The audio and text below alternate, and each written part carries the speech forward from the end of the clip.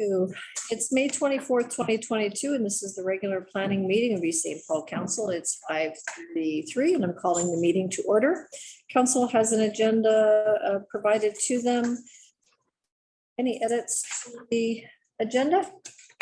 Can I get a mover and seconder to adopt as presented? Horechko and Postumus, all in favor? And that's carried. Confirmation of the minutes of the May 10th, 2022 regular council meeting. Can I get the resolution, please? Be resolved that the council meeting minutes of the May 10th, 2022 regular meeting of council be approved. Thank you. Can I get a mover and seconder, please? Evelyn and Duval, any discussion? All in favor? That's carried.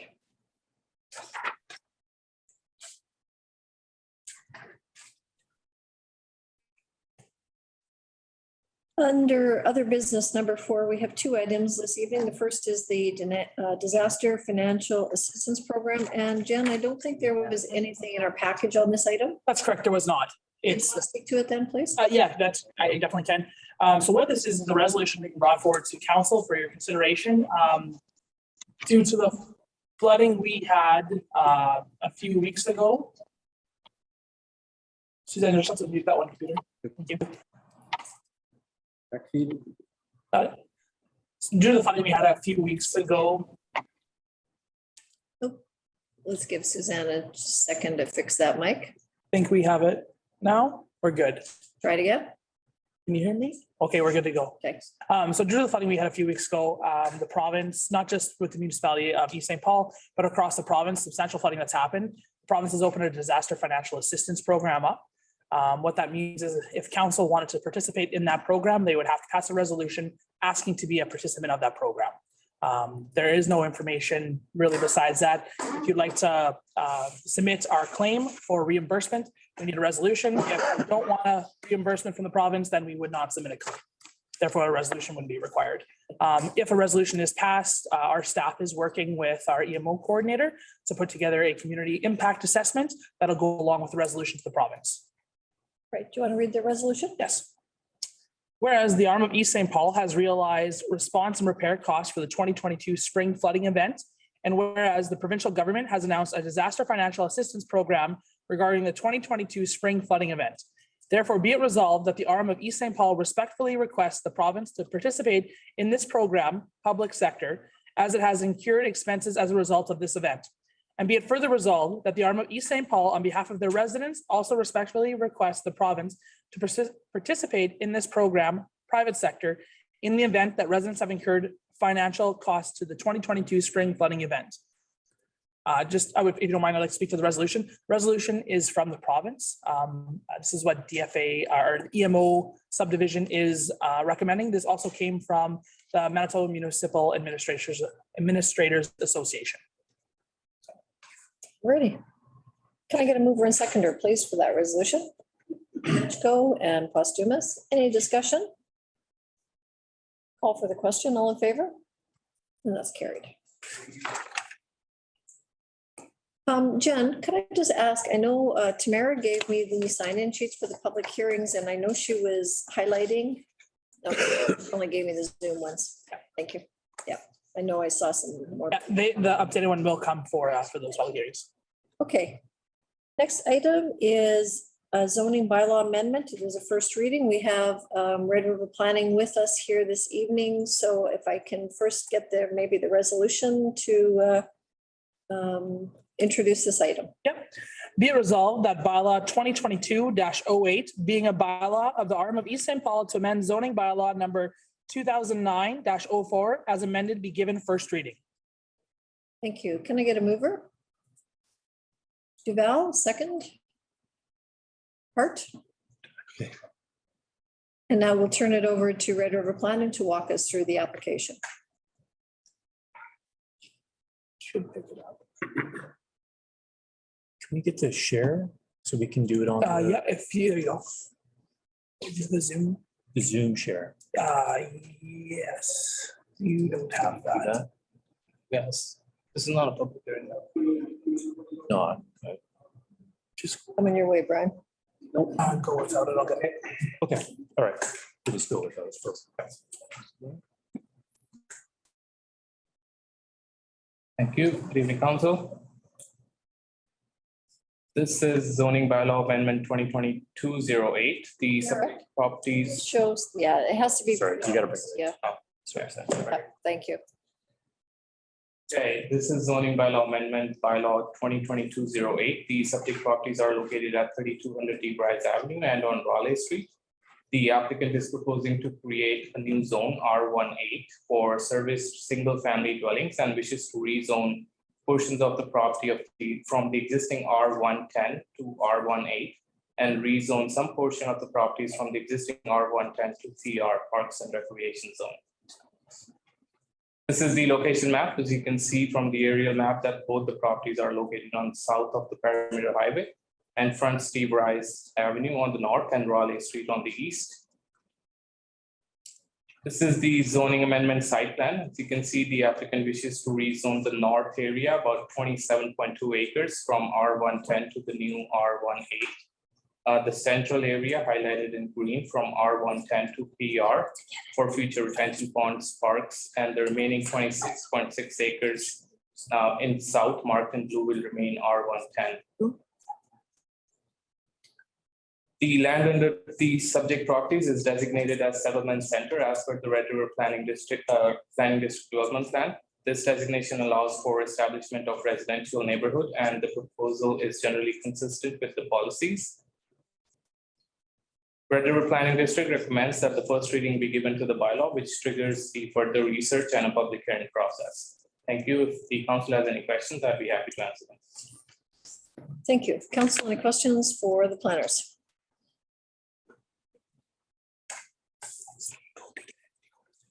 Questions? So, oh, but The second. we just didn't have the share feature.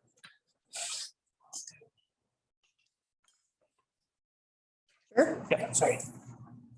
Okay, go ahead. Yeah, this is the second phase of Countryside Crossing, I believe, that area. So this is just for the rezoning.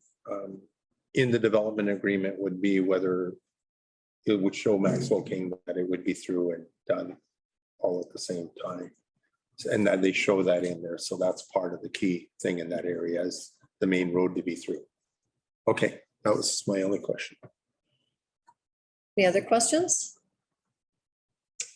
All right, we have the motion on the floor, Correct.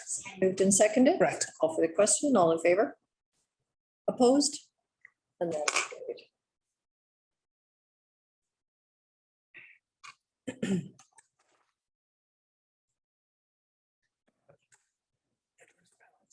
Right, we have four public hearings this evening. The first one is variation order number 37, 2022. That's at 2780 Sparing Avenue. And if I can get the resolution, please, to open to describe what public hearings are all about, Jen. Council wishes to thank you for taking an interest in what is happening in your municipality by attending this evening. The purpose of these public hearings is to receive representations from the applicant and any persons who wish to make them concerning what is proposed. We will hear first from the applicant, then from those present who wish to make representations, starting with anyone who wants to speak in favor of the proposal, followed by those who are opposed to or object to the proposal. At the end of these other presentations, the applicant will have an opportunity to respond. If anyone intends to make a presentation for any of these hearings scheduled for this evening, please record your name and contact information on the appropriate sign-in sheet located at the desk as you enter the council chambers. Applicants must also sign in. If you haven't signed in, please do so now so you have an opportunity to speak to council. At the end of each presentation, the members of council may ask for clarification from the speaker on any fact or issue, but will not enter into a debate. Persons speaking must address the chair. If they have questions that they think the applicant should answer, they should raise them in their presentation to the chair. The applicant will have an opportunity to respond to the questions when all the other presentations are finished. If the hearing is not completed today, whether because we run out of time or further information is to be provided, then we will adjourn the hearing. If we adjourn, we will tell you at this hearing date for the continued public hearing. There will be no other notice given of the date. Even if all the representations are completed today, we may not be making our decision today. Until our decision is made, there can be no further communication of any kind with council or the members about the proposal. When council makes its decision, all persons who made a representation at the hearing will be notified. Tonight, we have a conditional use and variation. When council makes its decision on their application, it is final and there is no appeal. Thank you. And now the resolution, please, to open the public hearing. Resolved that council open the public hearing of council for variation order 37-2022, 2780 Sparing Avenue. Thank you. Can I get a mover? Posthumous, second, Duval, discussion? All in favor? That's carried and the public hearing is open. I'll turn the floor over to Santan and Derek Eno from Red River Planning to walk us through the application. Thank you, Madam Mayor. This is variance application VO 37-2022. The subject property is located at 2780 Sparing Avenue. The applicant wishes to vary the area and height requirements of the detached workshop and vary the area requirements of an existing structure in the BLR zone. This is the variance request statement. The applicant wishes to increase the area of the workshop from the required 600 square feet to 3552 square feet after additions and increase the area of an existing tent from the required 600 square feet to 1900 square feet. The applicant also proposes to increase the workshop height from the required 16 feet to 23 feet. This is the location map identifying the subject property and illustrating the surrounding areas. The property fronts Sparing Avenue and the surrounding property on the north is a single family development, whereas the property on the south is vacant. This is the site plan provided by the applicant that marks the location of the existing workshop, a tent and the shed, which is about 960 square feet and will be demolished as per the applicant. This is the picture from the site. As you can see, the white and green is the tent structure and the gray building is the existing workshop area. This application was circulated to various departments of the RM and we did not receive any objections on the proposal. If the council wishes to approve this application, Red River Planning recommends two conditions. Number one, this variance is limited to a maximum building area and height of an existing accessory structures, workshop and tent structure as proposed within this application. Any changes in use, additions and or replacement may require the variance approval. Number two, the applicant owner obtains all required permits from the Red River Planning District and the municipality. Thank you. If the council has any questions, I'd be happy to answer them. Okay, Mr. Singh, can you go back to that photograph of the structures? The other structure to the right, the larger tent? That is not on this property. Okay, that's on the adjacent, or I think it's the RM property, isn't it? Yes. Yeah, okay, just getting some perspective on that photo. I see the third top view where you have the, that one, yeah. So where are the tents there on that? It is around this area. This might be an old area, Okay. but the tent is in this area. So this is a business? Yes. Okay, so what are all the vehicles there are for the business, I'm guessing? Maybe you can save that one. You can ask the applicant. Yeah, okay, sure. Not, we can ask the planners again. Yeah. And that's only one driveway in past the residential home? Yes, that's correct. So the residence is in the front. And I'm not sure if you can answer this, but the property adjacent, 2770, we saw a subdivision a little while ago. Somebody had purchased a property and subdivided, I think, for 2 residential lots. Is it that property? So 2770 has zoning for 2 single-family homes? Split it in half, that's right. Even though there's nothing on it, that's what's planned for that property. Yeah, I believe it's in the conditional approval stage. Okay. Yeah, I thought that was for. So it hasn't been finalized or registered yet. They still need to meet conditions. Which one? That's the one. To the south. Cursor is? 2770. Yeah, I can barely read the 70, okay. Okay. Any other questions for the planners? Great.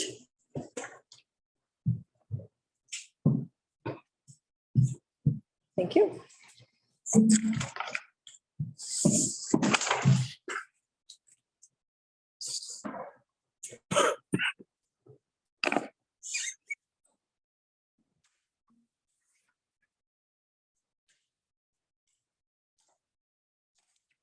Great.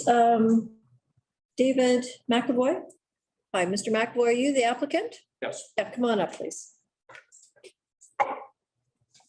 Got the microphone, the opportunity to tell council why you want what you're requesting.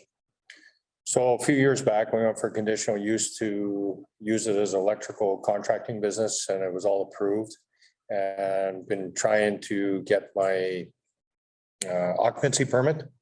And because the shop, before I purchased it, was done with no permits, only the building. So this is where we gone now. So we decided, let's make the shop a little bigger. If we're gonna go for a permit, let's do it all proper, right? And then we decided we want to take the old building down, clean up the yard. We've cleaned up the whole yard over the last 4 years. Like you've seen all those vehicles in there. Those are all gone out of there now, all cleaned up.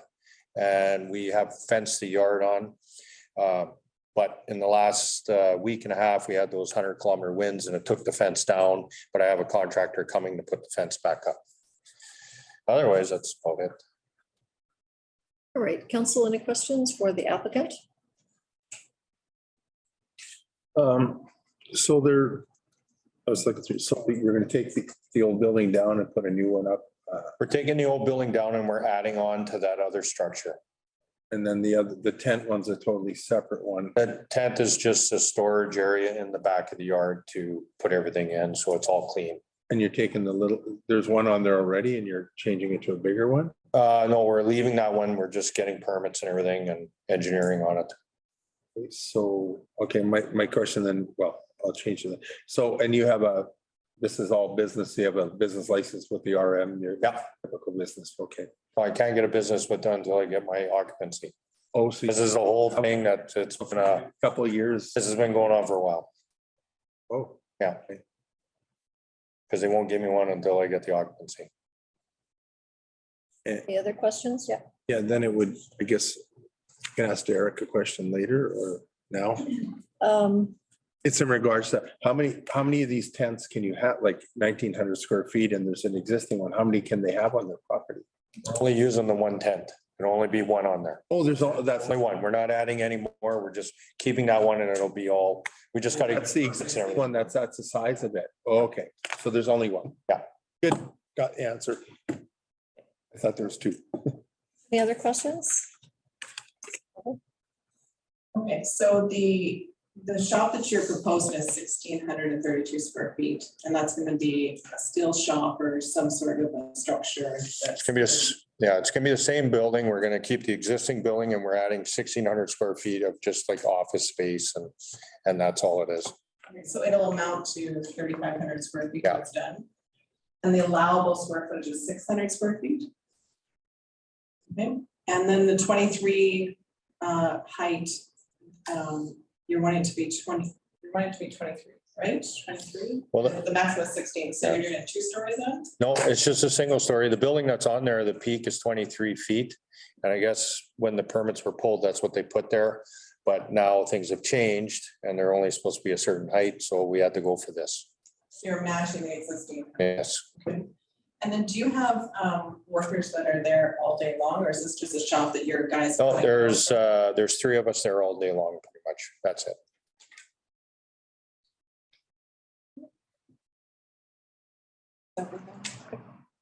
Any other questions for the applicant? All right. Thank you. You'll have an opportunity if anybody speaks to your application to have a last opportunity to speak to anything you've heard. Okay, thank you. Derek, could I just ask, or Santan, could I ask please for the, just a reminder of what this zone is? This BLR zone. Ma'am, this is a business limited residential mixed use zone. Thank you. All right.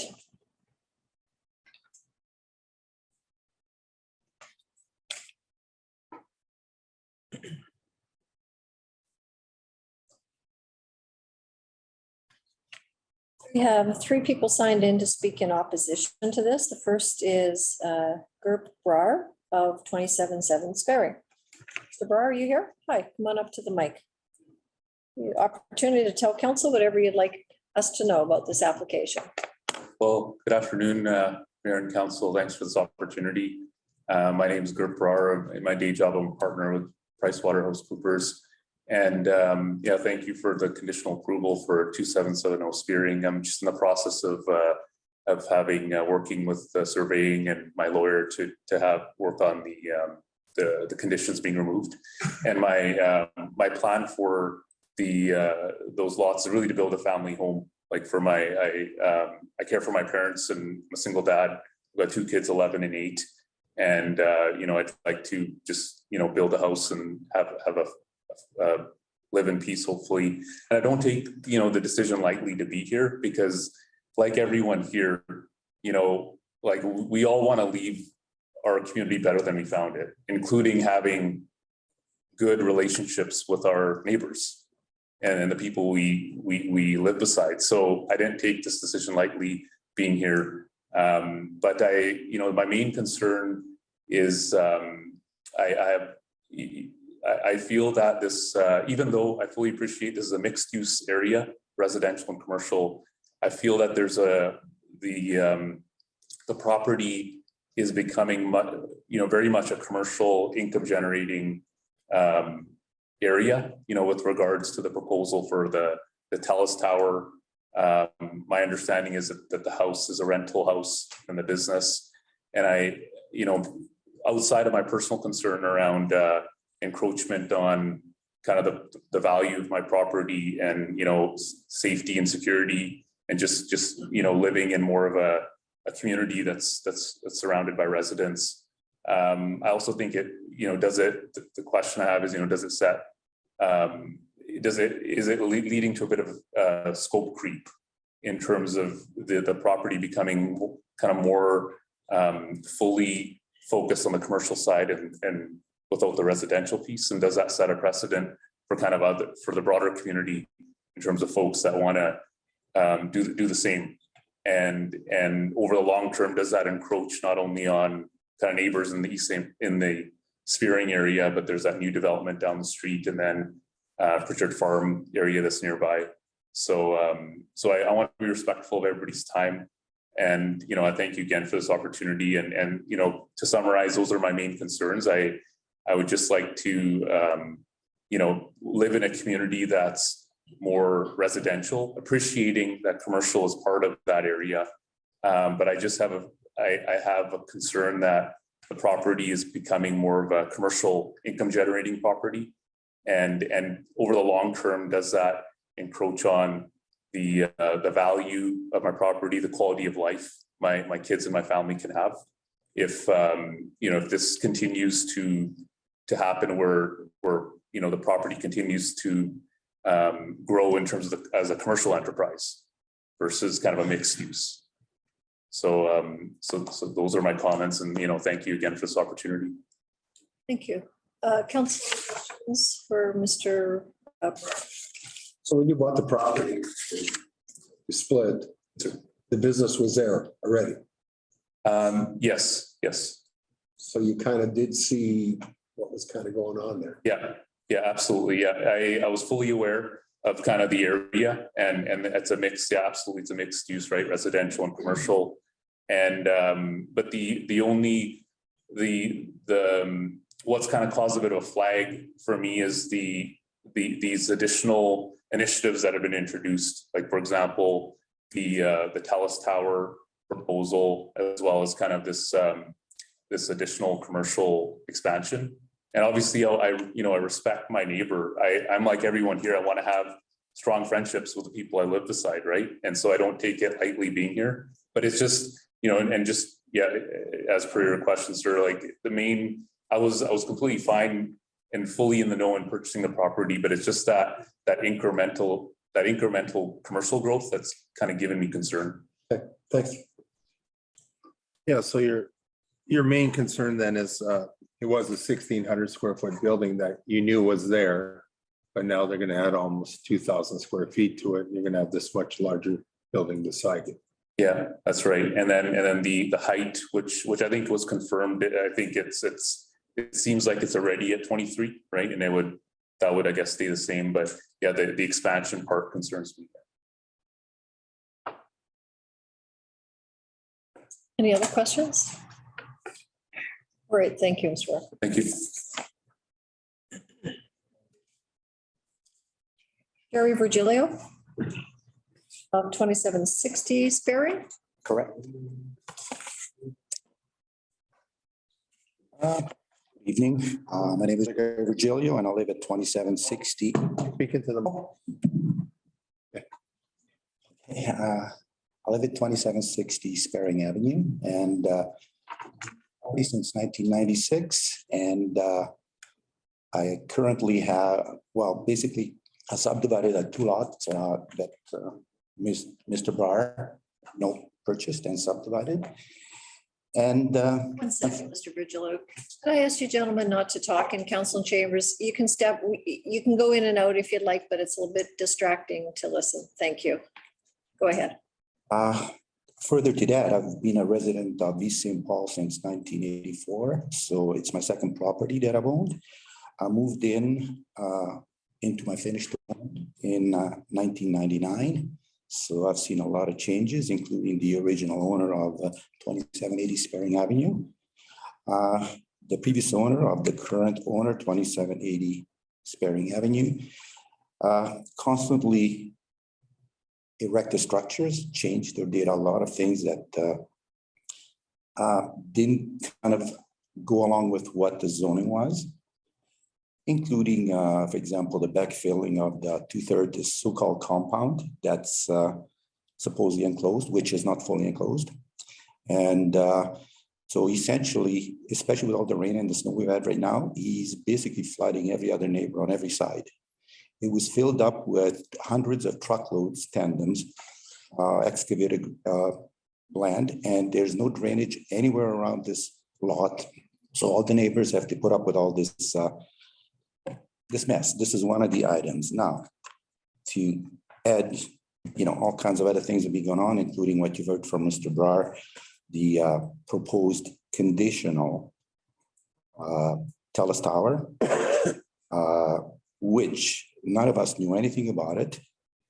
We have never met or been approached by the current owners of since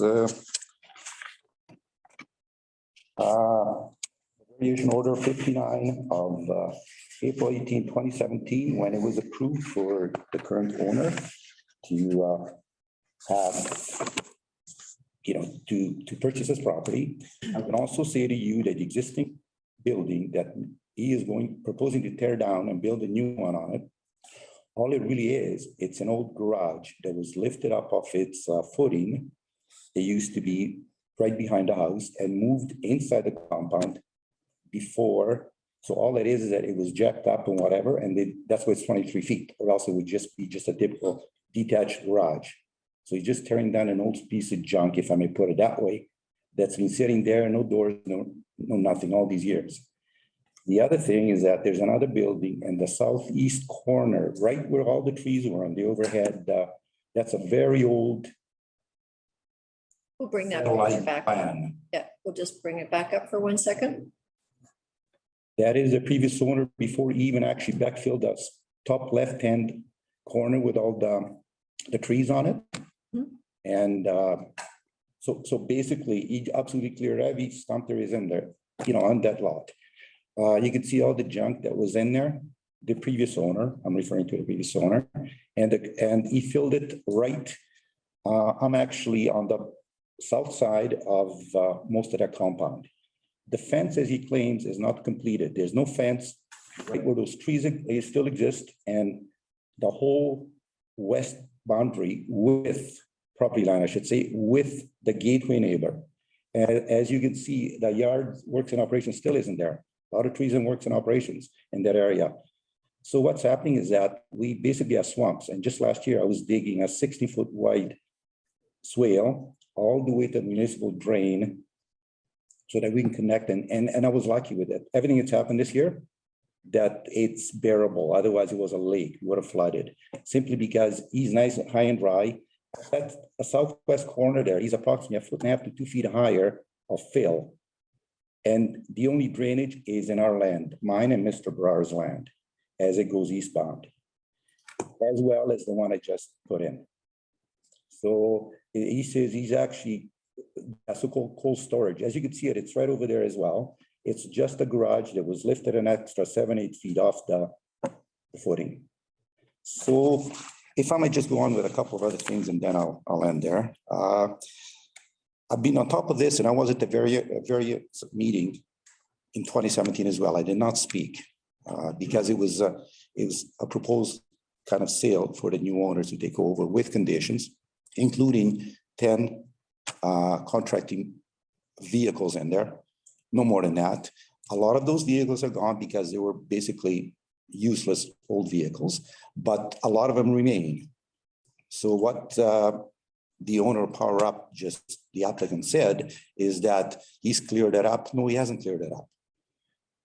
I know for a fact that there's an installation contractor that rents that property, parks back there. There's actually a lemonade stand wagon at Parks there. He's been there for many years. And a lot of vehicles are still there. So, and the fence is not existent where he says a compound is locked in. It's not.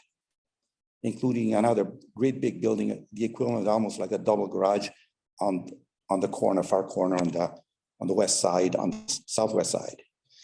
So if I may just say also, currently there's 4 buildings in this compound. If you count the one he's going to demolish, the main shop, the southwest corner, and the oversized tent building that he has there. I would say that should be enough to conduct basically a business. I'm a retired electrician. So I've been retired for 10 years and I know how electricians, I worked for many contractors in the past and I know what's required. If you want to store electrical material, he wants to do whatever, that's fine. He has, that tent alone is almost not quite as big as the one that works in operations as, but you guys look after home municipality. He's already got a huge shop in there, which has a 2-story, and I've been inside that in the past with an office up at the top. One other thing I'd like to point out is that the current owner does not reside on that property. He doesn't have to put up with all those shenanigans he's pulling, including the proposed cell tower with conditions, of course, still, imposed on it. So he's actually got a tenant there. He lives elsewhere. He doesn't have to put up any of that stuff. He leaves at 5 o'clock. So the rest of us, I've owned this land since 1995, so it's a lot of years. And my plan was basically in my retirement to propose subdivision lots, just like they've done at Gateway Point. But with what he's doing, adding to what he's already done, he's just going to, reduce the value of my property. I'm paying taxes. I got a frontage all the way on Gateway on it. And I just initiated in beginning of March, the subdivision of my property where my house is. You can see it on the bottom of the screen. So that the line is drawn with the back of the property of Mr. Breyer.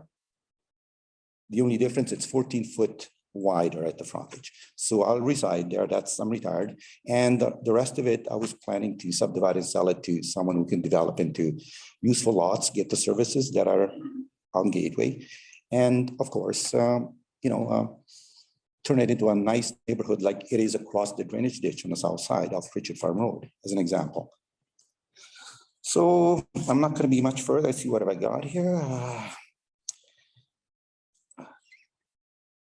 One other thing, the owner of 2780 Sparing Avenue has never introduced himself or asked any of his neighbors about their opinions about his property upgrades, changes, or whatever you may call it. So he solely relies on council and possibly guessing that nobody will oppose these changes, but I'm fed up. I put up with so much all these years. My land, as you see it, is just like a pasture. When it was referred to as vacant land, that's not vacant. There's plans for it. I retired for a reason, and hopefully that'll get me through until I'm no longer in this world. So adding to what we just had a couple months ago, the proposal of that cell tower, 130-foot tower with a 20-year lease already signed, conditional. It's a nightmare. Basically, he's not as good a neighbor as we all thought he was. We don't ask for much. He could have come across to us before that tower was proposed as an example and say, what do you guys think of it? But I also know for a fact, I'm aware of it, that the municipality had initially been approached by TELUS and Land Solutions on their behalf to place it on the works and operations. And the RM didn't want that. Now, we've got this. Now we've also got another building that's gonna go up over there. He's already flooding all his neighbors. I don't know what else to say.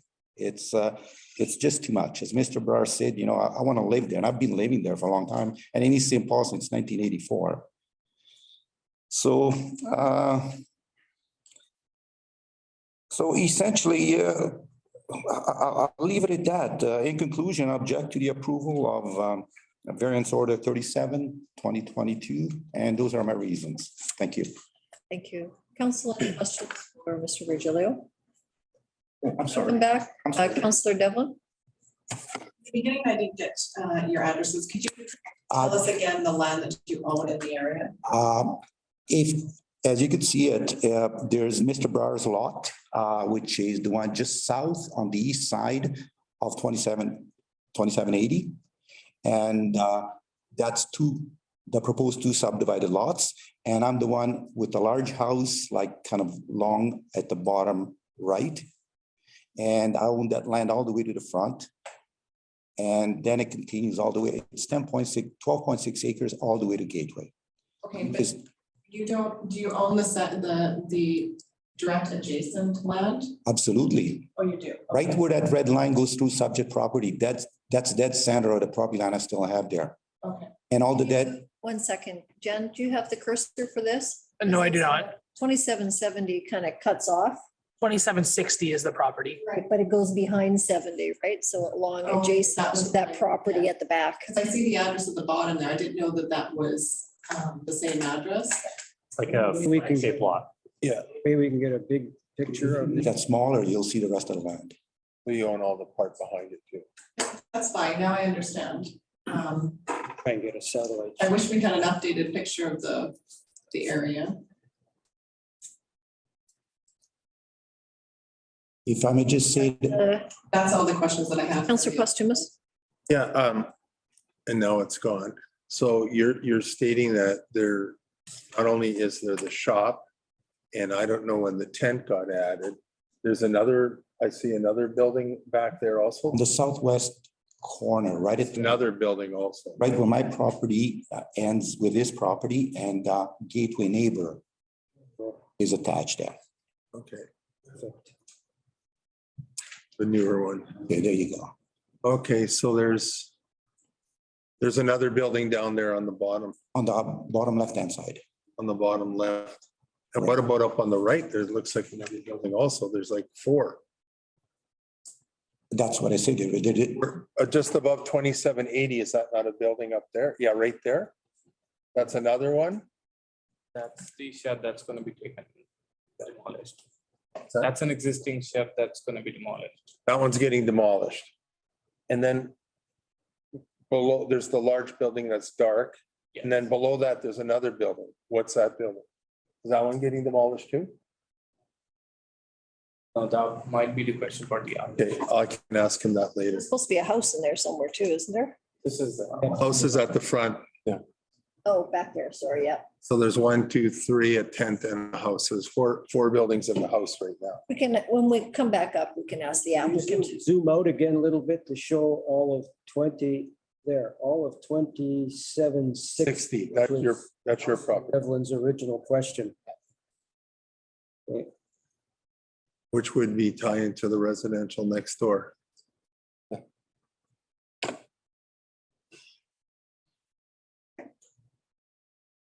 All right, Councillor Posthumous, did you ask your question? Yes, he answered it. There are more buildings, correct? I can see that. That was basically it. Any other questions for Mr. Virgilio? Okay.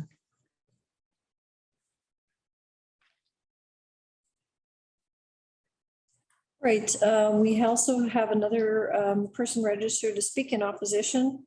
Karampal Dhaliwal, I think his printing is a little bit sketchy and probably my pronunciation too. Hi, Hi there. you're at 2794 Sperry? Yeah, my name is Paul Daliwo and I live 2794 Spearing Avenue. And I living there since 2010 and I built the house there. And I'm right beside a neighbor for him. And my opposite, like he just, when he just moved in, he just applied for 10 bands. to conditionally use the property. And now he keep extending, putting more building right beside my property. And a couple of years ago, 2015, me and my brother was came here to ask for, we have a shed at the back too. It's an old shed there. It's called old grandpa land planning. When we bought the house, it was already before there. And we thought we can tear it down and build the new one, the same square foot that we allowed it. And all the council and municipality don't let us do it because they said that's our old plan. You can't build the new one. Whatever's there, you can keep it, but you can't do anything more. So I don't know why he's still getting more permits and getting more plies when we don't get it. So I'm opposing this. So I don't want it. Thank you. Councillor Devil. Your property is used for residential only? I'm using for residents only, but this. You don't conduct a business on your property? No. Okay, thank you. No. Your council members have questions? All right, thank you, sir. Thank you.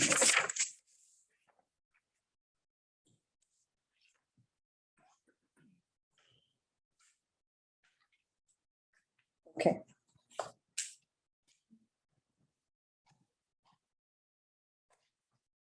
All right, one additional person, oh, here, Jen, can I give you this back, please?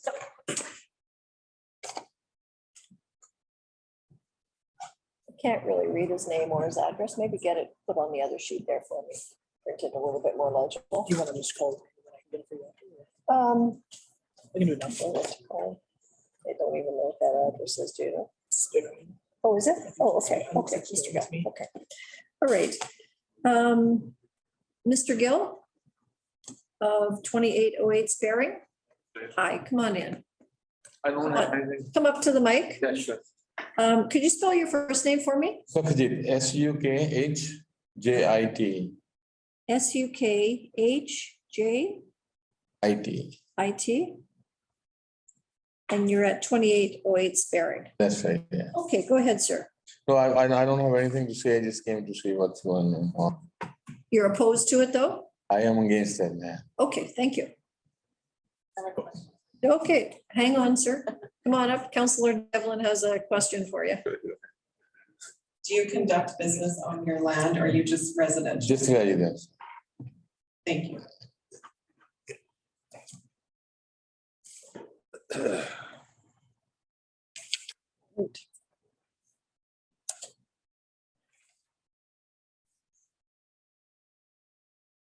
All right, we have another number of people joining us by Zoom.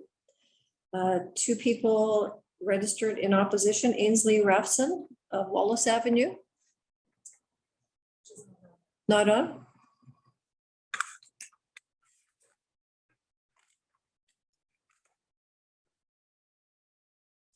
And Shelley King Ingram of Wallace Avenue.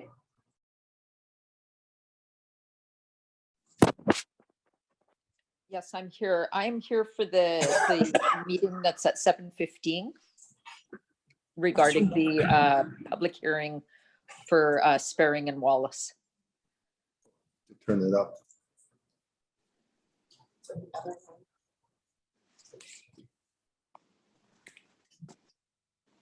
She wants to Zoom at 7:15, not this one, is what she had said.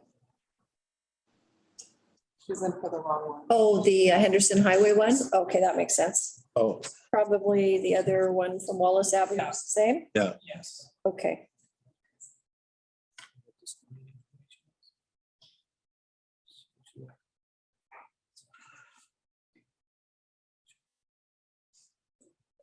All right. And there was one person signed in for information. I'm not sure if that's going to be the same thing here. This is Russ and Carol Page of Baywind Place.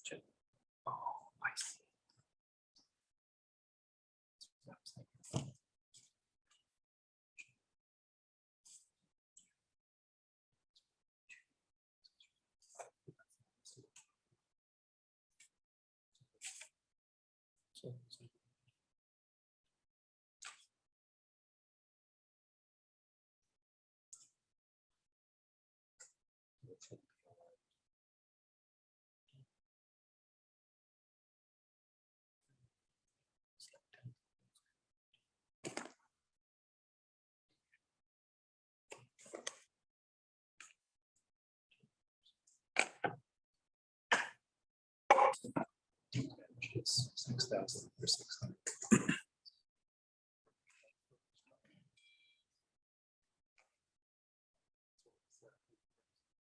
Do we have them online? Said that he will rejoin at 7:15. Other one as well? Okay, Just like the ones on McGregor Farm. There's a few.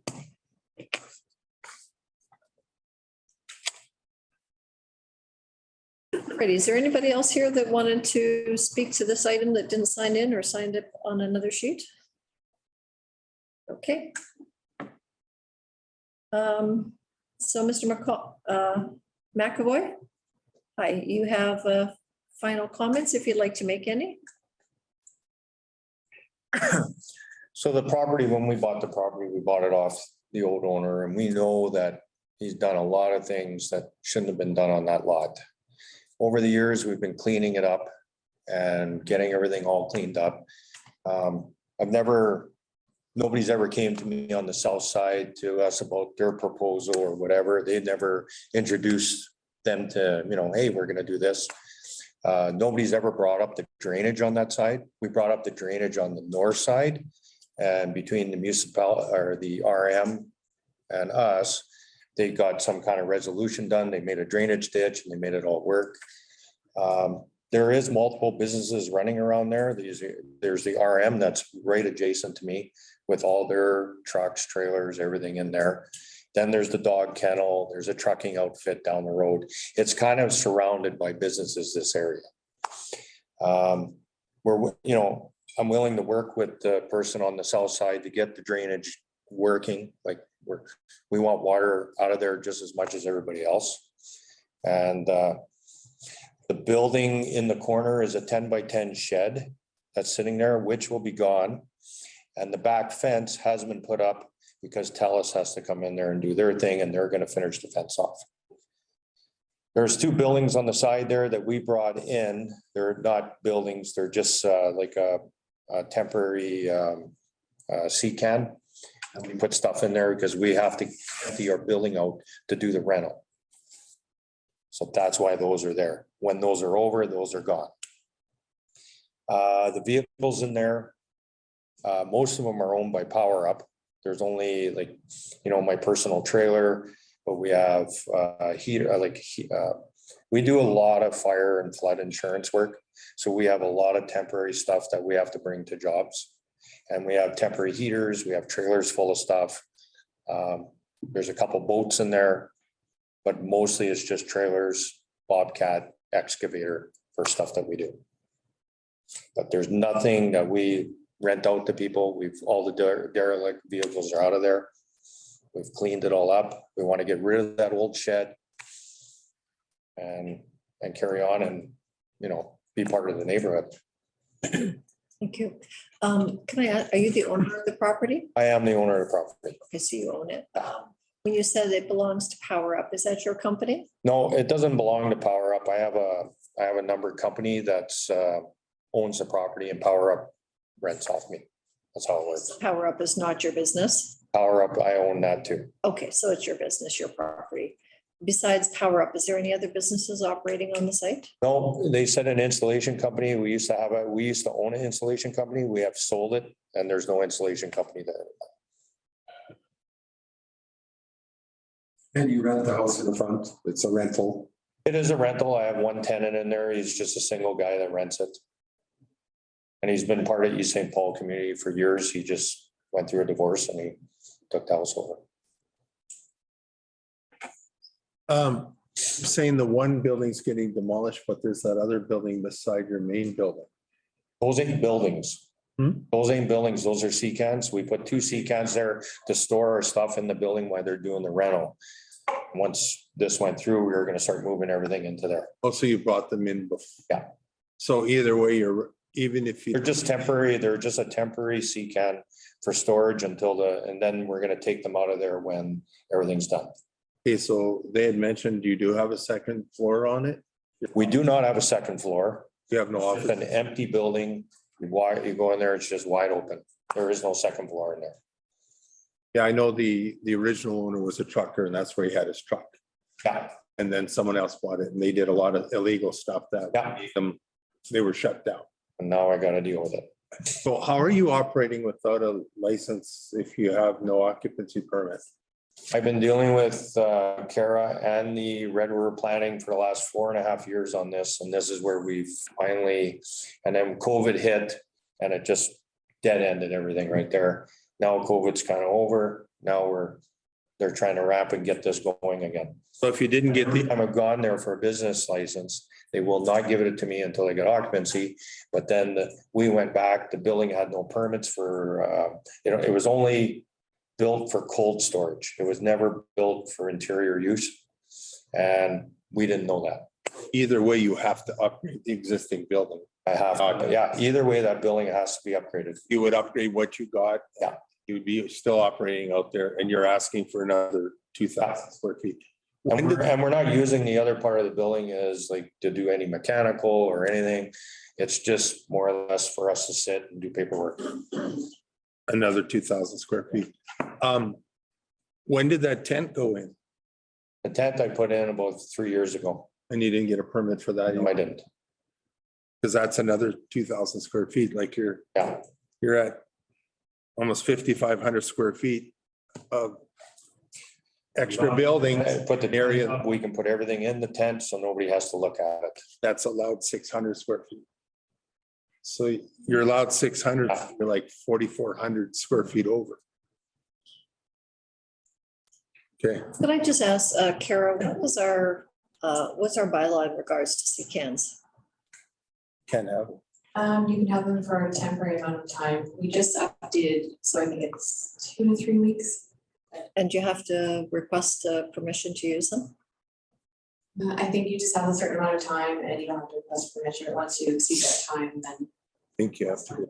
How do you know what the time is? Well, it's your Red River Planning District, but they're.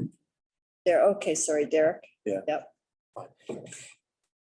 So, sorry, can you hear me there? Okay, you're right close to it. So East St. Paul does not allow for storage containers in any zone except as Carrie indicated on a temporary basis. Things like when you're going to be moving some things while you're under construction or something like that.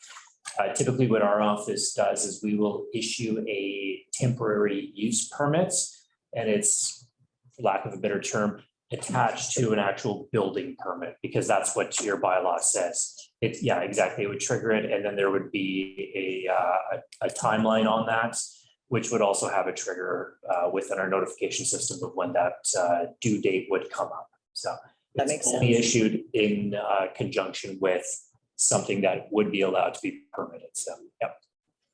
Makes sense. So I'm going to assume there's no permits for the sea cans. Uncertain Charles that we don't do permits either for the occupancy. That's all through Red River Planning District. Councillor Duval. One very quick question. How big is your property? 3 acres. Thank you. Great. Any other questions for our applicant? Great, thank you, sir.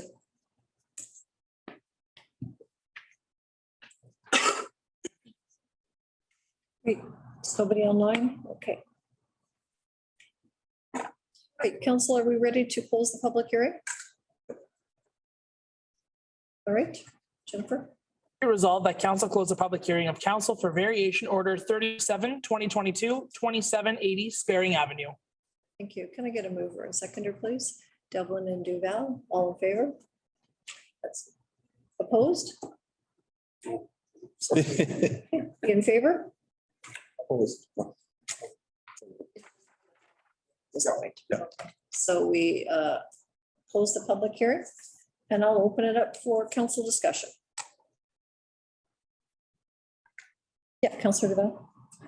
So a couple things. I think that the percentage of commercial use versus residential is greater, in my opinion, but only from what I'm seeing on the screen. Sorry, can you repeat that? The percentage of commercial to residential, I see residential as being greater than commercial. I think that's something to consider. I think that also council has to, in this application, not look at it as for today, have to look into the future. There's lands surrounding it, and how do you want those lands to look? I think that in history, these properties were allowed to have commercial because generally speaking, if you look back in history of Birds Hill, lots of people had gravel trucks and so forth, and they had their houses and it was convenient. But moving along into the future, do you want this to be a commercial area or do you want it to be a residential area? So I think that's the question that we have to think about and not just consider just that property, consider what the future will look like for the area. And I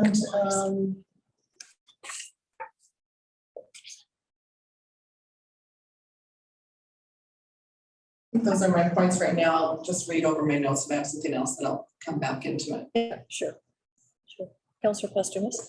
Yeah, I agree with Councillor Devlin on that. And also, you know, two wrongs don't make a right. Just because there was no permit on the building to put up another tent building and not get a permit that large also is not the proper thing to do.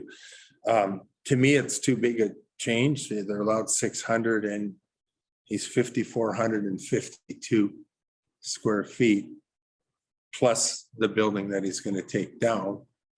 To me, it's too much on that property and it is a residential. I remember the original owner, it was for his dump truck that he had in the building and he changed his oil and he kept it inside so it wasn't outside. That was the original owner's purpose. We see those on McGregor Farm Road. There's a few of them, they have a shed type of thing or a larger building they keep their trucks in. I don't think it's made to put all of a sudden add another 2,000 square feet plus trying to get the permit for the 2,000 square foot tent. You're throwing 4,000 square feet on. Plus there's a big building on it already. And it's predominantly residential area. So I have a hard time approving this because the same thing, what he wants to build it to is, it doesn't work. The people in the area are comfortable with it the way it is. So if you can just clean it up and stay the same way and get his permits, fine. But I'm not in favor of approving. Councillor Deval. I'm fully in favor of this application. The property is 3 acres, okay? And yes, the variance or the BLR business zone calls for a maximum of a building of 600 square feet. Now, does that make sense? If you have 3 acres and you're only allowed 600 square foot building? Of course not. So we can't use that as a reason. And to Councillor Devlin's point, there is a development, it's more of a commercial zone than it is residential. And a lot of the No, residents. she said opposite. We said Residential and commercial. it's predominantly commercial in that area. Just as you look around, yes, yes, it is. And it's the ideal spot for commercial development. We're adding, we talk a lot about the buildings. There's a building there, there's a tent here, it's going away. That building is, what counts is what's going to wind up being there, not what's there now and what's going to be there temporary. He's adding 1,600 square feet to a 1,900 square foot building. And he's leaving, if I got this right, he's leaving a 1,900 existing tent structure on 3 acres. Okay. We want commercial development. We want businesses to thrive. We have a very poor business tax revenue point in this community, which we lament every time we do our budget. We have to make this, we have to make these applications more acceptable to us. We can't look for reasons why we should be turning them down. We just can't say, well, that's too much space. I think that's too much space he should have. That's not a reason. He's conducting an active business there. We should allow him to maintain that active business. The new homes that were constructed there was admitted that it was, they realized that the BLR zone would allow things that are going on there now. So there isn't much residence around there. They're on very big lots. Lot is, as we showed on the screen, I don't know how many acres that is, but that is prime commercial land, let's face it. So I am in favor of this application. Councillor Devlin. I can't disagree with you that we need more commercial in East St. Paul, but I do disagree that this is the area to have it in. You were part of the subdivision decision next door and you agreed to residential. You can't have it as a mixture. You have to go one way or the other way. And I think this property is what's left over from history. And if we don't start with a vision that's going to continue in the community for the future, you're just going to have a mixture of use that doesn't work in these kind of areas. This is not an industrial park. I think that this business belongs in an industrial park. It doesn't belong in a residential area. And the percentage of residential is greater than the percentage of commercial. I lost my point there for a minute. Sorry, can I just add line that No, I just, he yeah, has a house, so it's not all the 3 acres that is gonna be the commercial. I assume that that portion is smaller. I understand that. But what is the situation there now? The business is thriving there now. Okay, you can't kick them out because of all this reasoning that we're talking about. What he's asking for is a bit of an expansion to his building so he can keep on his business. So it's not like he's buying a piece of vacant land and setting up from scratch a business in amongst residential areas. No, it's been there. That has been there under a commercial application for a long time, a messy one from what we're hearing, and now it's cleaned up. And he's made a lot of improvements to the property. I just don't get it. Rachko and then questions. The residents that live in the area they know the business exists. As is, 600 square feet, I get it, but he wants 3,500 square feet, 5 times the size. If this was a little bit bigger is one thing, but this is 5 times the size, so this is, sorry. Yeah, to what Councillor Devlin was saying, there's probably an acre on the house, so it's 2 acres. That's what I have in Sparing, I mean, on Elkhart, and I have a 680 square foot garage. And I was an electrical contractor. He's adding not only the 1,600 onto that building, 1,900 on the tent that he put up with no permit. So from when he moved in, he's adding 3,500 square feet. That brings the total to 5,452. So it's not just 1,600 square feet. He's also added the tent, which now he realized he needs a permit. So he's adding 3,500 square feet. All right, thank you. I'll just comment that the property certainly has had some challenges, and I think the neighbors who are mainly residential, and we did just subdivide that, have had this lot and some of the issues. I know we were familiar with the cell tower that just went up recently. So to me, it's my concern is for the intensification of the property. And I don't mind that there's a business operating it. The residents have been really clear that they knew it was there. It's a really weird zone, this BLR zone. I'm not sure what the thinking was many years ago when this was kind of zoned a BLR. And once you start having homes and businesses, kind of difficult to change the zoning full stop. But I think it's true that it does appear to be becoming more commercial. This doesn't, not approving the variance today does not stop him from conducting business as he has. To me, the biggest concern is the intensification of this lot and doing more that the residents around are clearly concerned about. So I think with those comments, yeah, Councillor Bell. BLR zone allows for a single family residence at 10,000 square feet per lot. I think if you check that out, that's actually, okay. 600 square foot maximum for an accessory building is intended for a 10,000 square foot residential lot. It should not apply to a commercial lot of 3 acres. That doesn't make sense at all. So keep referring to that, doesn't make any sense.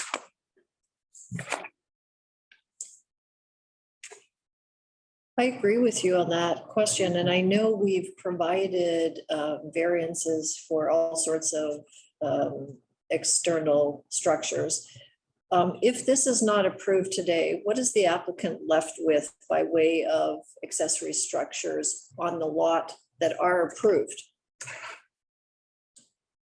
From my understanding, Mayor, what they would be left with is that existing, I'll call it the steel building that they want to do addition on, that, and anything that's 600 square feet or under, that's what they would be allowed to have there. I believe that has a permit, but as the applicant indicated, the fabric Right. Structure does not have a permit, so that would not be allowed. Right, so today we were asked to extend the size of the steel structure. And Today, this, we're not asked to confirm the permit, like he hasn't asked for a variance of the existing shed, the one that he put up a couple of years ago, the tent. The variance Does include that? Yeah, so the variance is to allow for that fabric tent structure to remain. Still has to get a permit for that, but to allow that to remain for the size. And then to allow for the addition to the steel For building. both. Okay, thank you for that clarification. Just to clarify, Mr. Eno's comments here, yes, the 1,900 square foot tent exists. The application is to allow it to exist. The addition is to an existing 1,920 square feet, an addition of 1,632 square feet. So that is what the real increase in shop area is 1,632 over a total of some 4,000 square feet. So it's not like he's a massive increase in building size. And by the way, 2 acres, we talked about, I mentioned residential lots are 10,000 square feet. 3 acres is 130,680 square feet. Just to put things in perspective about this 600 square foot maximum structure allowance. Mr. Eno, could I ask, is it possible, I know this, for that clarity that was just provided, is it possible to provide approval on half of the, for instance, approval for the shed that's exists, but not the expansion of the shed, of the metal one? Absolutely, I'm sorry. Absolutely, council can approve all or part of what has been proposed here. Thank you. You would have to outline that in your resolution. It could be outlined as one of the conditions that's, only part of this. Could you bring back that aerial? Thanks. oh, that's, Not that one. This icon. it's an old logo. Nope. Zoom in.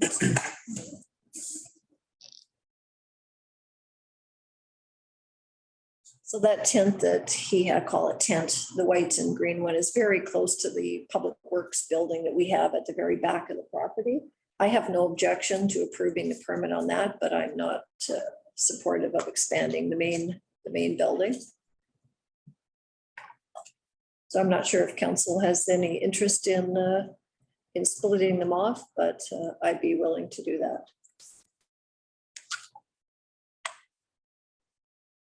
It's quite close to our property, back of the property, so less intrusive, I think, than potentially the shed expansion would be.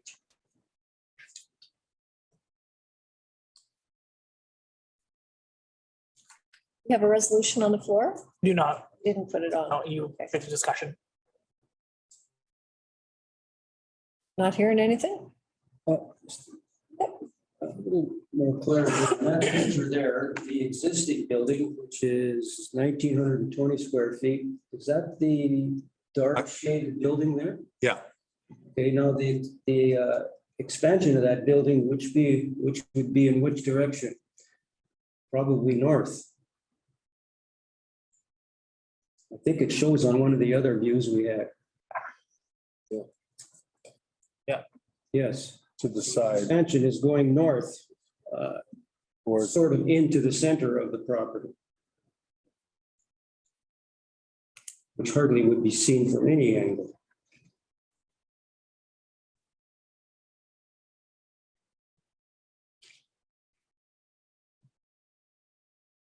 I'm not in support of splitting them up. I think that we have to look at the bigger vision for this area. And I understand that they're operating a business there. And if it's just 3 people that are doing paperwork, 600 square feet should be enough. For an office space. If there's other applications coming forward for storage, then that would be a different application. Just to clarify, the large shed is permitted. No, it's not. Sorry, we're talking about the existing one that's going to be demolished. Is that No. No, the large 10. the dark one? It doesn't Put conform, numbers on them next time. it doesn't conform to building standards. I believe that's why this is coming forward, because he needs to take it down because it can't get occupancy. Upgrading it because they can't get occupancy.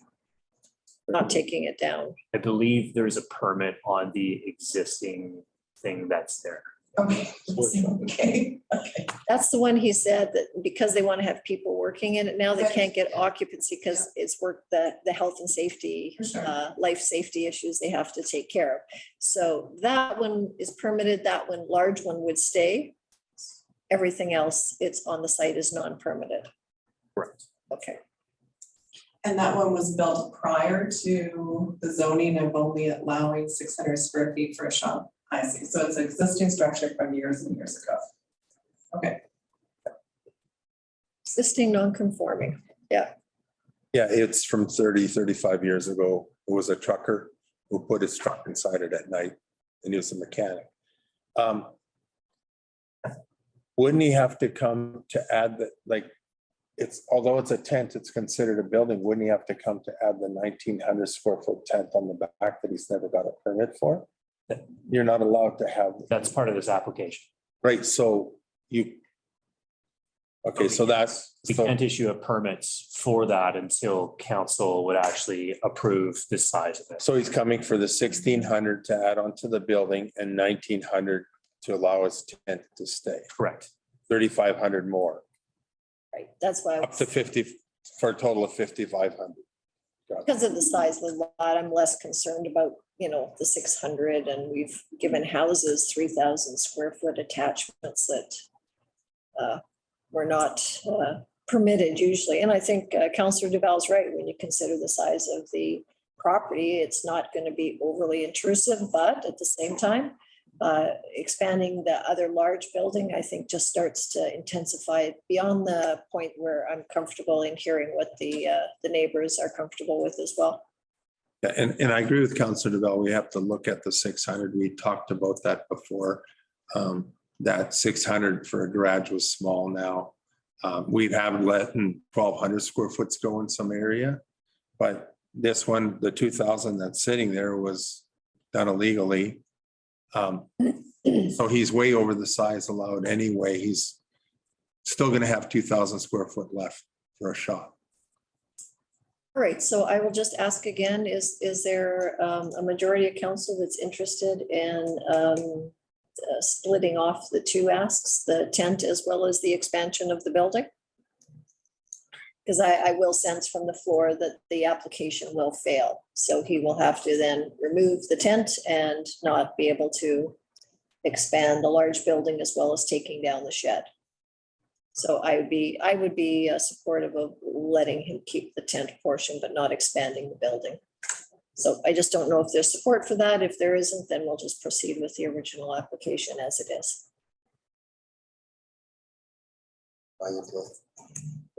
That allowing them to keep the tent but not the expansion, is that what you said? Correct. That's exactly what he has now. That's right. Yeah, so really we're turning that. And taking down the shed. Hmm? And taking down the small shed. There's a little shed somewhere that he's going to demolish, fine, yeah. But that's really what he has now. So in effect, we're declining this application. No, we would be approving the tent, which he needs a permit for. He needs our blessing. And we would be not allowing the workshop to get any bigger than it is right now. But in the practical sense, his operation is working now with the It's tent. not working. He put the tent up without a permit. Well, but what's there now is a tent and the building. We're saying we're going to allow him to keep those. So, you know, other than building permit occupancy, maybe he wouldn't have had to come here. Well, except for the tent is not permitted, Permits are another or question. the shed. Not approved. That's part of this application, so he can bring his site into compliance. Councilor. At the council, it's a double variance because the tent's not, it's over the size you're allowed also, and he put it up without getting a variance or a permit. So that's why there's two variances. So he's asking for 3,500 square foot in addition to what he originally has. All right, do I hear support for carving those two out? No. Okay, hearing none, we'll proceed with the application as it is, and I could ask you please to read the resolution.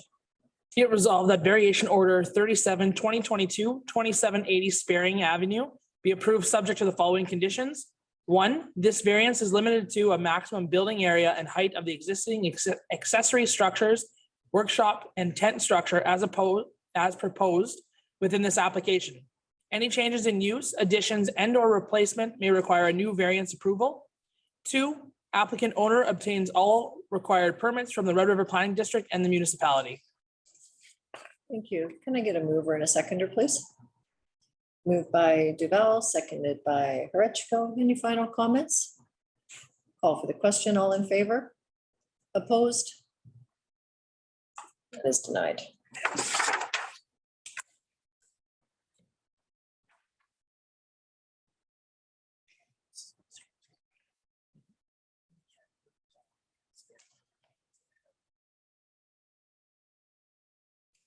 All right, that's it for that application this evening. Not sure if everybody's sticking around, but we have another public hearing. So if you're choosing to exit now, you can. If you want to stay and enjoy the evening here with us, you're welcome to do that as well. All right, the next item is variation order number 42 at number 4 Old Orchard Road. If I could get the resolution, please, to open the public hearing. Would you like the explanation process first? No, everybody's been here. Okay, perfect. Be it resolved that council open the public hearing of council for variation order 42, 2022, Old Orchard Road. Thank you. Can I get a mover and seconder, please? Horechko and Postumus. All in favor? And that's carried. Public hearings open. Red River Planning, please take it away.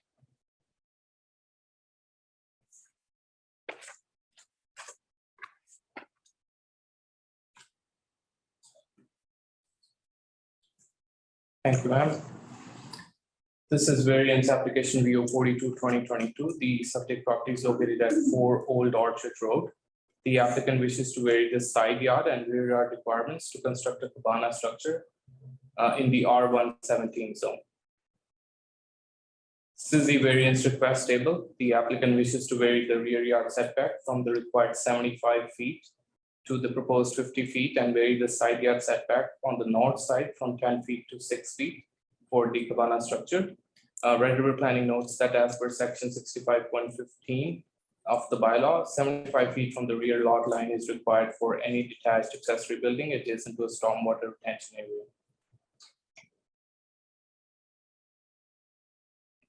This is the aerial photo. As you can see, the surrounding area is developed residential and there is a retention pond on the east of the subject property. This is the site plan provided by the applicant. The proposed in-ground pool is in compliance with the 10 feet side yard requirement and 50 feet rear yard requirement, but the cabana structure is not in compliance. It is 6 feet from the side and 50 from the rear.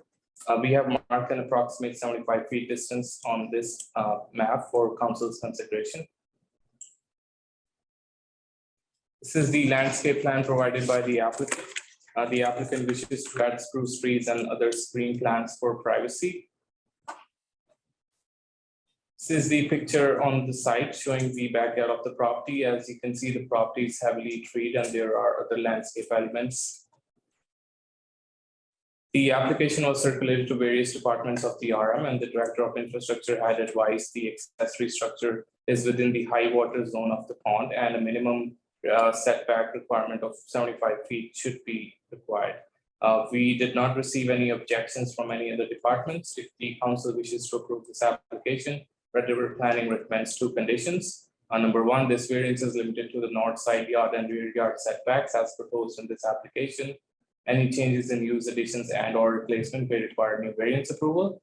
Number 2, the applicant owner obtains all required permits from the Red River Planning District and the municipality. Thank you. If the council has any questions, I'd be happy to answer them. Could you go back to that diagram with the 75-foot header? So that the orange hash marks, could you explain, are those the, So explain what those are? this is the approximate 75 feet mark from the rear property boundary Okay. Gotcha. as it was required by the bylaw. So this is what they're varying from the rear lot line.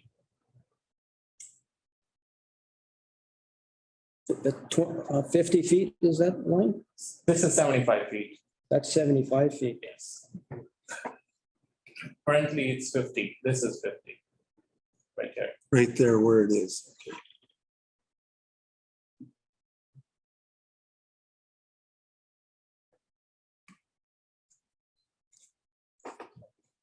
That's my only question. Anybody else have a question?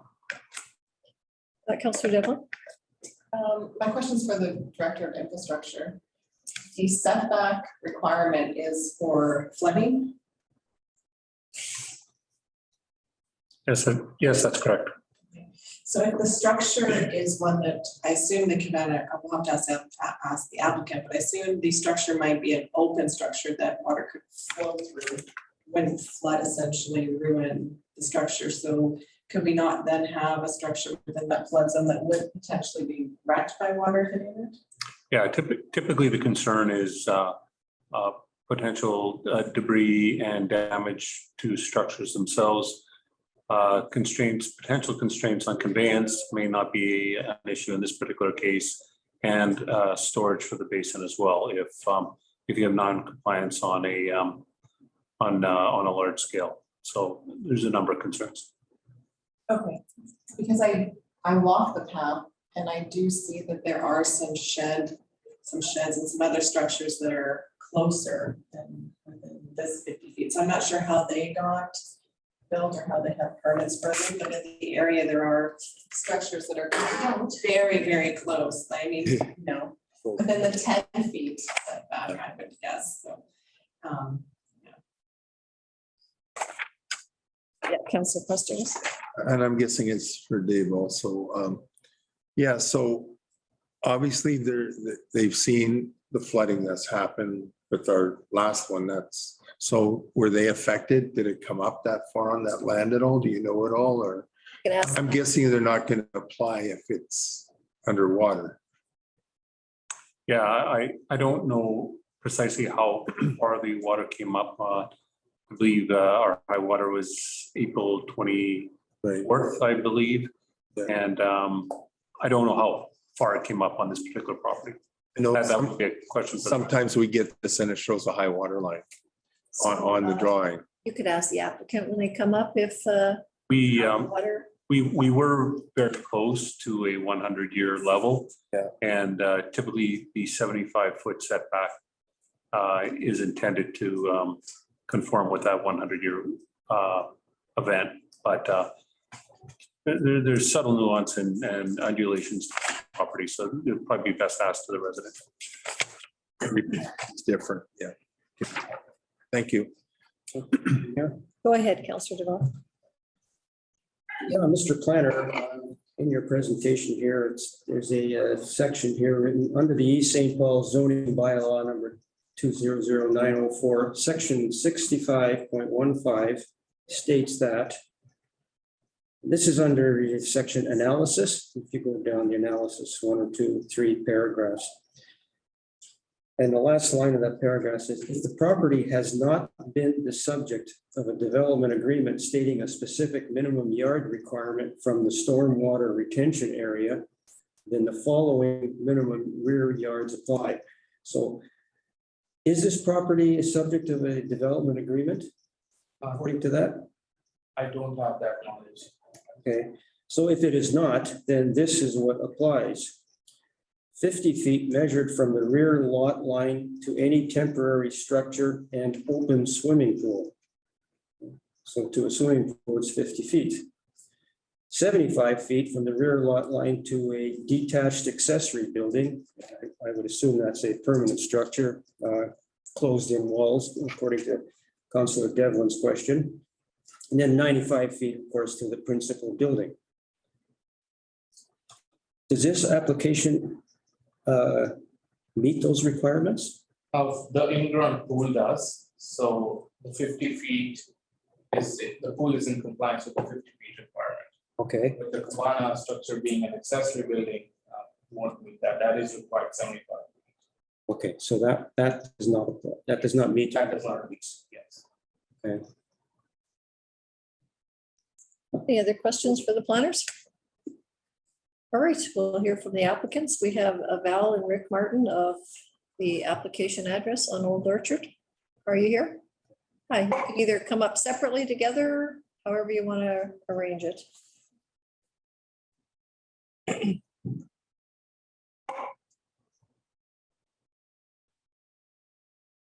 Last minute moral support, right? I hope so. Go ahead, first. Okay, so as you've said, we're applying for a variance on a cabana structure.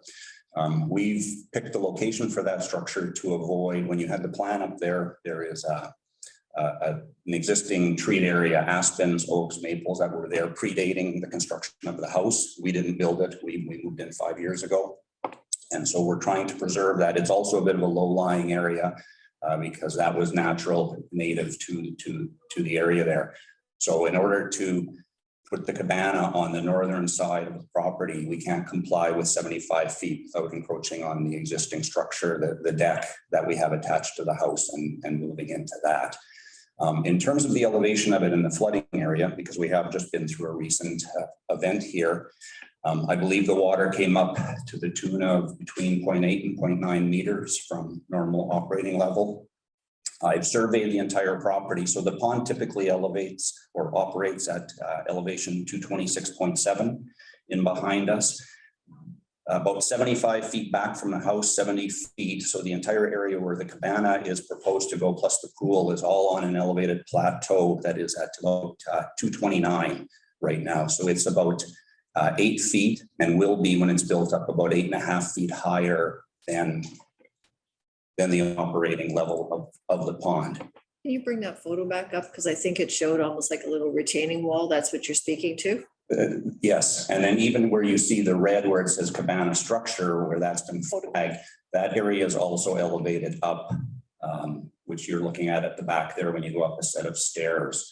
So it's tiered on a few layers, and like I say, where the pool and cabana will go is at about 229.3. It's actually a little bit higher than the front street, about the same elevation as the bottom or basement windows. And my estimate would be that it was about 6 feet above the high water level that we just experienced during the flood. All right, any other questions for the applicant? Yeah, Councilor Devil. The cabana, is it a closed-in structure or is it gonna be post and being construction with some? Yeah, at least two sides open, maybe part of a third with roll down screens and just one back wall. Great, thank you. Any other questions? All right, thank you. Did Val Martin wish to speak? I'll just say I have nothing to say. I take it you're in support, though. I almost signed in opposition. Almost. All right, was there anybody else here that wished to speak to this application? Great. We have one person registered online, Suzanne. Russ and Carol Page of AWIND. They're not on. They actually signed up for 2, so maybe one of them is wrong. think we had some confusion, if I may. Many people wanted to sign in for the 7:15 public hearing and signed it up in error for the earlier ones. Okay. Either way, they're not online. Correct? They're not. Okay.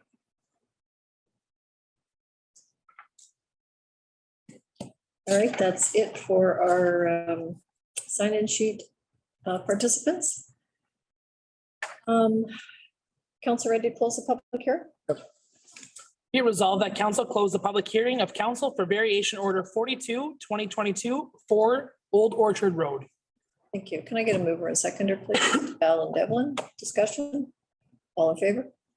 That's carried and the public hearing is closed, and I think for resolution. Be resolved that variation order 42/2022 for Old Orchard Road be approved subject to the following conditions. One, this variance is limited to the north side yard and rear yard setbacks as proposed in this application. Any changes in use, additions and or replacement may require a new variance approval. Two, applicant owner obtains required permits from the Red River Planning District and the municipality. Thank you. I think I have it moved in second. No, we need that. Seconded, Postumus and Horechko. Any final discussion? All for the question, all in favor? And that's carried. All right, that application has been approved.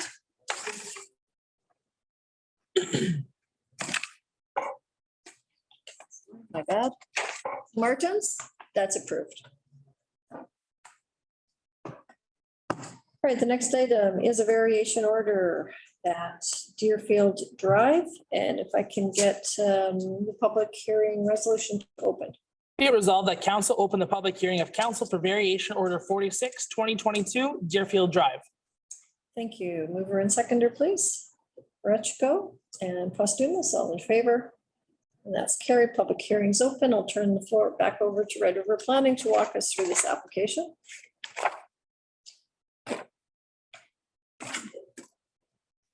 Thank you, ma'am.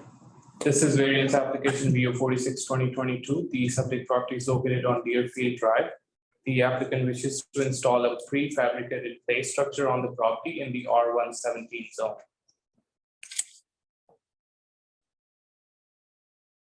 This is the variance request table. The applicant wants to vary the front yard requirements from the required 40 feet to the proposed 29.17 feet. This is the location map. The property is currently vacant and it fronts Deerfield Drive. This is the site plan. The prefabricated play structure is about 29 feet from the front boundary. This is the concept plan of how the structure will look.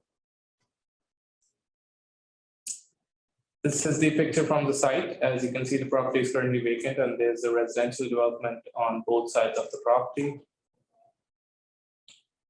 This application was circulated to various departments of the municipality. We did not receive any objections. If the council wishes to approve this variance, Red River Planning recommends two conditions. Number one, this variance is limited to front yard setback requirement of 29.17 as proposed in this application. Any changes in use, additions, and or replacement may require new variance approval. Number two, the applicant owner obtains all the required permits from Red River Planning District and the municipality.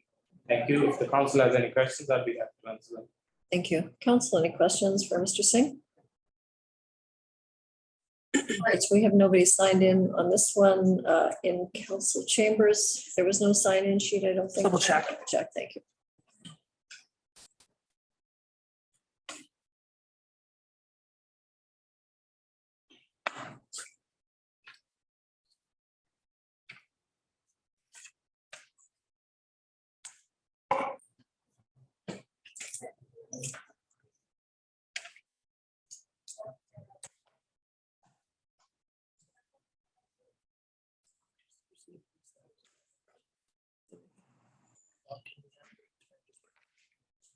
Is Kelly here?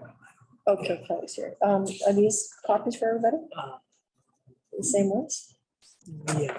Okay, maybe just get those two and I'll switch these down. Yeah. Sorry, Brian.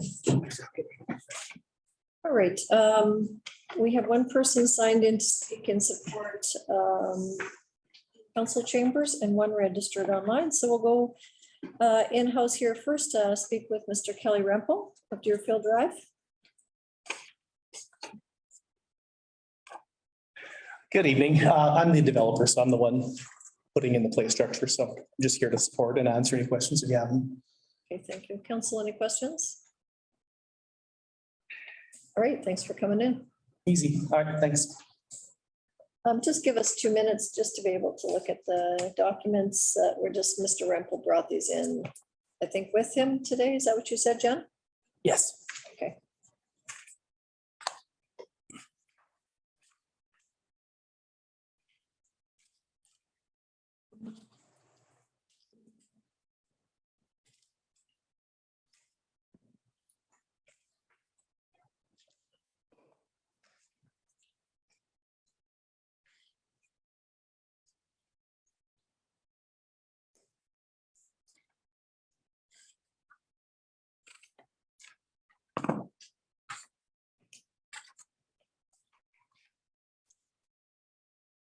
Great. And Suzanne, do you have the pages online? They're also signed in on this one? 7:15. Okay.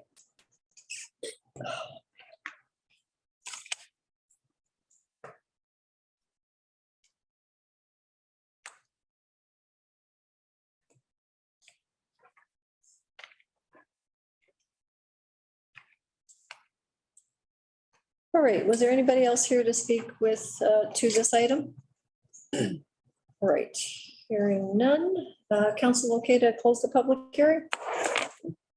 Be resolved that council close the public hearing of council for variation order 46/2022 Deerfield Drive.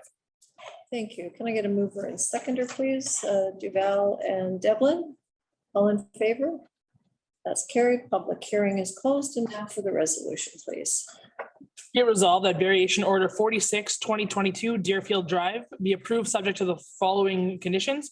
This variance is limited to the front yard setback of 29.17 feet as proposed in this application. Any changes in use, additions, and or replacement may require a new variance approval. 2, applicant owner obtains required permits from the Red River Planning District and the municipality. Thank you. And mover and seconder, please. Rechko and posthumous discussion. I'll call for the question. All in favor? And that's carried.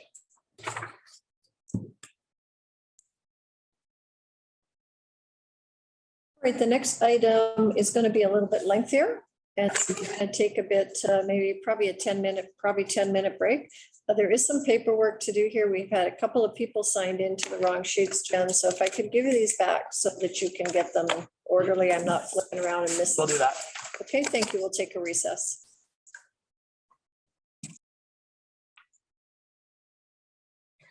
All right, good evening, everyone, and this is 7:15-ish public hearing. Just to let you know, you heard when Suzanne turned on the Zoom meeting. Everything here is recorded, and everybody who speaks here tonight will be recorded, and it's all posted on our website. So just giving you that heads up. And before that, I'm going to ask the CA, before we start the public hearing, I'm going to ask the CAO to read out the process of public hearings. And then after she does that, I've got another one I'm going to read out. So a little bit of information coming your way before we kick off. Council wishes to thank you for taking an interest in what is happening in your municipality by attending this evening. The purpose of these public hearings is to receive representations from the applicant and any persons who wish to make them concerning what is proposed. We will hear first from the applicant, then from those present who wish to make representations, starting with anyone who wants to speak in favor of the proposal, followed by those who are opposed to or object to the proposal. At the end of these other presentations, the applicant will have an opportunity to respond. If anyone intends to make a presentation for any of the hearings scheduled for this evening, please record your name and contact information on the appropriate sign-in sheet located at the desk as you enter the council chambers. Applicants must also sign in. If you haven't signed in, please do so now so you have an opportunity to speak to council. At the end of each presentation, the members of council may ask for clarification from the speaker on any fact or issue, but will not enter into a debate.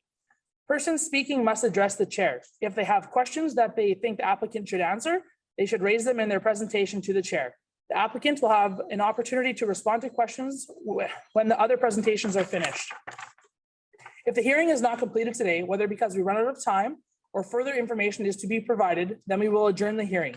If we adjourn, we will tell you at this hearing the date for the continued public hearing. There will be no other notice given of the date. Even if all the representations are completed today, we may not be making our decisions today. Until our decision is made, there can be no further communication of any kind with council or the members about the proposal. When council makes this decision, all persons who made a representation at the hearing will be notified. Tonight, we have a zoning bylaw amendment. If council decides to give second reading to the bylaw, those who made objections at the public hearing will have an opportunity to file a second objection with the Red River Planning District. So if you want to have this opportunity, please make sure that you identify yourself as an objector. All right, I'm just going to read out an additional message that I've written many years ago, and I read out for larger public hearings just to give everybody a bit more context on these matters.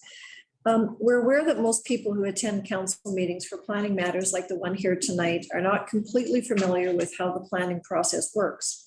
I want to spend a few moments providing some additional context so that you have a better understanding of the process and the requirements around the Manitoba Planning Act and our local bylaws. Any person can apply for a variance, conditional use, rezoning, or a subdivision as per the Manitoba Planning Act. By making the application with East St. Paul's Planning Authority, which is the Red River Planning District, this does not mean council has endorsed the matter, but is required to hear from the applicant and from those representatives that come to the public hearing to speak in favor, in opposition, or for more information. It is important to note that council is being presented with all the information at the same time as those in attendance here today. There are procedures council members must follow once an application is officially filed with the Red River Planning District and until such time as a decision is made. Council members cannot speak with the applicant or any other person who may be seeking information or wants to speak in support or for opposition of the application. This guards against anyone influencing council members before the public hearing and ensures that each member of council makes their decision based on the same information heard or presented by way of the correspondence here tonight. Often residents are frustrated by not being able to speak to their elected officials once the application has been filed, but it is done for these reasons. Red River planning staff, however, can answer questions from the public. The Red River Planning District accepts applications from residents and developers who want to build houses, sheds, swimming pools, garages, decks, etc., and from those who want to subdivide their lands from one lot splits to larger developments. Red River Planning District staff are professional planners recognized by a professional association and are tasked with researching every application. Their work and recommendations to council is made based on a legal framework, not personal opinions. They review each application against the Manitoba Planning Act, East St. Paul Zone Development Plan, and our zoning bylaws. They circulate the application to many other organizations that may be impacted, such as Manitoba Infrastructure, the Public Schools Finance Board, Sustainable Development, Gas, Hydro, and adjacent municipalities, to name a few. They do this to determine if the application meets all the legal requirements. At public hearings such as these, council hears from many delegations and will be ultimately deciding if the application is a fit for the community and if it will be approved. We consider both the legal requirements the planner has researched as well as the feedback from the community. Before our first public hearing this evening, the CAO read out the document which explained the purpose and the conduct of a public hearing. We first hear from the applicant and then from those who have registered to speak in favor, followed up by those who are opposed, and then by those who registered for information. At the end of these presentations, the applicant will have the opportunity to respond. We have many people here who have taken the time to come out and have registered to speak, and it's our goal to hear from each and every one of you this evening. I'd ask each person to be as concise as possible in their comments and restrict those comments only to the application before us. If your position or the information that you want to share with council is the same as other speakers who have spoken before you, you can indicate this by identifying the key points of your agreement. Lastly, we want to provide a respectful setting for all who wish to be heard here tonight, regardless of their position on the matter. Interrupting, heckling, applause, or any kind of disruptive or intimidating behavior is not accepted. Anyone who behaves in this manner will be asked to leave council chambers, and I'd also request that you refrain from those side conversations as they can be disruptive to the proceedings, both by council and those sitting around you. Please feel free to enter and exit the council chambers as need be, but do so as quietly as possible. Audio and video recordings of the meeting proceedings are not permitted. As a final reminder, please put all personal devices on silent. I think I've heard 2 of them already this evening, so make sure those phones are on silent, please. And with these comments, I'm going to ask the CAO to read the resolution to open the public hearing. Whereas a public hearing was held for bylaw 2022-02 on April 12th, 2022, and whereas it was deemed necessary to reopen the public hearing in order to receive additional needed information, therefore be it resolved that council reopen the public hearing of council for zoning bylaw amendment number 2022-02, 2461, 2463, 2481 Henderson Highway. Thank you. Can I get a mover and seconder? Horechko and Postumus. All in favor? That's carried and the public hearing is open. I'm now going to turn the floor over to Red River Planning to walk us through the application. Thank you, Madam Mayor. I'm just going to share my screen with council as well as those in the audience and on online this evening. Bear with me here.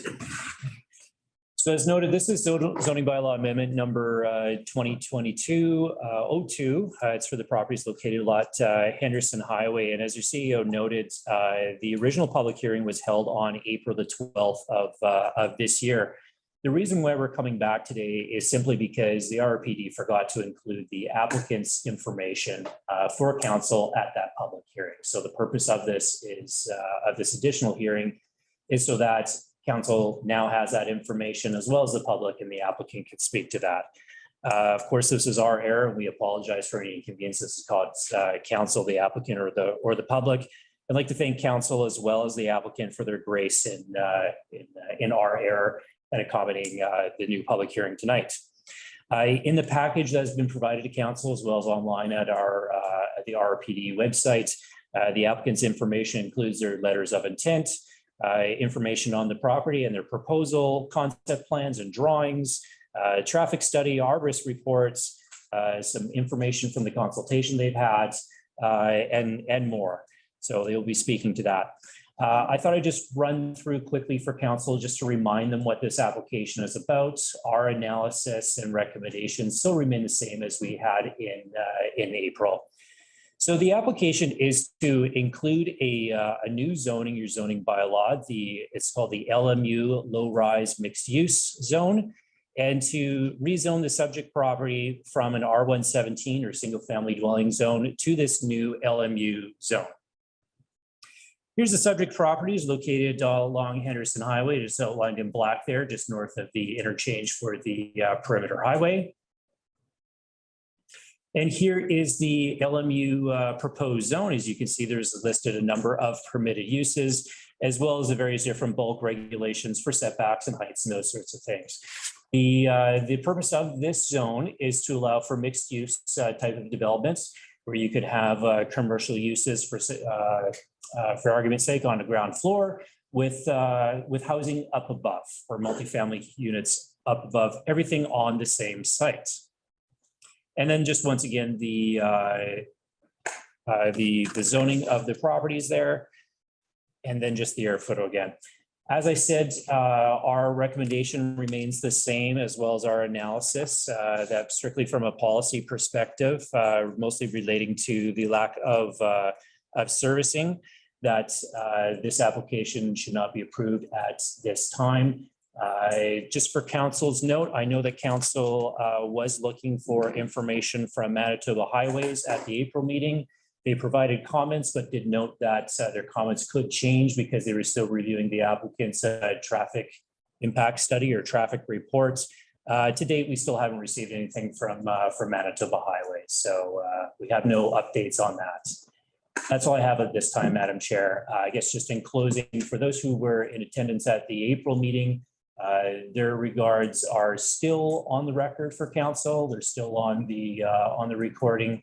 and in the minutes, so to speak. Thank you, ma'am. Thank you. Council, any questions for the plan? Right. So I know last time we met on April 12th, we had the applicant making presentation. I'm not sure who and how many. It was a bit of a team effort, I'll say, last time. So I'll leave it up to the applicant to come forward and whoever is presenting on behalf tonight. Can I have the sheets there, please?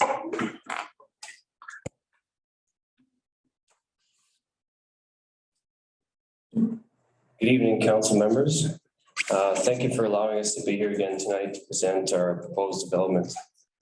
Our goal this evening is to provide a comprehensive vision of our intent for this project and to make clear that we would like to continuously work with the municipality in an open and transparent process so that we can ensure all concerns brought up previously, as well as any future concerns, are carefully considered and resolved in a manner that is acceptable to administration. I'll be happy to answer any of your questions following the presentation, as will our team that's here with us today. I'm going to turn it over to Michelle, whose team will walk us through the presentation. Okay, before you do that, did you sign the sign-in sheet? No, I didn't. Okay. Get him to sign the sign-in sheet. I remember you from last time, but I don't see your name on here. Okay.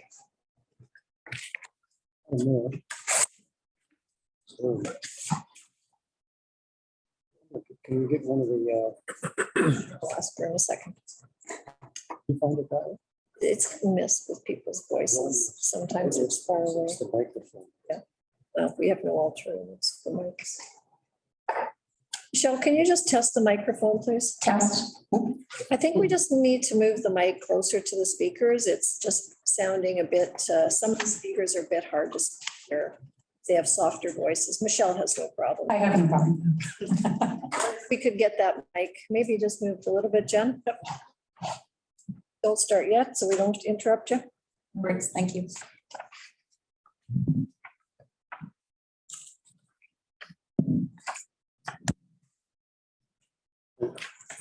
All right, is it okay? All right, just try to speak up as best you can, and there's lots of folks behind you. They can probably hear from that, but yeah, it's helpful. Just give me maybe a thumbs up if it needs to go up.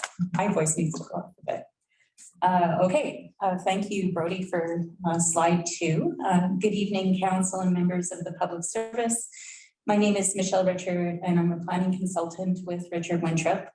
And tonight with me here, you met Adam, is John Winthrop, Chris Gibson, also from Richard Winthrop, and Karen Chansky from Build Architecture, who will speak on the various components of the project after I give you a bit of a brief introduction. And thank you so much for the opportunity to reopen this hearing. We appreciate your time, and we know you're very busy.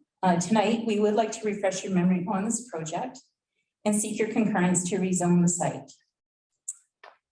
From the beginning of this process that began in early 2021, we have worked on a phased project that included collaboration with East St. Paul Planning and support from Red River Planning District. Through these discussions and with our development team, we have been told that there is capacity for our first phase being restricted to 36 connections, and we'll cover that territory with you this evening. But today we are seeking your concurrence and your approval of the bylaw text amendment.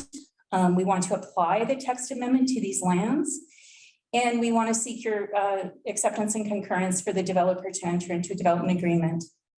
Section 150 of the Planning Act permits development agreements as a condition of amending a zoning bylaw, and is something that you as a council have done before in the past, so we're just asking you to consider that this evening. This development agreement conditions we are requesting could include the density restricting phase 1 to 36 units, restrict the density of the entire site to 66 units. And as a condition of approval, normally Manitoba Infrastructure is asked to provide specific comment on traffic study. So even though they haven't provided full comments here this evening, Normally, that is a condition of approval, and it's the requirement of the applicant to provide that traffic study and to seek concurrence from Manitoba Infrastructure.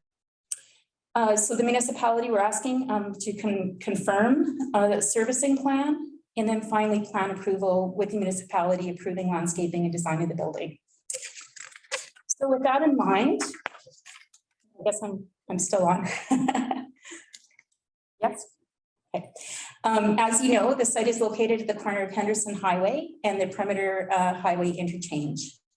The subject of our presentation tonight includes the introducing the new zoning district that we strongly feel complements your development plan by allowing modest vertical mixed uses. Rezone all 3 parcels to this new zoning district, LMU, low-rise mixed use, and that will see a context-sensitive, high-quality mixed-use development. We appreciate this situation, would like to offer you a complete picture of what we are seeking in the proposed development. Specific to this, we want to answer questions. What is the vision and how does this development fit into the current official development plan?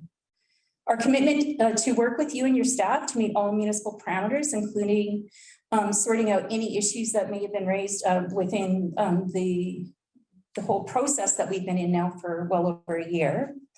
And what control does council have respecting a new zoning district and what's required next? We feel that there are ample reasons to consider the approval of the text amendment and the rezoning in front of you today. And again, we would direct you to consider the tools that you have within your toolbox, which would include the requirement of a development agreement. So with that in mind, I'm going to turn it over to John Winthrop. Thank you.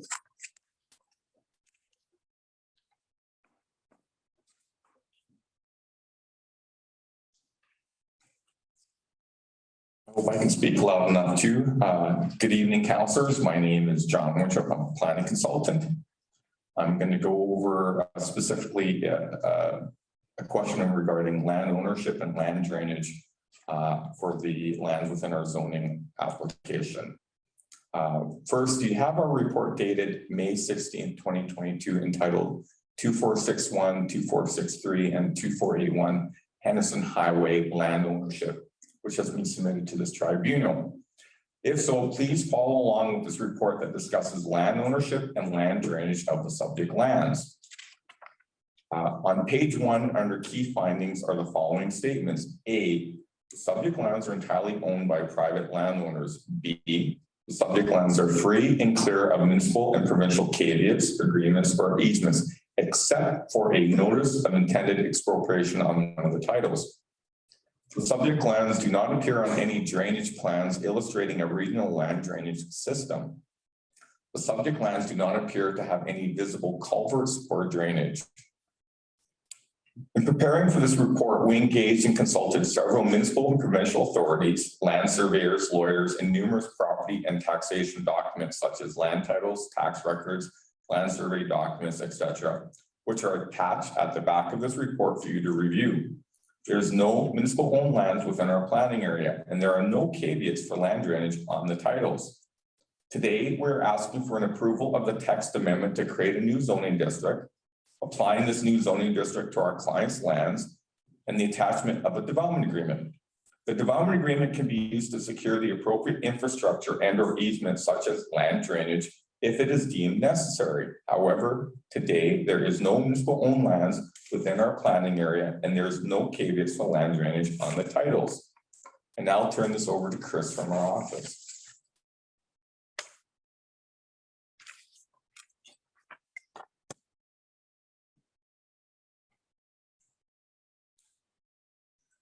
Thanks, John.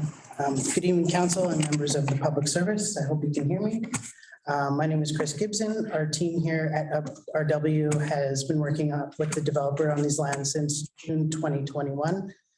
When we first brought forward this exciting and unique project to the Red River Planning District and East St. Paul Planning. It has been nearly a full year of iterative discussions with Red River Planning and the East St. Paul Planner to determine the best path forward, which was determined to be a rezoning and text amendment only at this time. We kicked off our community engagement in the fall of 2021 then re-engaged the Red River Planning District and East St. Paul Planning in late October to confirm the application specifics and the text amendment parameters.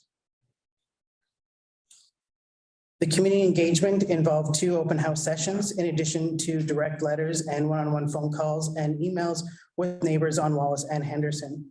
Despite some caution on vehicle access onto Henderson, we heard very positive feedback on the preliminary concept, including interest from local residents on future tenancy. We will be going through the development concept in the upcoming slides. With respect to the neighborhood context, I'd like to point out the adjacent commercial use to the north, as well as various commercial retail amenities found north and south on the east side of Henderson within 500 meters of the site. The subject land includes 3 parcels of land totaling 3 acres, situated on the northeast corner of Henderson Highway and the perimeter highway interchange next to Spearing Avenue. As you can see on the image, there's currently 1 access onto 2461 through Spearing Avenue. For the corner lot, there is currently 2 means of access, 1 from Henderson and 1 directly onto the interchange. For the north parcel, there's currently 1 access onto Henderson Highway. As you know, Henderson Highway is a major corridor for economic driver for the municipality and the region, with nearly 14,000 vehicles passing through this section each day. Being at the center of 2 critical corridors, it is ideal location for small scale commercial and context sensitive residential development. The Red River Development Plan and Plan 2050 support this. Quickly, I'd like to walk through the surrounding land, starting directly north to the site where there's a multi-tenant commercial office building and 2 residential dwellings. To the south is the perimeter highway interchange. To the east is Spearing Avenue that provides access onto the interchange. And to the west is Henderson Highway with fronting residential lots. In terms of the development plan policies, the subject site is located within the settlement center, which is defined as accommodating a range and mix of urban land uses. Specifically, settlement centers are intended to be the areas where we want to see a mix between multiple family residents and small scale commercial that complement the living spaces. To be clear, I'd like to identify objectives and policies of the settlement center that show how our rezoning aligns with the development plan. The policies the objective in front of you is 5.4A. State settlement centers are to promote the development as service centers that provide a full range of social, commercial, and institutional facilities to the residents of the region. Policy 4.5.8.3 also states settlement centers shall support multiple family residential developments that are located on the periphery of existing single-family neighborhoods and positioned along major corridor routes. Transportation routes. The development plan specifically targets higher density residential and commercial where transportation infrastructure can support it, that being Henderson Highway and the perimeter. Red River Planning District background study that was prepared for the development plan had suggested that there is indeed strong market for East St. Paul to bring online a mix of housing types, competitive housing costs, and high quality living for the aging population. East St. Paul's current zoning bylaw does not include mixed-use development with vertical multifamily that is allowed outside the town site area. Through conversations with Red River Planning and East St. Paul Planning, there was encouragement to bring forth a new zoning category. In front of you tonight is a text amendment to your zoning bylaw that is complementary to the settlement center policy outlined in your development plan. Our team has worked collaboratively for nearly a year on crafting a zoning district that fits within the development plan, your zoning bylaw, and the community. The reason we bring forward an amendment is specifically to allow for mixed uses between commercial and vertical multifamily. We're looking to apply this new zone of LMU, the Rise Mixed Use Zone, to our clients' lands and are seeking council's blessing on the rezoning of these lands. I would like to add that it is typical for council to place restrictions on the types of uses, the density, and other design considerations deemed necessary. Which brings us to the development agreement parameters. We are seeking approval for both the text amendment and the rezoning of the lands. Should council wish to approve the rezoning, conditions can be placed on the title, which would provide oversight on the design and the function of the site. This can include, and this is taken straight from multiple agreement reports from RRPD, design standards, including exterior materials, landscaping, including lot grade and fencing, access, drainage, connection to municipal services, waste removal, lighting, and other standards the municipality deems necessary. Our team has submitted a very detailed site plan, a development concept to accompany the rezoning application. Here's something you might be a little more familiar with. Located at 1915 Hoddenot Road, was a 3-story building proposed commercial with similar site in acres. Council approved a 48 residential unit development. The building is located on the northern portion of this property. The applicant for this project included or indicated that the proposed multifamily development was the first part of a phased plan. The future plan for a commercial building with a future plan of commercial building on the property. According to the site plans phase 1, the development would use approximately about 2 acres of the building for the building and parking area, leaving the remaining southern portion of approximately 1.78 acres for the future phase 2.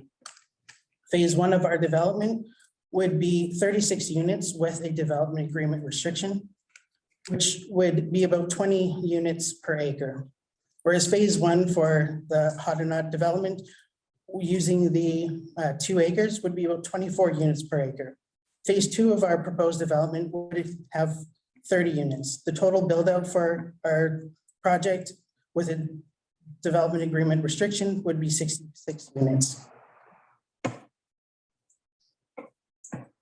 So I want to share with you the site plan. Karen, our lead architect on the project, will go through a more detailed presentation in a moment. But here we have a rendering of the proposed site plan showing the location of phase 1 and phase 2 buildings, and how this would fit into the higher profile corner and act as a nice transition into the rest of the commercial and residential uses down Henderson. Phase 1 would be located on the south of the subject site with an L-shaped building of commercial and residential mix. 5,000 square feet of commercial space would be small businesses catering to the residents and the surrounding neighborhood. To give you a scale, Shoppers Drug Mart is usually around 20,000 square feet. This is much smaller and would be separated into multiple units. The space here would be suitable for smaller office, boutique retail, or even a coffee shop. This would not be a large scale retail here. Residential use, the units would be located above, as mentioned, can be restricted through a development agreement. Phase 2, you would see a 3-story rectangular shaped building situated on the north with residential units, with 30 residential units. The access points to this site will see the existing Spearing approach remain with all others closed. A new approach would be opened further north as possible on Henderson Highway away from the intersection. Parking for the development would include interior and exterior for residents, visitor and accessible spaces, and customer parking located in front of the commercial units. Landscaping would be included throughout the site and parking areas. From the very early stages of this project, our understanding has been that the RM has capacity for 36 dwelling units for our phase 1 of this project. We are seeking approval for the rezoning with the condition that a servicing plan be submitted to the satisfaction of your municipal engineer. In terms of potable water and vehicle access to the site, it is a typical condition to have the appropriate study signed off by the province and municipality. All work regarding land drainage, water, and vehicle access would involve approval from municipal and provincial departments. A traffic impact study was commissioned for this project and found no substantial impact based on 60 units. Specifically, the traffic study's findings suggest that after full build-out, there is significant remaining capacity on both Spearing and Henderson to accommodate additional trips. A rezoning application does not typically involve a traffic impact study. It is usually part of a subdivision process. Therefore, the assumption of 60 units does not impact the application. Council can approve the rezoning subject to MI approving and confirming there are no concerns. Again, we are here tonight to seek council's approval for the text amendment, apply the text amendment to the lands and indicate and include conditions through a development agreement. The development agreement will allow the municipality oversight into the next steps and include restricting phase 1 to 36 units, restricting entire site density to 66 dwelling units, which would include 30 dwelling units for phase 2. Manitoba infrastructure confirming the traffic impact study, the municipality confirming and approving a servicing plan, and plan approval, municipality approving landscaping and design of the building.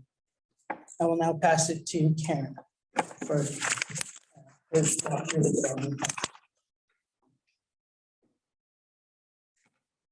Thank you very much, Karen Shansky, DLDG Architecture Office. I just want to take the time and again, thank you for having us back. And this may look a little bit specific, but I wanted to sort of give the confidence to everyone in the room and listening online that the quality of the architecture proposal that we have in front of us, this of course would form part of that development application where we would see further collaboration and further design work in terms of sort of meeting that development application. Next slide. This is, again, this is an architectural site plan where we're describing again more of a parking plan. And what we've done is we've highlighted the actual footprint of the building for both phase 1 and phase 2. Again, phase 1 being the 36 units. And what we're demonstrating here is the interior parking at grade along with the exterior parking lot, substantial landscaping, and the location of those commercial retail units that would front Henderson Highway. The second phase, again, which would be much in the future when servicing would be available, is a much sort of simpler building. It wouldn't be mixed use. Again, it would have amenity in there. We would see gym facilities. We would also see other common areas for residents. Again, interior parking at grade, and then the extensive setbacks from the adjoining property lines. Next slide. Again, I think Chris had sort of shown this already, but this is, again, is a three-dimensional representation of where this first phase, again, tucked as close as it can to Spearing Avenue, and again, fronting onto Henderson Highway. Next. Again, phase 2. So this would be the 3-story multifamily building, again, with its setback off of the north property line and substantial setbacks to our neighbors to the east. Next slide. Again, this axonometric, and you've seen this before, but again, what we're going to show next is some of the further iterations of the architectural quality. These are some architectural elevations that, again, begin to describe the height, texture of the building, which we then dig into materiality. It shows that there would be balconies, both fronting the river north and south elevations. The first floor, again, would have, even though it's only interior parking at grade, again, it's a highly articulated facade, again, lending to a great architectural sort of context and being a new gateway to the community on this really important corner. Next slide. These are two of the fronts, this would be sort of the east and west elevation, which shows the overhead parking garage, again, concealing most of the parking interior. We have included sort of slat screening on the balconies. Again, this is about privacy, both views into and out of the development. Right now, we've sort of articulated 3 potential storefronts, again, that face Henderson Highway. And again, it also begins to describe the building height. Here within the new bylaw, I think it's stated at 50 feet would be maximum building height. And here you can see that our top elevation doesn't actually achieve that, but it's actually reduced. I think we're at, right now, top of parapet is 48 feet, 6 inches. Next slide. These are a few before and after, just again to speak of context. So again, this is sort of traveling, moving on to sort of that sparing perimeter. Next slide. And after, so again, this shows that 4-story in context, some of the amazing balcony views, and they would all be further articulated with glazed balconies potentially. Again, not pickets. Yeah, there we are. Oh, no, that's good.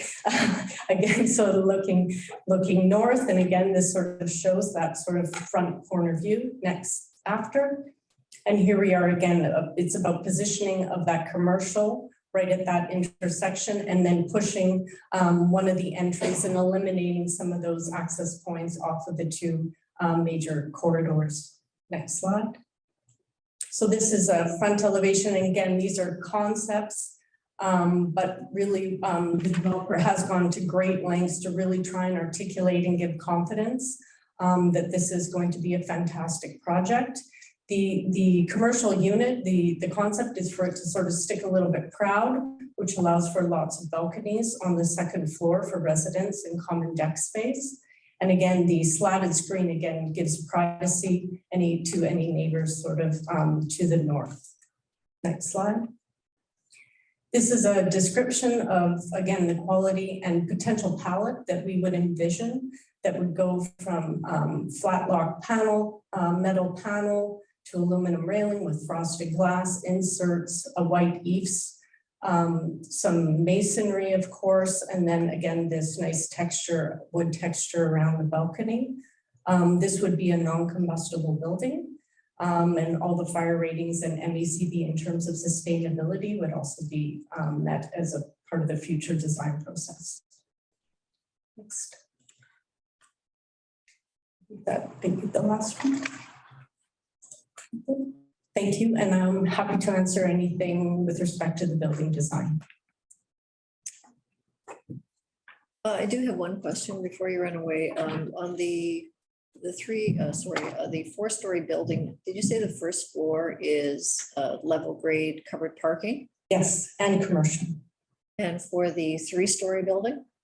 It's the same, just no commercial. So the main floor is all parking? It's all parking and then amenity lobby. So that's where there would be a potential gym or a common area, right? And that would spill sort of onto sort of the front and maybe take a little bit of the side yard adjacent to the commercial properties to the north. So that's how you get around. Certainly the number of parking spots you'd need for this site is having that enclosed. Correct, yeah. Right, any other questions for Ms. Shensky? Great, thank you.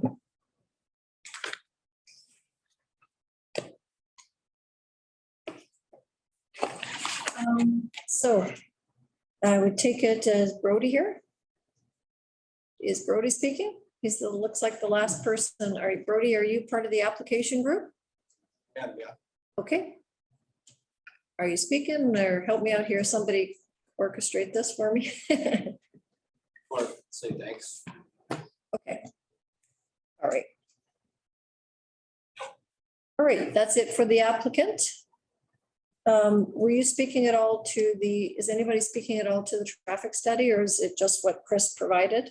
Kind of that overview? Yep, okay. Yep, all right.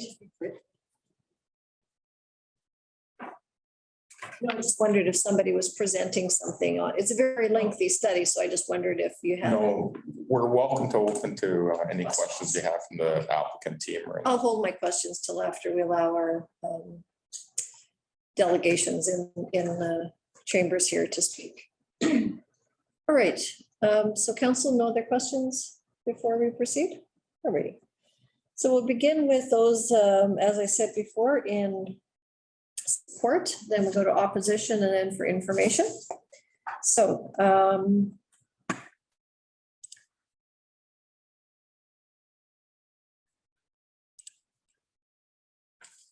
so the only other person we have signed in to speak in support is a Zoom caller, Suzanne, Joe Martins of Hudson Bay.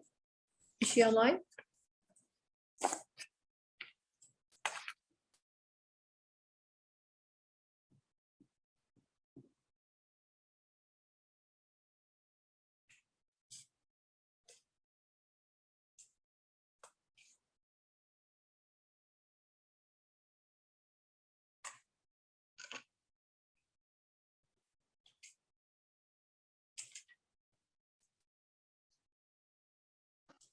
Hello. Hi, is this Joe? Yes, speaking. Hi, Joe. Go ahead. You have the floor right now. You'd like to speak. Yeah, I'm in favor of this. I think East St. Paul needs a lot more commercial and a lot more density in the area. So I'm in favor of this, and I wish them really good luck on this. Okay, thank you. Any questions, council, for Mr. Martins? All right, thank you. Thank you. All right, we'll now hear from those who have signed in opposition, and we'll start with Linda Matheson of Wallace Avenue.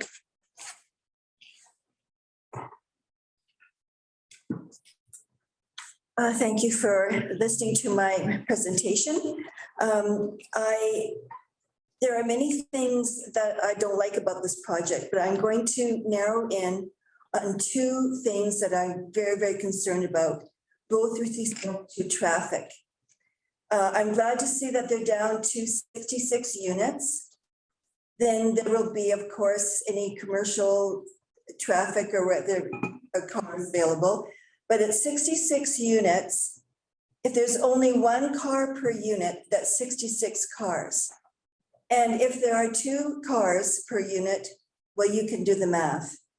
And that is traffic onto Wallace. And you could be surprised that I say that, but anybody going to the baseball gardens or the Spearing Gardens soccer are going to avoid the traffic of the gravel road on Spearing. And where are they going to go? They're going to go down Wallace.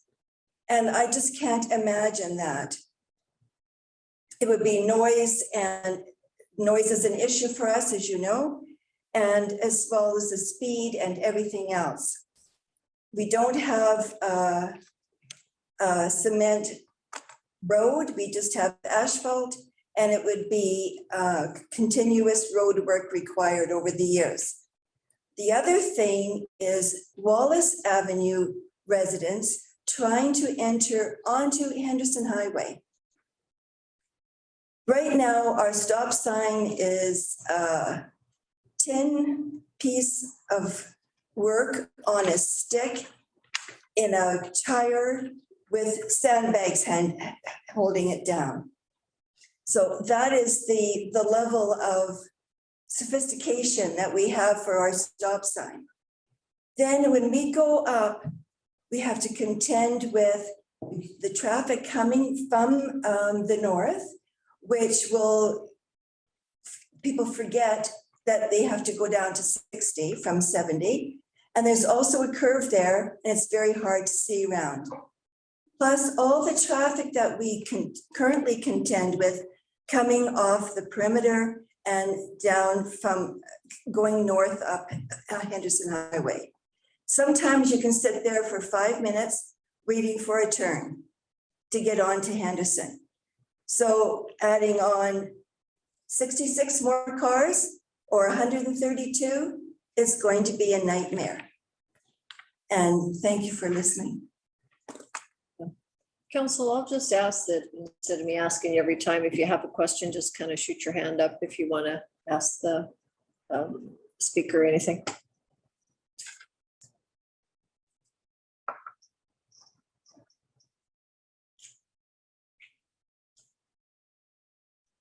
John Crawford of Wallace Avenue.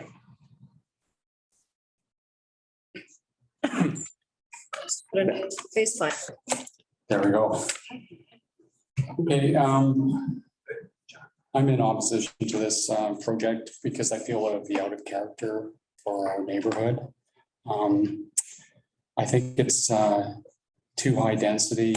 We're in a sort of rural country area, and building these apartments right in our neighborhood, which is surrounded by river property and beautiful Walls Avenue. And it's too high, 4 stories, fairly close, even though they say it's set back, it's actually fairly close to the lot line. It's gonna cast a big shadow against properties along Walls Avenue. There's, if you drive by the property, the 3 lots, they're absolutely beautiful, with lots of trees, very mature trees, aspen, oaks, evergreens, and they're basically proposing on cutting down all the trees to build this property. And I often wonder why there isn't more integration with existing vegetation and making the property look mature right off the bat, rather than having to plant trees. Another big concern of mine is from the traffic concern is that the mixed low density usage allows for restaurant establishments, eateries and that kind of stuff. And I'd be very concerned that a Tim Hortons or a McDonald's or some sort of outlet like that would open up with a drive-through. It'd be a super big magnet for people to come off 101 because it'd be the only Tim Hortons on 101, and the traffic in our neighborhood and Linda's concerned about getting onto Walls Avenue. And everyone knows how Tim Hortons in the morning builds up, and I don't know if they're considering that, but that has to be put in as a condition. Another big concern of mine is the Walls Avenue sewer line. On April 24th, after this big Colorado low that came through, my basement flooded, and numerous of my other neighbors' basements flooded to this point of extensive damage in people's basements that are finished, carpeting ripped out. I'm not sure of numbers, but maybe there's 150 houses on Walls Avenue, like 30 to 40 houses had their basements flooded. And that's telling me, and it's from sewer backup. So that's telling me the sewer line is already overloaded. And so that if this property is, if a requirement of this property is to actually hook onto the Walls line, it's going to cause more backwater incidents because it's adding more load to the line that's already overloaded. And I don't want to have to go through having my basement flooded again. And I'm sure there's lots of other people feel exactly the same. It's costly, it's stressful. And another issue I see with apartments, and it's just from a livability, is that it's right on 101, which we've experienced a tremendous amount of traffic noise from the new interchange and all the semis using it. And for the apartment that runs right off the sparing, I guess the exit ramp off 101 onto Henderson, the fuel trucks run 24 hours a day. So those trucks are going to be running by those apartments every night, every day, all night, and waking up people and that sort of thing. That's about all I have to say. Thank you.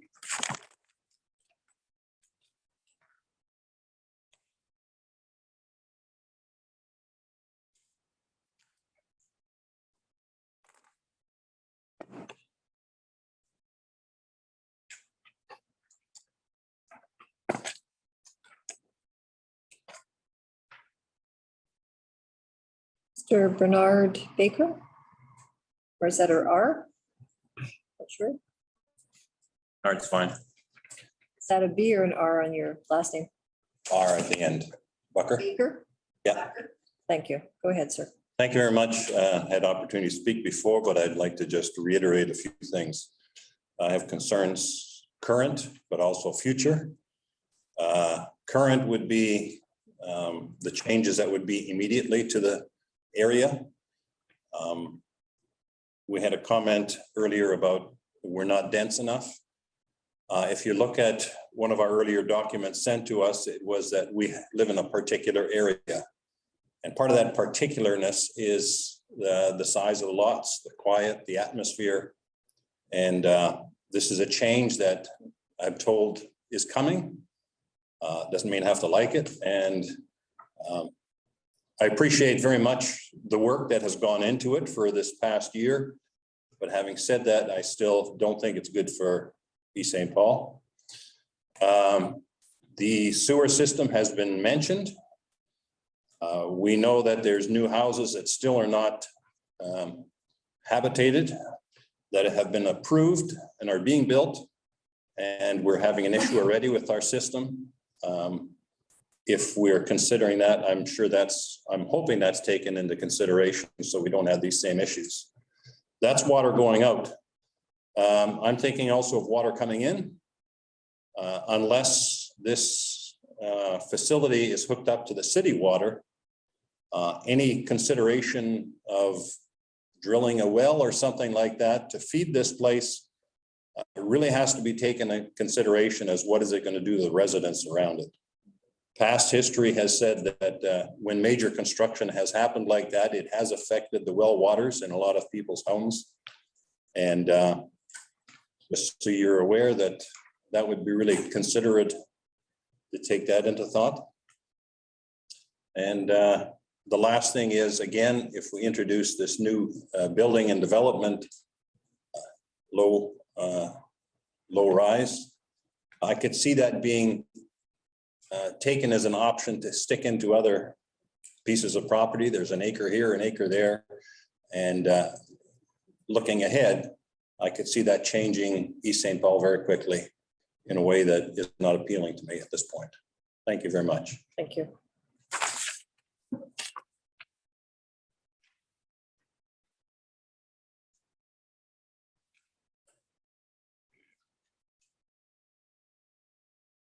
Mr. Lamont Paulette of Wallace. Lamont? Yeah. P-O-L-E-T? Yeah. Thank you. Well, basically, everyone said the same thing. So Okay. about the water and the sewage situation.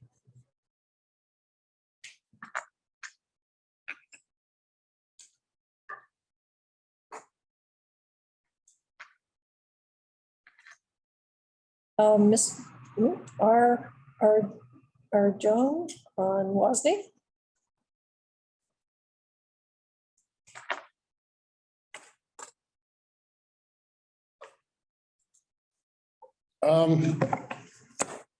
When I moved into East St. Paul 25 years ago and built my house, my wife grew up out here, so she wanted to move back to where she grew up.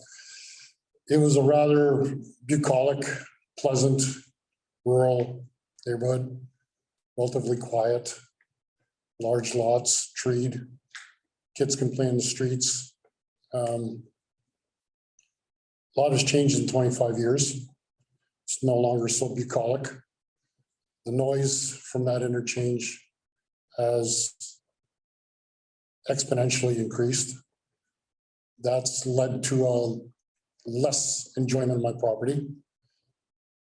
We have the problem with as said earlier, with the sewers backing up. We all know there's a problem with the sewer capacity. We also know there's a problem with the water table. I have 40 odd acres behind me. If you would have told me 25 years down the road, those acres would still be vacant, I would have said you were nuts, but here they still are. And there is a good reason for it. Now, the other concern I have is anybody who drives down Lajimodi Boulevard is aware that those condos have popped up like mushrooms over the last 5, 8, 10 years. Started with 1, then it was 3, then it was 8. Now between the perimeter and let's say where Lowe's is at the bottom of Concordia Bridge, there's got to be more than 2 dozen. My concern is what's to prevent 1 from multiplying into 2, into 4, into 6. Once the zoning has been changed, there's no going back. That's my concern. And when you have 4-story structures where people are on their balconies looking into your backyard, it kind of defeats the purpose of why we moved out to East St. Paul in the first place. Thank you.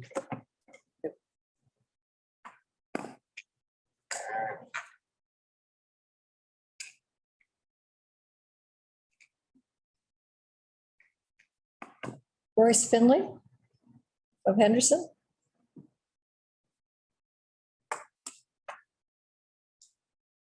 Hi, I'm going to touch on 2 points. One being a resident in East St. Paul, another being a real estate agent in the area. And having clients who often want to come to East St. Paul. A lot of it is, mature trees, private settings. And I feel like coming into East St. Paul at the perimeter with a 4-story building doesn't conform to the area. I deal with developments in the city, and a lot of it, you have to conform to the block or to the area. And I just don't feel that a 4-story building conforms to the area. Something like Greg Mickey did down the street, 1 level, kind of pushes back. It's a little more rustic looking, or even the one at Southlands. It's all 1 story. You're not sitting there 4 stories high. So again, I'm pro-development, but I don't believe having something so big, and that's what's welcoming you into East St. Paul, which I don't think is a good look. And then the other thing, I live on Henderson Highway just north of the bend. So I'm dealing with the south traffic that I can't see coming. Lots of people come down Henderson Highway, summertime's here, motorcycles, cars, they come up to Lockport. I love it. I own them myself. The noise doesn't bother me, but what does bother me is the semi-trucks, tankers that are flying up and down the road. And I think someone's safety is going to be a concern. They mentioned that they want to push the exit a little further north, so it's closer to Wallace. How many people are going to come out that exit and then do a U-turn right at Wallace while there's a median right there? And people are going to be sitting there trying to do a U-turn while there's traffic coming from north to south. Not everyone's going to just go naturally to the lights. Everyone's trying to beat traffic. So I just don't think it's safe either. But those would be 2 of my concerns as a resident, as a realtor. And I just, I'm pro-development. I would like to see something there. I just don't think something so big and grand is a good look for East St. Paul. That's all. Thank you.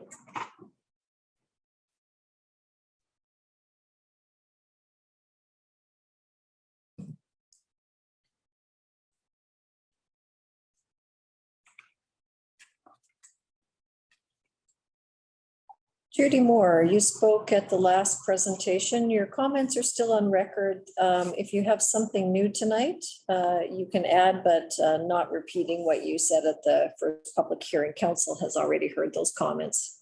Okay, I'll just add a couple of very little things. Our mission statement in East St. Paul is a vibrant community with a distinctive lifestyle. And I think that's one of the main things we're missing. We've all moved out here at various times and we enjoy the atmosphere, and it has changed a lot. And that is why we don't think this development is what we want at this point. I am the 4th house on Wallace on the north side. I cannot tell you now how many people come down Wallace and turn around in my driveway or my neighbor's driveway right now. And I don't know why they're doing that. But I can see that happening more and more and more and more all the time. I also had a concern about the traffic study that was done, and there was a lot of work went into that, and I thank the developer. But I think, I don't have the copy in front of me. There were 2 different dates on the traffic study. One was, I think, 2008 or 2009, which is so far away. I don't think that's current. That's not enough information now. And the second date was 2021 during COVID, when lots of people were not driving. So I don't think that's helpful either. So again, I'm in total opposition for many, many reasons that I have talked about before. Thank you. Thank you, Judy.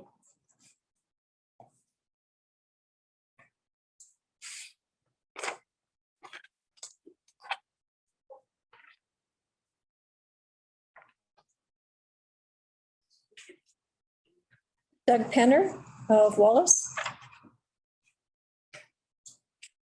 Good evening, Council.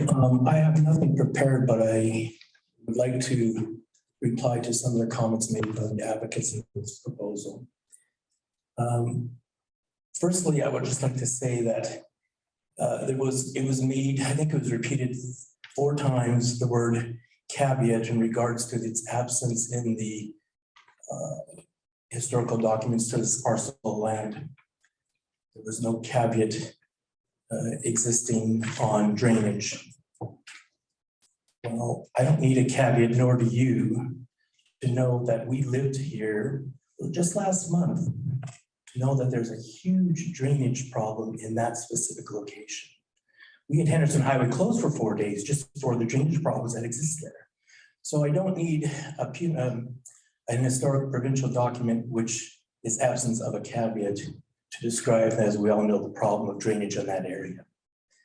The second thing was the advocates seem to take a positive position by exclaiming that Henderson has over 14,000 vehicles trafficking that spot. And wouldn't it be a wonderful blessing on us to have even more traffic given to us?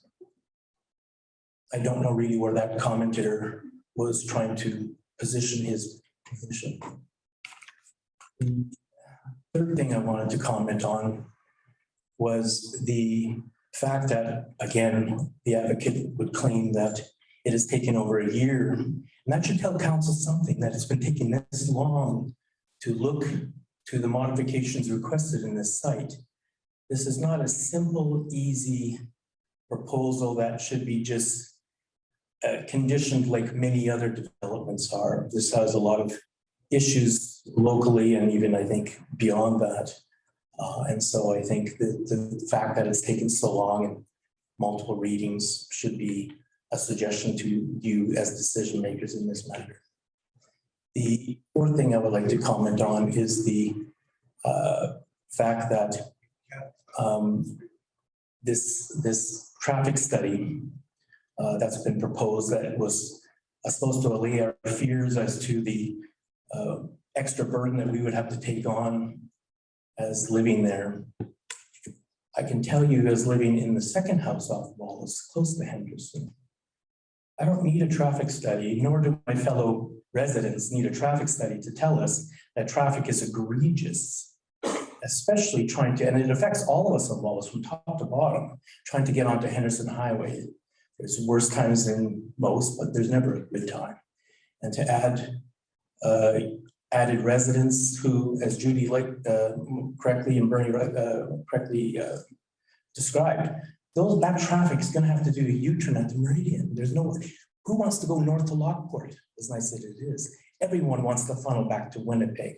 And the only remedy for that is to do a U-turn at the Meridian of Wallace and Henderson, blocking off an essential second lane. So now Wallace or Henderson, as bad as it is, could be for a significant amount of time relegated down to one lane northbound. Dangerous too, but difficult.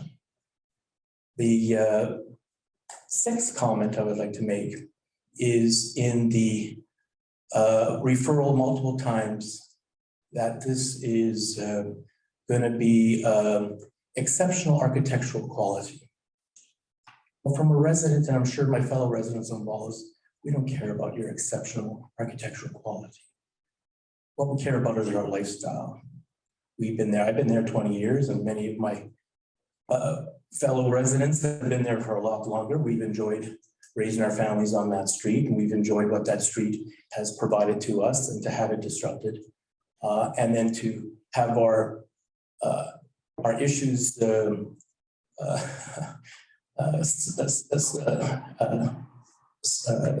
saved by admiring architectural quality just doesn't cut it. In fact, I'll say that the concern of the architect on their quality seems to be, then they've already said this 2 times, of a special screening to allow for privacy of the residents of their 4-story unit. But I wonder if they took the same concern about the privacy of the persons who have their backyards facing that unit. Yeah, I didn't hear anything about that. And the seventh thing I would like to comment on is the fact that or not comment, but just to, or not to reply, but just a strict comment, is the fact that You as council have the power of this decision. We as your residents will obviously abide by your decision, but I think that we hope and expect that you take the consideration of those who live there and have lived there for a long time. In fact, some of us are multi-generational in the area. And that our concerns are, if not put paramount, or put at least an equal footing as developers and builders who come, build, develop, take profit and run. Whereas I have to live with the disasters they cause in perpetuity. I don't get to run away. And that's all. Oh, one more comment. I would like council to consider taking a recommendation that Joe from Zoom put into my mind, that I think the area around his homestead, I believe, should be more dense and more commercialized. Thank you.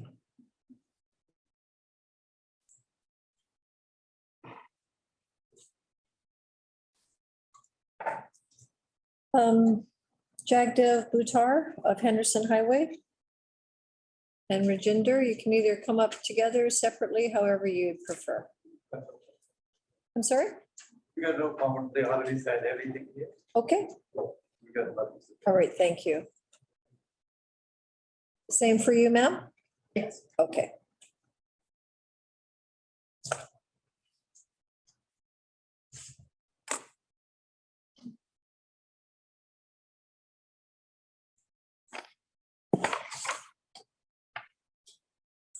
Joanne Debenham of Wallace Avenue. Please mentioned everything on it. Okay, thank you.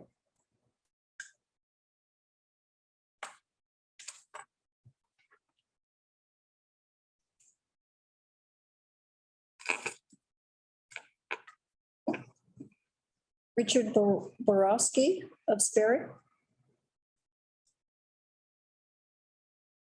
And E. Heather, you can either come up together or separately, however you'd like.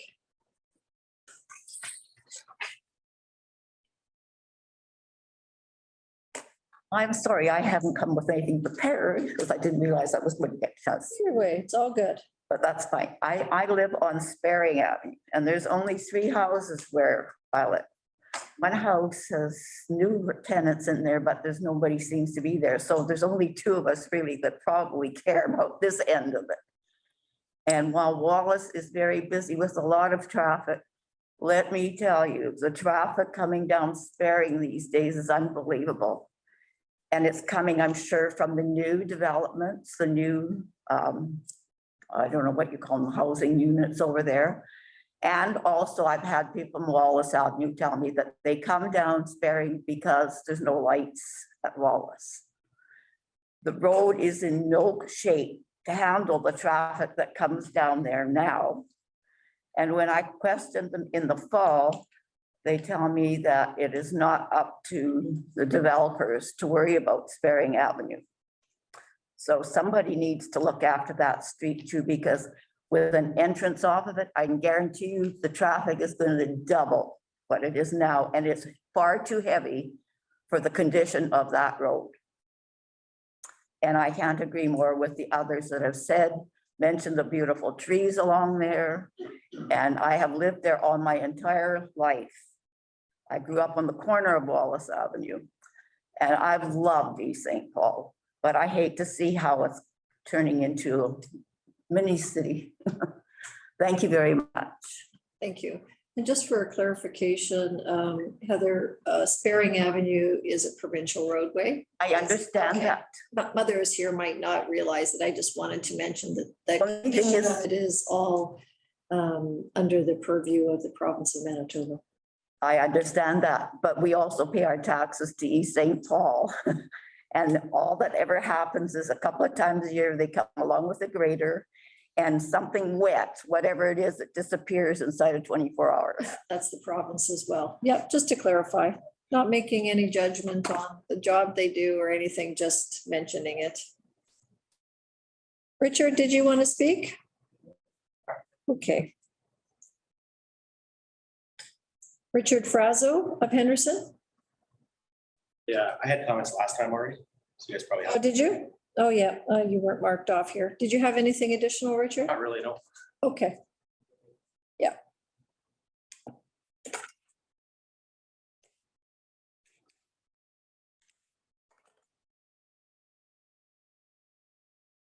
Dana Bride? I spoke last time as well, and I think everything was. Okay, thank you, Dana.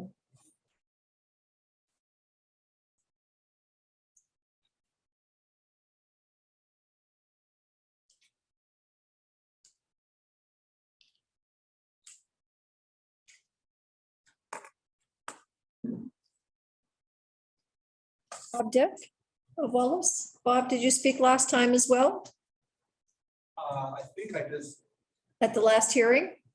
just made a switch from reading information to oppose. Okay, if you'd like to speak, come on up. Yep. We're at 250 Wallace, so we are adjacent. Our neighbors are the last one that is backs on the property. However, I guess early in May, we were firsthand present to the flooding at Henderson and the overpass. And I was kind of curious as to where the water all of a sudden went. I didn't make the tie-in initially, and I was looking for culverts, this and that, and it's like, oh, it goes across. There's one on this part of the interchange. You're like, oh yeah, it does come across. So my concern is usually with lot elevations, with positioning, I'm thinking that we're going to have more of an issue unless that's entirely addressed. There's no mention made of it because it really hadn't been an issue. We've also been there for 28 years, never had that happen, but it happened. And so that's a concern. Someone has mentioned the U-turn. One that's kind of the big elephant for me is we have no idea what is going to be happening south of the perimeter, Countryside Crossing, in this big retail development. If there's development, if there is that zone in that area, I believe that's East St. Paul, let it be there. Like my wife says, if this maybe we can go 5, 6, 7 stories there if they want. It might be more appropriate. And I would imagine that the residents of Countryside Crossing would probably have a few words to say, but just to say that if there's anything of substance going there, any traffic studies, I don't think in 2008 or 2000 and maybe in 21 they did, but I don't think that we've touched the tip of the iceberg of what could be there. So that's where our opposition lies. Thank you.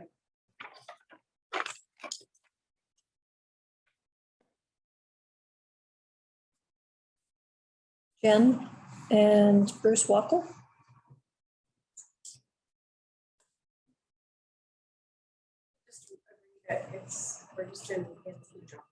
Okay, you're in opposition, Jen. Bruce, see here? Same? Okay.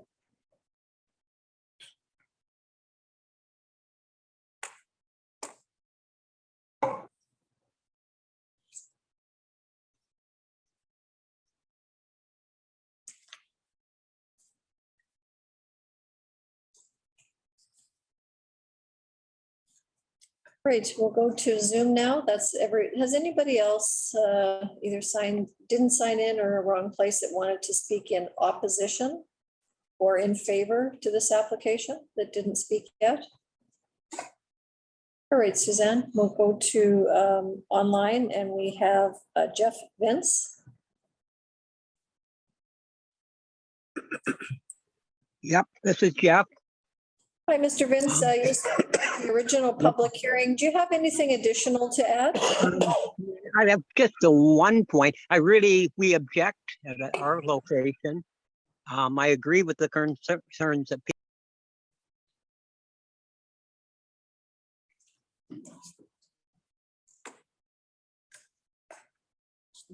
No frozen, Suzanne?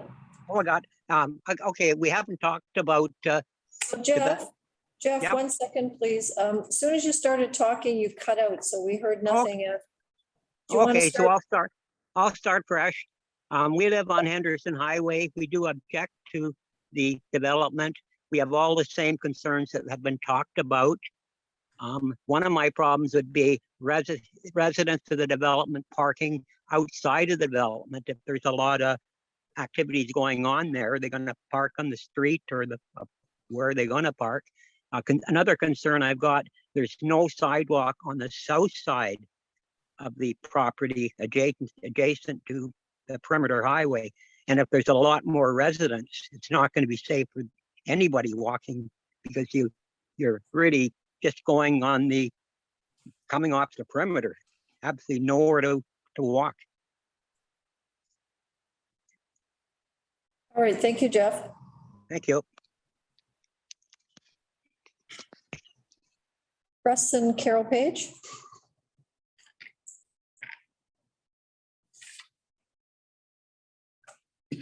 Tony Lucky.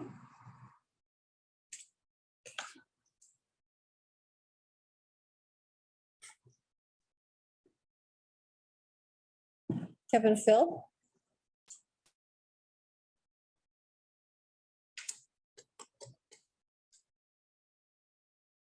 Shelley King Ingram.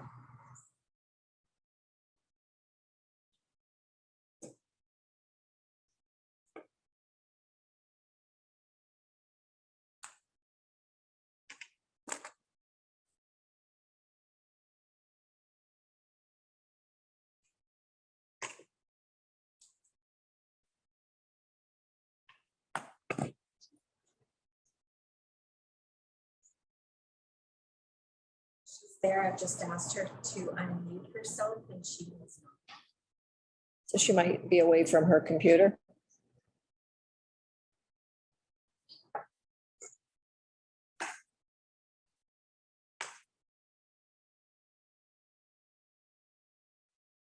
Sorry, Suzanne, did you say she was coming? I'm just trying to chat with her. Okay.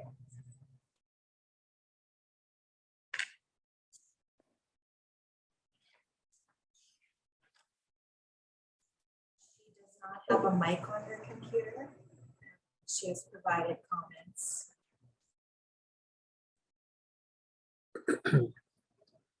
I know she attended or she spoke at our last meeting. She's marked down as a repeat from April 12th. That was Ainsley. That was another person. Shelley does appear. Okay. So I just add something. She just had an operation last week and got home a few days ago. Okay, I know she was trying to get on. we'll come back, see if we can see if we can find her when we exhaust the list. Ansley, I think you just mentioned Ainsley Rapson. She is the one that does not have a mic. Here at 432 Wallace Avenue. Comments are quite lengthy. Did you want me to read them? Yeah, but you're gonna need a mic so everybody can hear. Sorry, Suzanne.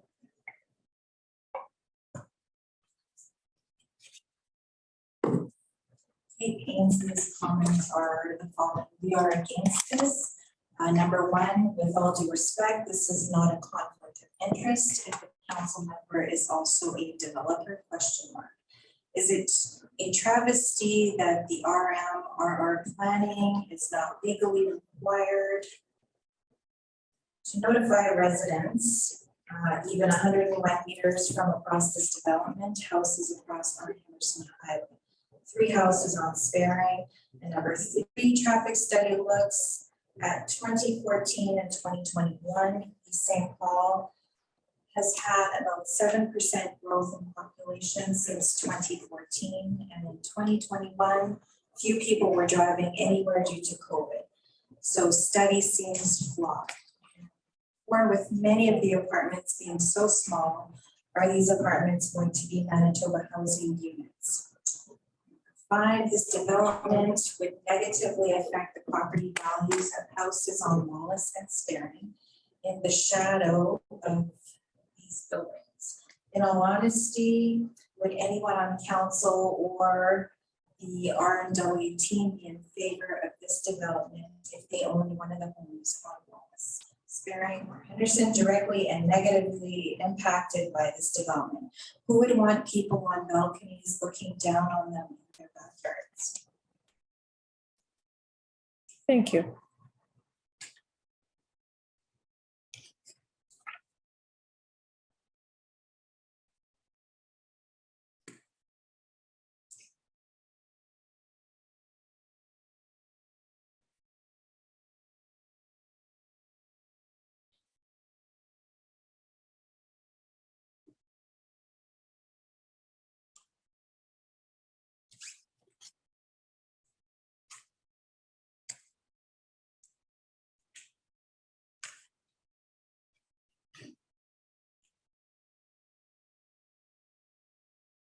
All right, that's all we have for opposition online. Can you just try Shelley King Ingram again?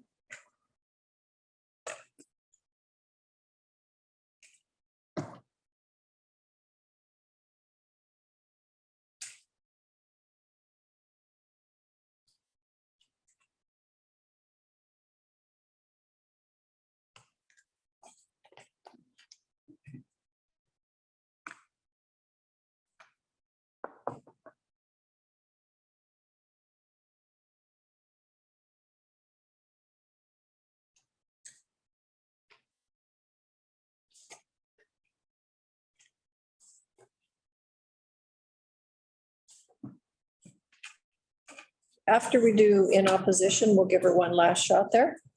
All right, did I say opposition? I meant for information. The last group of folks that we give an opportunity to speak are those who have registered for information. And like any of the other folks that have signed in, if after hearing what you've heard, if you want to move yourself to opposition or in support, you're still able to do that, or you can just stay as for information. So I'll start with Ed Palazzi.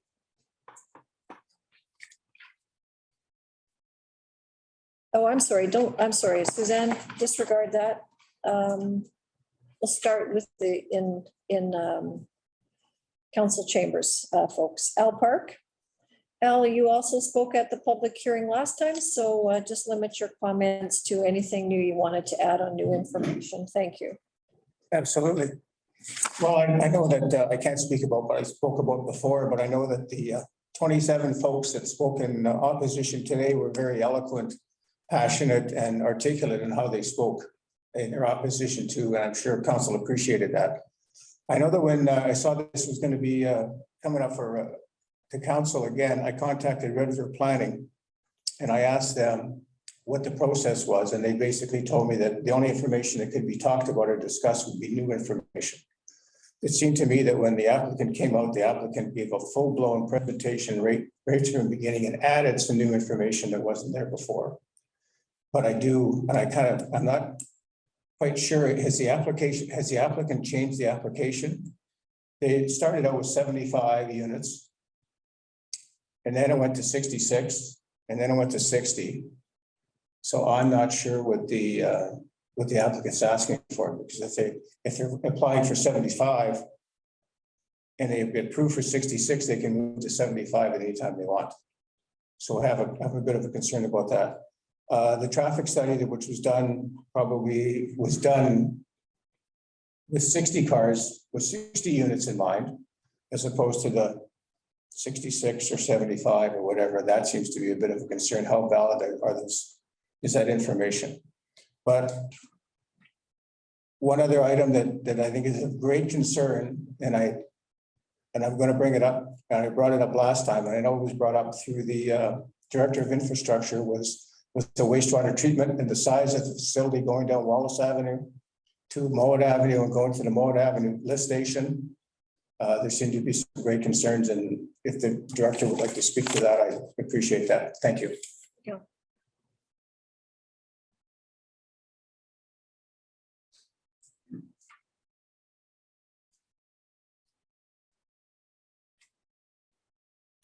Lawrence Morris.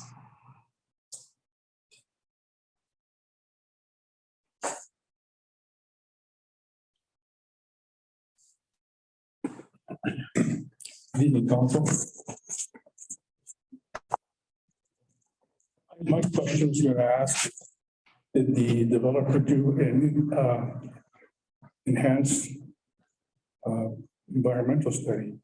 All I hear is he just did a traffic study, but there's a lot more than just traffic.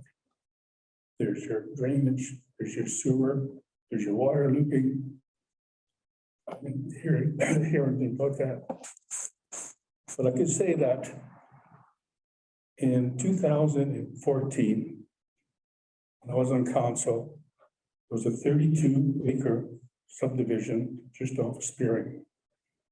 It's going to go from R17 to an R10.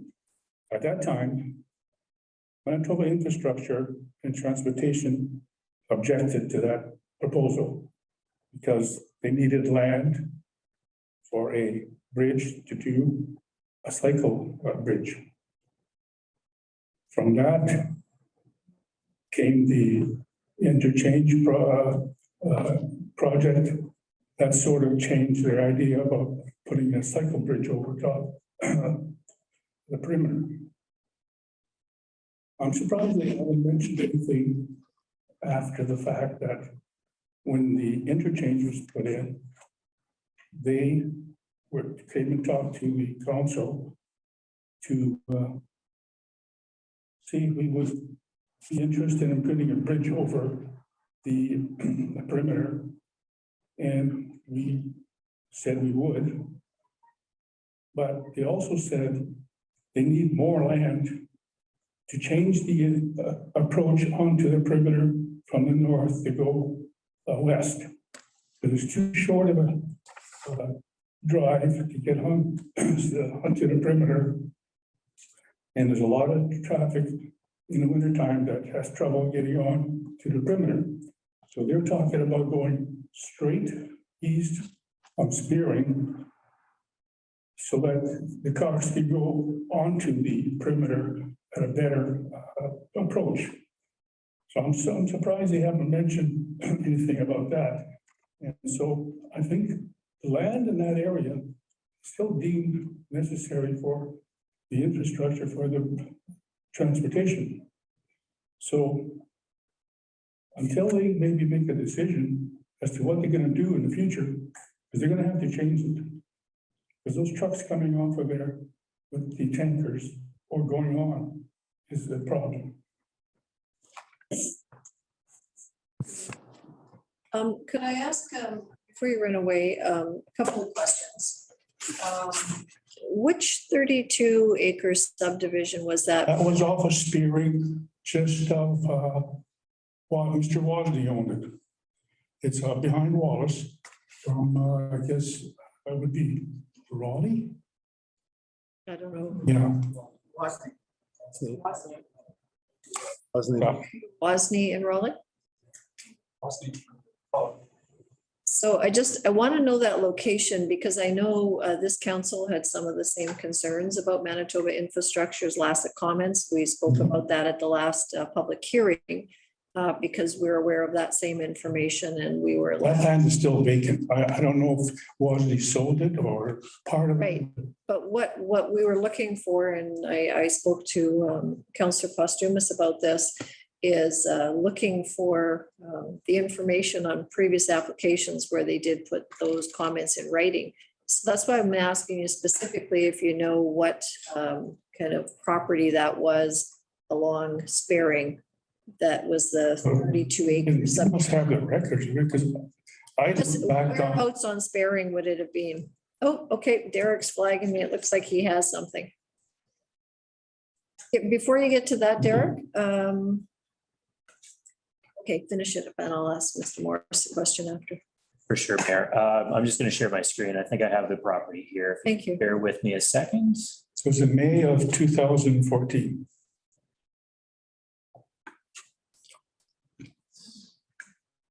And there's my cursor. So it's this area in here, I believe, that the former mayor is talking about. Yeah, section 2. So they were going to extend. Wozni and Mowat. Yeah. Wozni and Mowat. Okay. So we've got that Spearing between Wozni and Mowat. So we were part of it. We were planning at that point. Yes. So maybe we can try to pull out that application for those comments at the time, just for some background information. Derek, I'm not saying right now, because I know that's might be a bit of See what I can do. information, but I want to flag that for follow-up. And Mr. Morris, did you want to stay in for information? After what I've heard, I will put my name in opposition. Okay, will do. Thank you. I'm sorry, Charles, you had your hand up. Do you have a question for Mr. Morris? Actually, it's been answered now that it was between Wasley and Mowat there.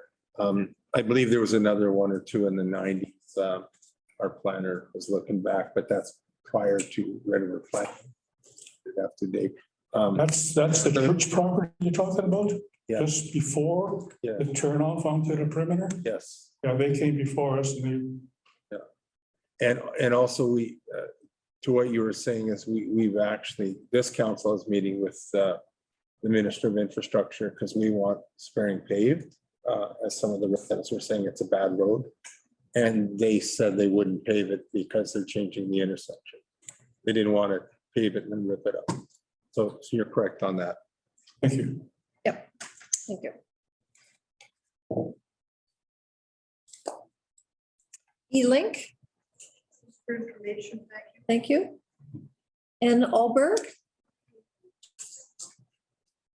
V Park. I'm in opposition. Thank you. I'm sorry, opposition, you want to move to? Yes. Sorry, I missed that almost.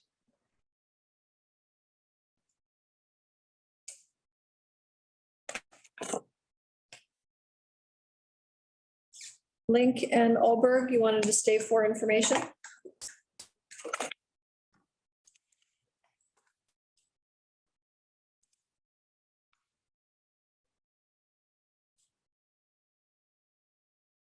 All right, so Suzanne has indicated that Shelley King Ingram has provided her comments via chat, and Suzanne, you can read those out.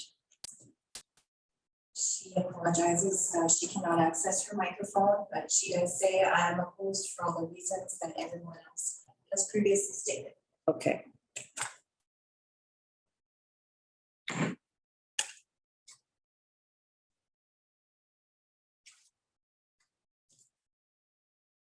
All right, so now we will speak with those folks online who have registered for information. Back to Ed Elodie.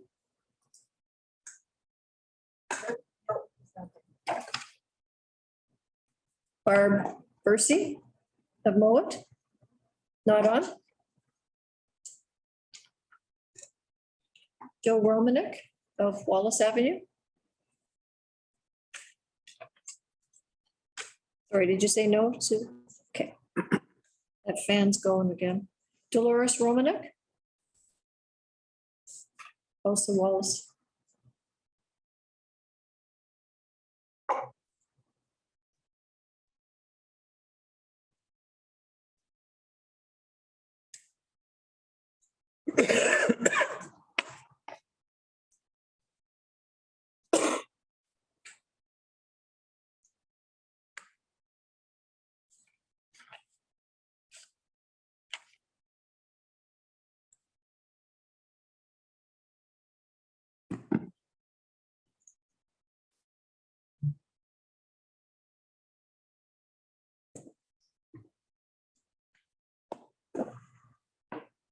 Mayor, I found the subdivision number that might help Derek, find it.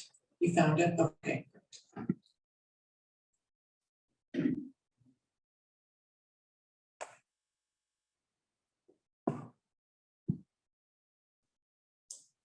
Dolores is no longer on. Not online? Okay. And that was for Dolores? Okay. Trish and Kevin Baydock of Wallace?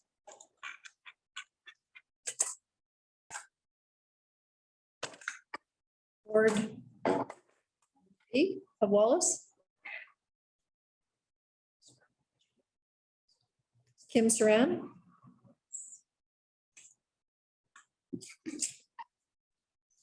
Hi, good evening, everyone. Yeah, I just wanted information. That's it. Thank you.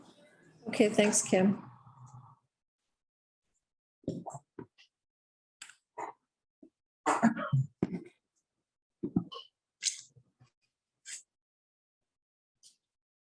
All right, that's all I have on my list. Have I missed anybody that you see there, Suzanne? Nobody else sitting in here that?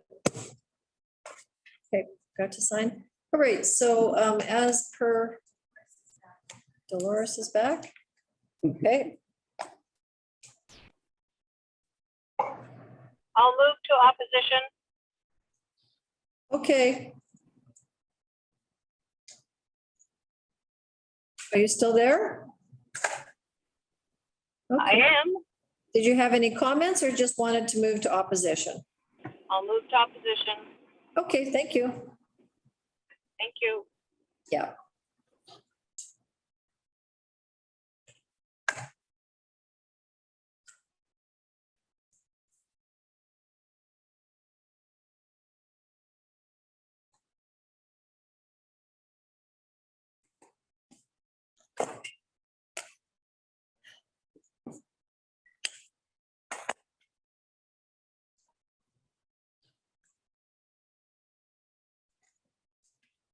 All right, that is all the names I have, so I'll give the applicant, I'm sorry, before I do that, I'll ask Derek. I don't know if you dug out that information yet, Derek.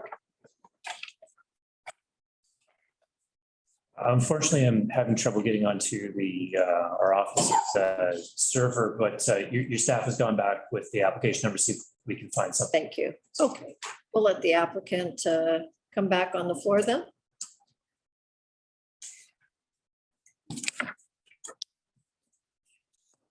Well, it's still the evening, so good evening. It's not morning quite yet. First, I'd like to thank all the residents who attended this public hearing tonight, participated online and in person. I thought they were all very civil, polite, and articulated some excellent points, especially for council to take into consideration. And for us as well as to take into consideration, as well as staff from Red River Planning and your own municipal staff. And we do take these comments serious. We do consider them. And I will summarize most of the comments that I heard tonight were about peace, privacy, and property enjoyment. When we started this process quite some time ago, these are items that the development team also considers. Were professional architects and planners. There's professional engineers on the team. They're not here tonight. And we take this into consideration too, because we are concerned about what the neighbors and the impact on them. We are concerned about the impact on the municipality. We are concerned about beyond just our property lines of what this development means to the community, as well as on to the neighbors. Peace, privacy, and property enjoyment are considerations that we've always held at the start of this project. It's held by our client, and I think it's held by this council who's been elected by these fine people in the room tonight. And I believe you are taking into consideration their concerns as much as we are taking into consideration their concerns. Other concerns had to do with engineering, traffic. I'm not sure how much people are still going to be driving at $2 a liter for gas, but people are probably likely still going to be driving out there. We've submitted a traffic study by professional engineers. I'm not a professional engineer, so all I can do is tell you the study went in, and that professional engineers at the provincial government will review it. And it's typical for them, for us to provide comments back to your council as a requirement in the development agreement. The professional engineers tell me that the amount of traffic being generated by here is small, like less than 2%. There are traffic concerns along Henderson Highway.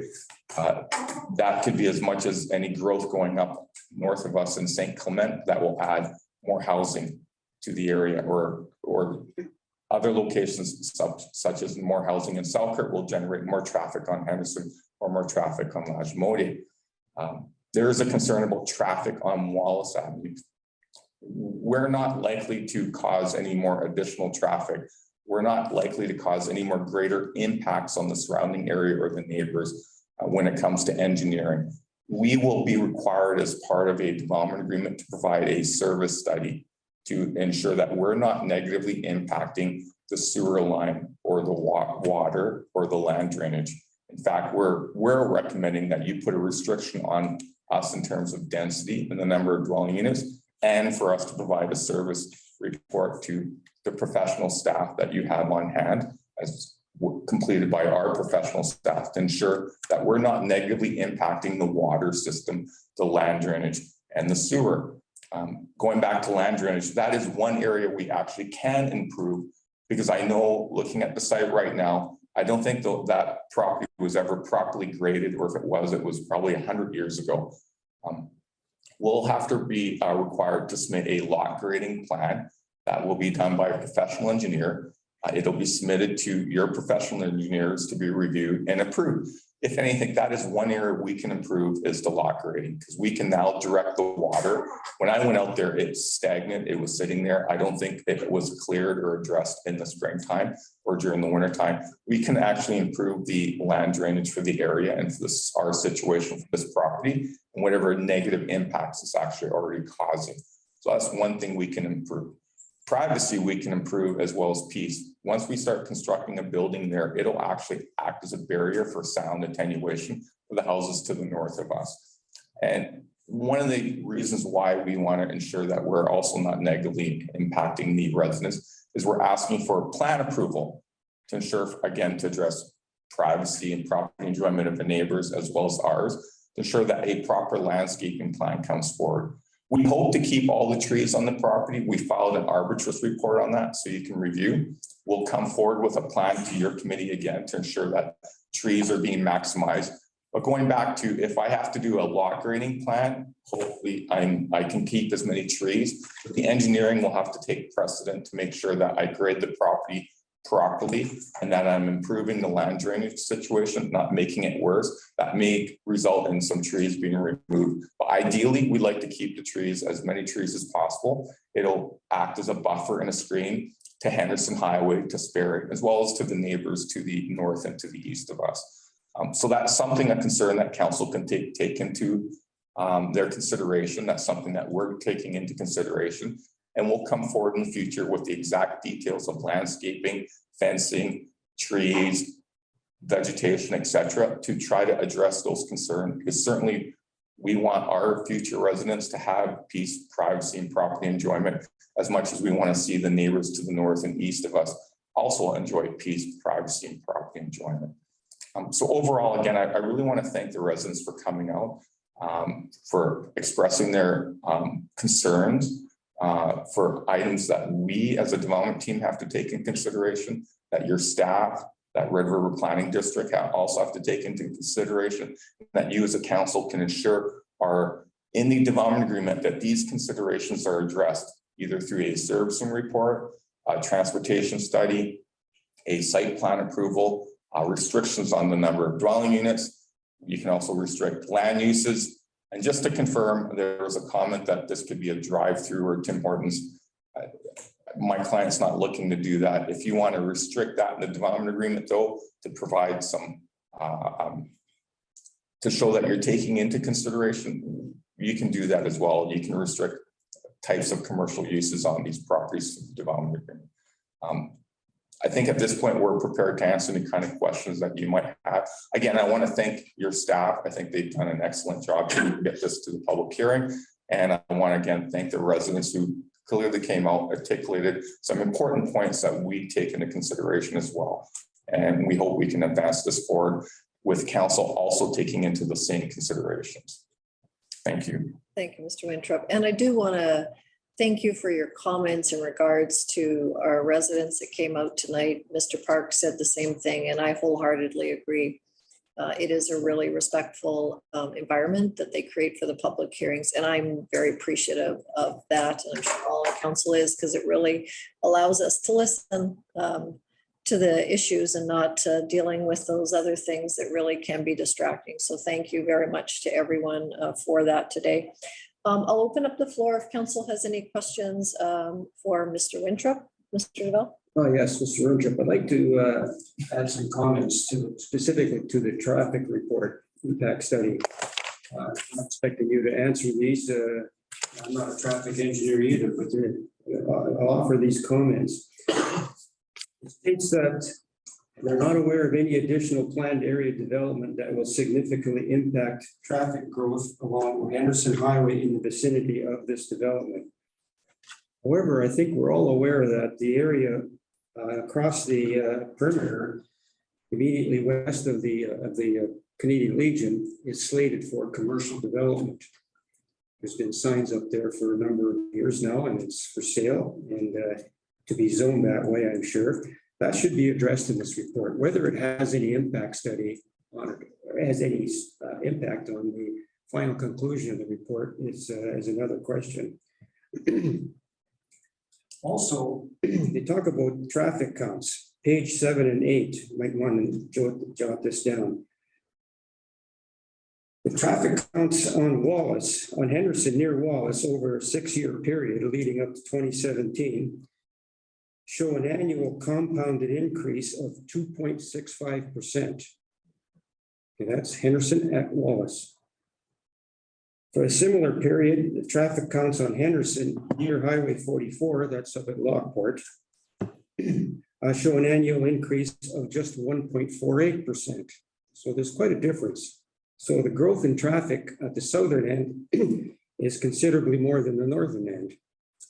Now, the reason for that is obvious, and I believe you touched on it a little bit. There's a lot of growth between that 10-mile stretch between those 2 points. And that's what's adding to contributing to a higher level of increase.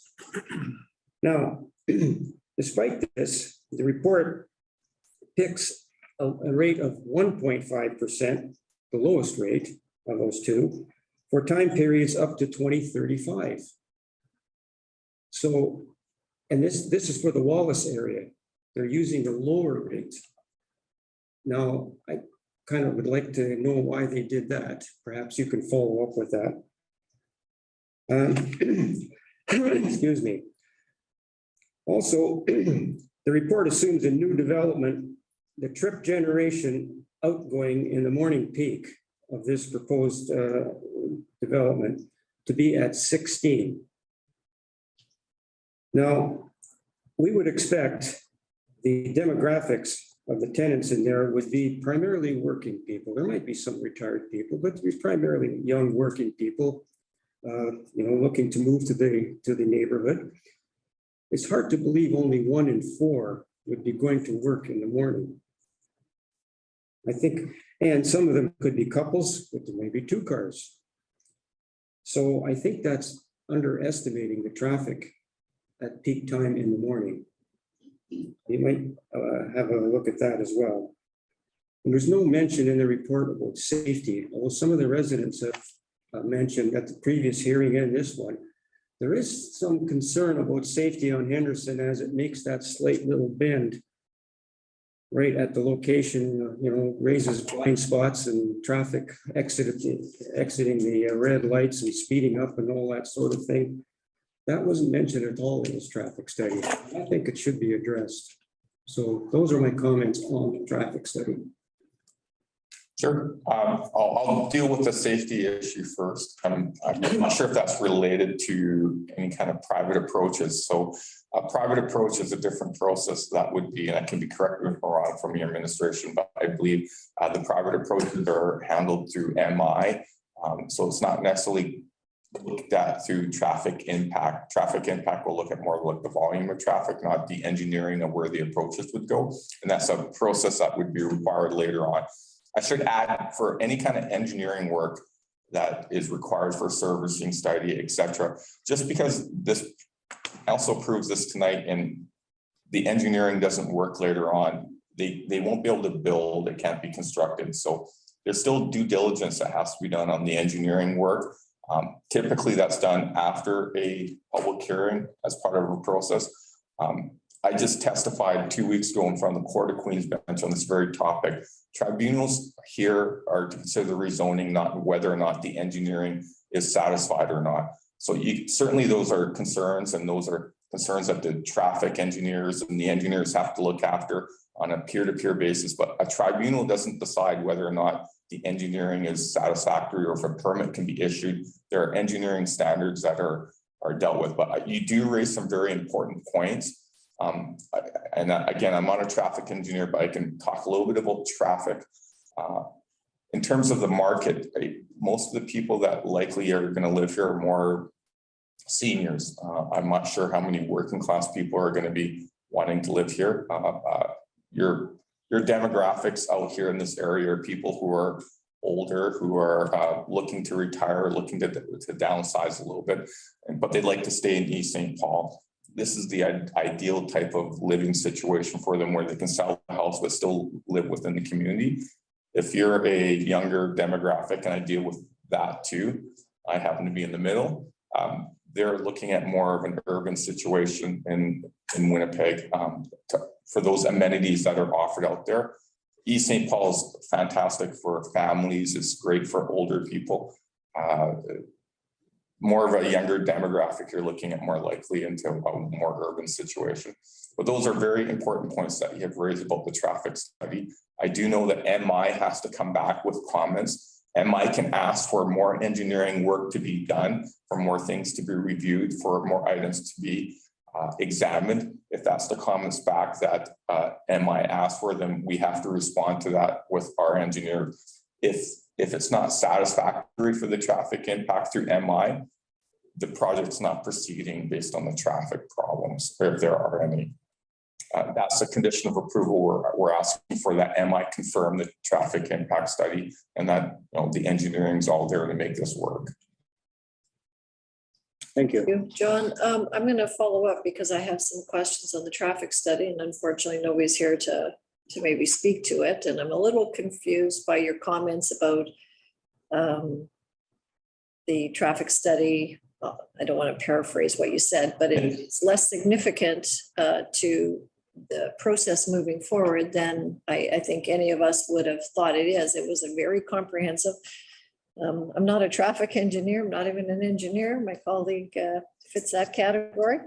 But I have some questions from the report. So from a standpoint of council getting this report and trying to make some sense of it, right? A lot of technical data in there, but lots of general data that is readable from a non-technical standpoint. So I would say that my first, and we did speak about this at the last public hearing, is some of council's concern was the lack of comments from MI.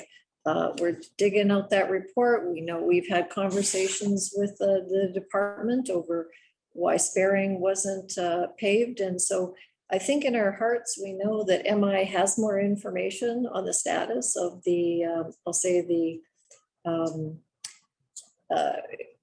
doing the changes on the interchange, bring them up to engineering standards, because they're from, I think, the 60s and 70s. They're very old. And so we know that that is in the mix, yet they don't comment. And I will say that I did follow up because we got this report less than a week ago. I've reviewed it. I'm not looking at it with the same eye, but MI's actually had this report since December 17th, 2021. And I find it concerning that we can't even get comments from them this many months later. So that's a flag from the outset. I will repeat what Councillor Duval said, is that the number was 2.65. This is on page 7 of the report. They use a factor of an increase of 2.65 over some period of time. And they make a comment that, oh, this is very high compared to the rest of the metro region. And then they discuss something and say, but we're gonna use 1.5 as our number, but they don't explain why. And they address it by saying, counts taken along Highway 59 south of 44 are similar to those in the metro region. Well, they have no bearing on these, because anybody using Highway 44 to get to 59 isn't putting traffic onto Henderson. So it's almost like they said, well, you know what, East St. Paul is still kind of on 59, so we'll use those numbers instead of Henderson Highway. And it seems very disingenuous that the comparison was made and then automatically just reduced to a number that fit the metro region more appropriately. So without an explanation as to why that was done, I'm concerned about that decision. And I think a couple of the residents mentioned this, on page 8, Henderson Highway and 101 numbers went back to 2014. Again, I gotta imagine that Manitoba Highways has more relevant data. We've got data, just throw down tubes on the road and get some relevant numbers. So I don't know how since 2014, 8 years, we don't have any more accurate data to use. And on page 24 of the study, I don't have it open in front of me. I really couldn't interpret the last paragraph on the page. But again, to have MI just say they're undergoing the review of it and it'll be subject to more comments. Well, honestly, you guys have outlined how much work you've put into this in the last year, how much time and money this has cost. And if MI is going to have significant issues with expropriation of property to change the configuration of that roadway, I would think that the sooner they tell you, the better, because you don't continue to incur costs and plans. And so I'm really confused by that lack of information that's forthcoming from the province in that. And maybe I'm missing something here, but we still haven't got any of those comments back. So those are my questions on the traffic study. Yeah. Yeah, I'd like to add to that. When the plans are being developed for the major interchange at over here at on the perimeter and Highway 59, we got to talk to MIT quite a bit, of course, with their engineers and all, and they discussed the effects, reaching out from that intersection, including the intersection at Henderson, and the discussion that we got from them is that they have plans for improving that intersection because it's tight to the river and there's problems with the access lanes and on there. And also they talked about the southern side of the perimeter where the Henderson Legion is. And I can remember this, as it all comes through in my memory, is that they may have to expropriate the land where the Legion sits now to meet their plans for an improved intersection in that area. So this is quite important to your development, of course, because it's right smack where you're going to be. And it really is amazing to us that the province hasn't come back with any kind of comment. Are those plans all thrown out the window and discarded, or are they still alive? We expected we would hear something from MIT about that particular looming project that they have in mind. So to the mayor's point, we'd hate to see them come back and say, oh, your idea is all squashed because we need this land for this improvement and we're going to expropriate that and all this kind of possibility. So we actually had the thought that first reading of this bylaw would at least have the province provide that info, because anybody planning to develop, it would be in the best interest to give that information. That's about the first thought that this council had when we saw your very first proposal to us. Oh, they're going to develop that, but the province has in mind to make a big intersection change out of all of that. And you put, to the mayor's point, you put a lot of effort and expense into getting to this point, and you haven't heard from MIT yet. If I can just make a comment to your very valid points. The site is designated under the official development plan as a settlement center. So the intention of what is to happen along Henderson Highway was confirmed through that development plan process. So certainly the objective around the settlement center is, as you know, to accommodate a bit of a different type of development than perhaps what you've been used to in the characteristics of that are multifamily and mixed use. So certainly, and maybe your planners have some thoughts on this in terms of what might have come out of that process with respect to expectations around highway improvements. But just to reiterate what John has said so well, the objective is really to have the engineers talk to the engineers and you as council providing your approval through conditions, right? So conditions would require Manitoba Infrastructure to essentially come to the table and facilitate a process to confirm the exact questions that you're asking this evening. Except, and that's all fine and good, but part of the reason we had to reconvene this public hearing is because the engineer report wasn't included and it gave us time to review it. So now we reviewed it. So our interpretation is that's part of our decision-making. Might not be the province's decision-making or comments, but it certainly is ours. And that's part of the reason why this was reconvened, because that information was not included in the last package. So I have to assume it's an important part of the process. Sure, but to reinforce what Michelle said, anything to do with massive infrastructure projects should have been laid out in your development plan. If you're talking about scale of what you're doing here and it's not reflective in your development plan, then either something went wrong when your development plan was going on. Well, the province didn't provide that information on their plans in a documented style, which is, like I said earlier, is part of the reason we thought first reading would allow the province to say, yeah, you know what, we have these plans, they're not solid, but we certainly have to improve that intersection, because verbally we've been told that for years. So whether or not the province, when they approved the development plan, because that's who authorizes it, did they look at it and did they say, they don't look at development plans, I don't think, to expropriate land at that point if they need them. So they didn't make comment there, but they certainly have made lots of comment outside of that. So it's confusing, John. That's kind of so I would hearing. It's confusing. It's tough for us because we're not MI. We can't. I know. It's common for MI to comment. Usually when they're against something, they're very quick on that draw. So I wouldn't take it as that, because we deal with other projects in other parts of the capital region. Usually when the traffic engineers will right away say there's an issue, but they'll tell us right up front. It doesn't take them a long time to tell us no on something.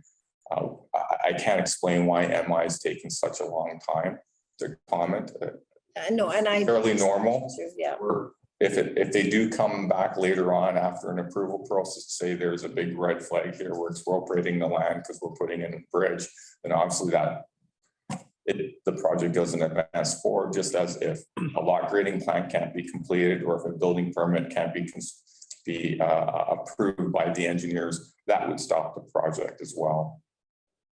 So it's not just traffic engineers who comment on projects after an approval. It's your building professionals. It is other types of engineers, your land drainage, your wastewater, your sewer, all that stuff has to be proven out by the engineers to engineer on a peer-to-peer basis. And if it can't meet those engineering requirements and standards, that's the end of the project. Okay, thank you. Any other, yeah, Charles, go ahead. Yes, between Dave and yourself, one of the residents has spoken about the last storm. I don't know if you saw the property. I did. Lake Winnipeg, just the house driveways were flooded. So the Wallace drain, I live in the area, does come down there. There is a culvert at the end of, like it's a creek, there's a culvert going under Henderson. Where it comes out, who knows? It could be very deep way down the bank. I had to move the branches to find the culvert in the creek. So there is one. There's also a manhole cover. The recent storm has shown how over capacity we are on the Wallace line. Our director of infrastructure can tell you, I believe we were 3 or 4 meters up on the lift station, and it was backing up the source. So there is no room there. So we're going to be required to have your own to do a service report and prove it out. Again, your engineers and our engineers, we can't in Manitoba or Winnipeg, you can't construct something or cause something that's going to cause a municipal pipe to fail or anything like that. Correct. So that due diligence has to be done and signed off by accredited. Exactly. And so what I'm trying to say to you is also that you know that, okay, this gets done in the development agreement, but you may have to take a line right back to the treatment plant 2 miles. If that's the requirement, and then the engineers will tell you as long as they're meeting the standards, but if the cost is so prohibitive, the developer goes, it's a couple million, $3 million. And the engineers will tell you that, you know, if they meet the standard, that, you know, here's the engineering requirement to make it work, but here's the cost of it. If there's not a rate of return, the project's not going to go forward based on that. They're not going to allow in Manitoba and Winnipeg and your municipality, your engineers are accredited. The engineers on this project were accredited. They can't go forward with a flimsy development that is going to cause a problem in terms of a sewer line failure or a water line failure or land drainage flooding somebody's property. That's not allowed in Manitoba. We don't do things here. It's not a third world. And so all that has to be proven out. If the cost is so high for the engineering, then the project doesn't move forward and the land stays as is, or a different type of development comes in that may require a different type of engineering. But that work all has to be done and accredited and certified. And yeah, so with that, you're correct. You have 2 homes there. Now you're trying to put 80. Obviously, the pipes aren't big enough and going to fit into there. But that gets worked on the development agreement. Same with the drainage, whether you own the property, we own the property. We know it's a creek bed coming through there. It's coming down from all the way back of Wallace. It's got to go out. That gets addressed. That should be addressed. This will actually clean up the land drainage, as I said earlier. I don't think there's been a proper log grading plan done. Those are older houses. That's an older property. I don't think it was ever done for a number of decades. This will come in and actually help solve that problem in terms of a log grading plan that has to be designed and drafted and accepted by MI, by your staff, by the professional engineers to solve some of that problem. So that's one item. And the water and the sewer line, again, we can't cause a problem to it. Whatever existing problems are there will be there. We're not going to make that worse for anybody's pipes or that they have now on the ground. Okay. Now, the last one is your application originally was for 70. We're looking for phase 1, just 36 dwelling units on phase 1, because our understanding and some preliminary discussions with the engineering is that's the number of hookups we can have. Overall, just 66. If that's all we're seeking today, you can cap that on the development agreement. Phase 1, 36, phase 2, 30, and then that's it. Okay, but what I'm saying is you're doing the whole property, and with what the application is, that's what the application is for the zone, for this new amount. And it's typical in zoning, and you can see that in all your zoning districts, that you have a zoning district that allows a number for density or for yards or whatever. And then the development agreement is the tool that you use to curtail a development, craft it specifically to a piece of property, because if you go to a public hearing, residents come out and they don't want that number of dwelling units. So we purposely have scaled it back, and we're agreeing to enter into a development agreement that would be registered on title that will now regulate this property. And if any changes happen to the development agreement, it's advertised again in another public hearing where we would have to come out and prove go through the entire process again. So that's the power of a development agreement. It's registered on title, it runs with the land. And I'm explaining that more for the residents, Madam Mayor, because I understand your council is savvy enough to understand that. And you keep coming back to the 36, my understanding was the possibility to have, it still has to come from council. We're in a moratorium since 2020. So there is no. And that would have to again be proven out for if at the time a building permit comes forward and there's no capacity, it won't get issued. And that was for the whole land, not just one section, the whole land of 36. And it was basically commercial. So it isn't parcels of 36.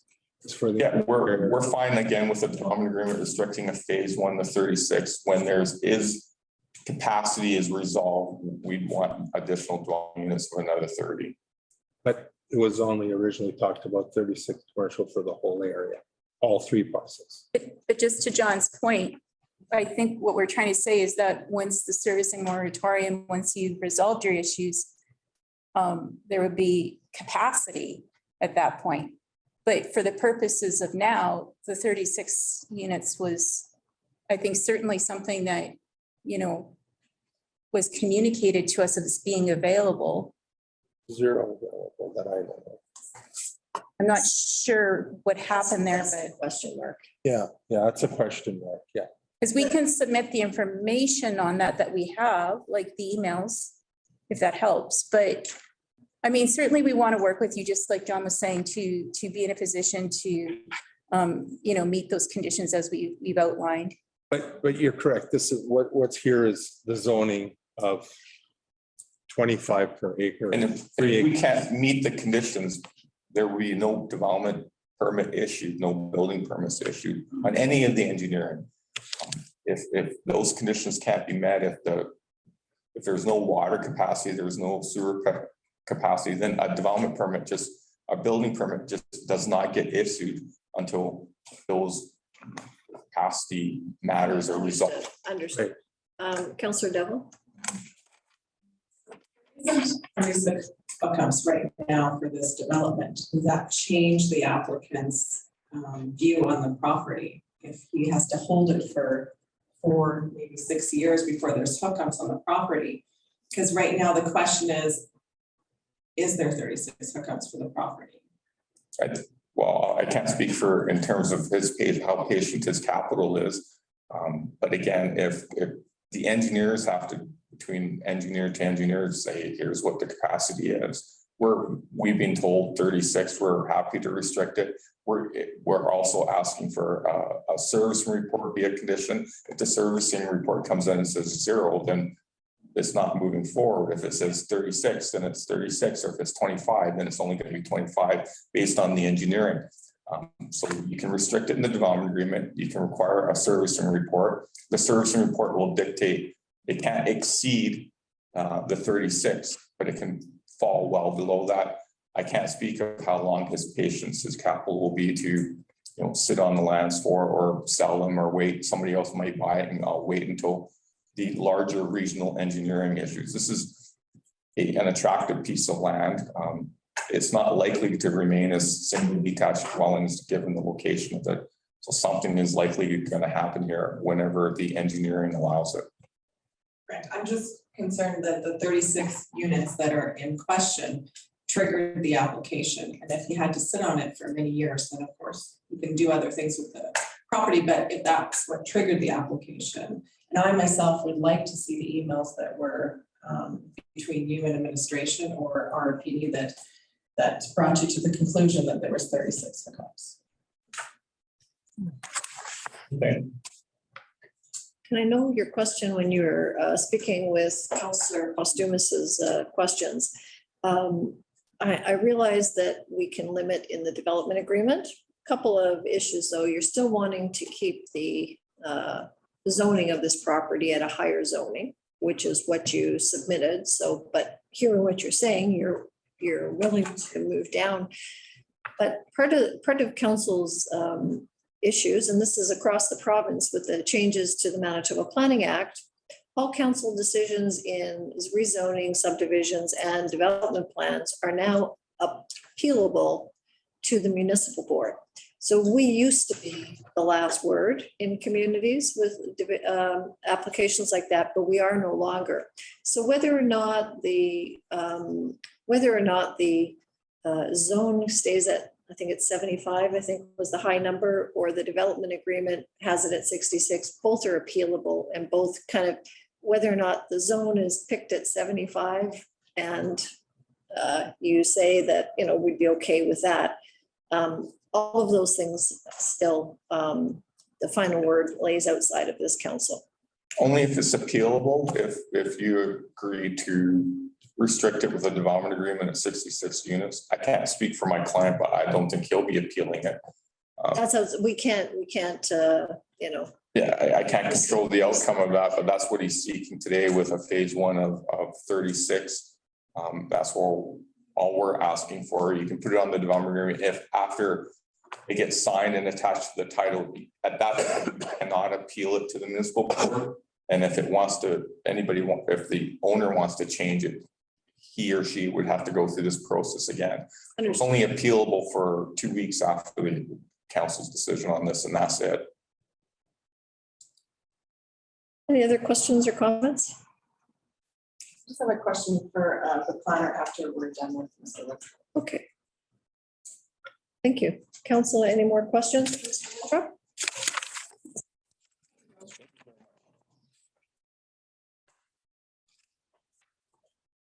Jill, do you have anybody else that has any last comments to anything you heard, answering questions? Good, okay. All right, Mr. Eno. Do you want to provide us, sorry. She's gonna ask the question. It's okay. Sorry. Were you able to locate that application from 2014? Yes, we were.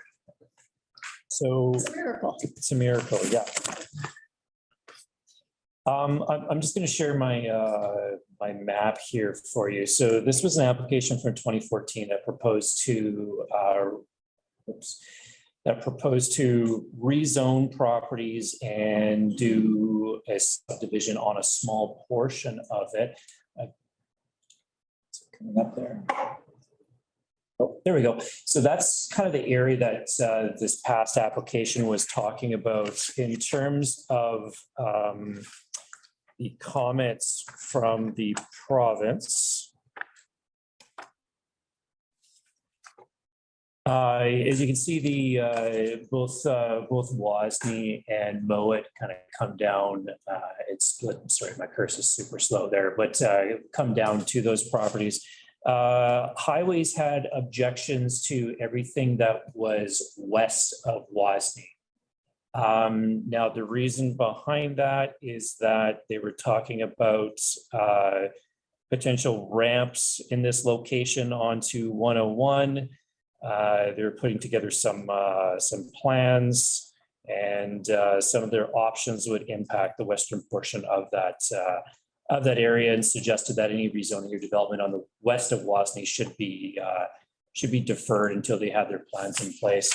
Now, obviously, that was before the 59-101 big interchange improvements and all that sort of thing. So I can't provide any insight if that big project clarified all this, worked all that out, or not. So sorry, no great insights, but that's what was done in the past. So the area, when they were speaking to the area in question, west of Wozni, would that have extended to Henderson or just the subject property?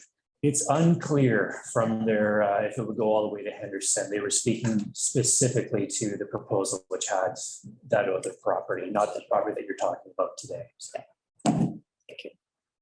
Yeah, and on what you had up there in red, it stopped short of Henderson, but what they're saying is from Wozni towards Henderson is what they're talking about, the off ramps and possible change. They didn't care about east going towards 59.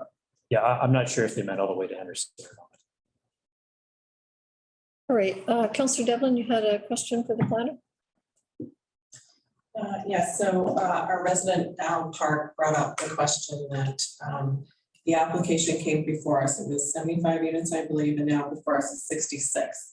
The new public hearing was reopened for new information, but it seems the application has changed a bit.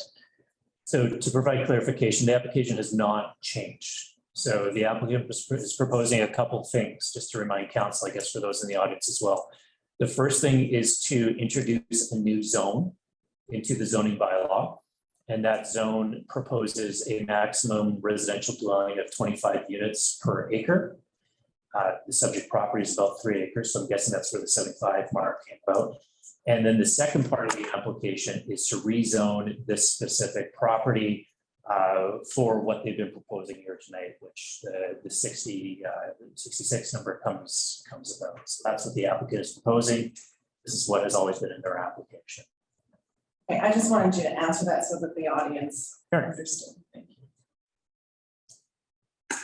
Great. we exhausted our questions? Yep. Guess now, council, we need to decide if we want to close this public hearing. We've reopened it once. I want to make sure we have all the information that we need to make a decision. Everybody okay with closing the public hearing? I think so. Okay. All right, for resolution then, please. Be it resolved that council close the public hearing of council for zoning bylaw amendment number 2022-02, 2461, 2463, and 2481 Henderson Highway. Thank you. Can I get a mover and seconder, please? Devlin and Duval. Discussion? All in favor? That's carried and the public hearing is closed.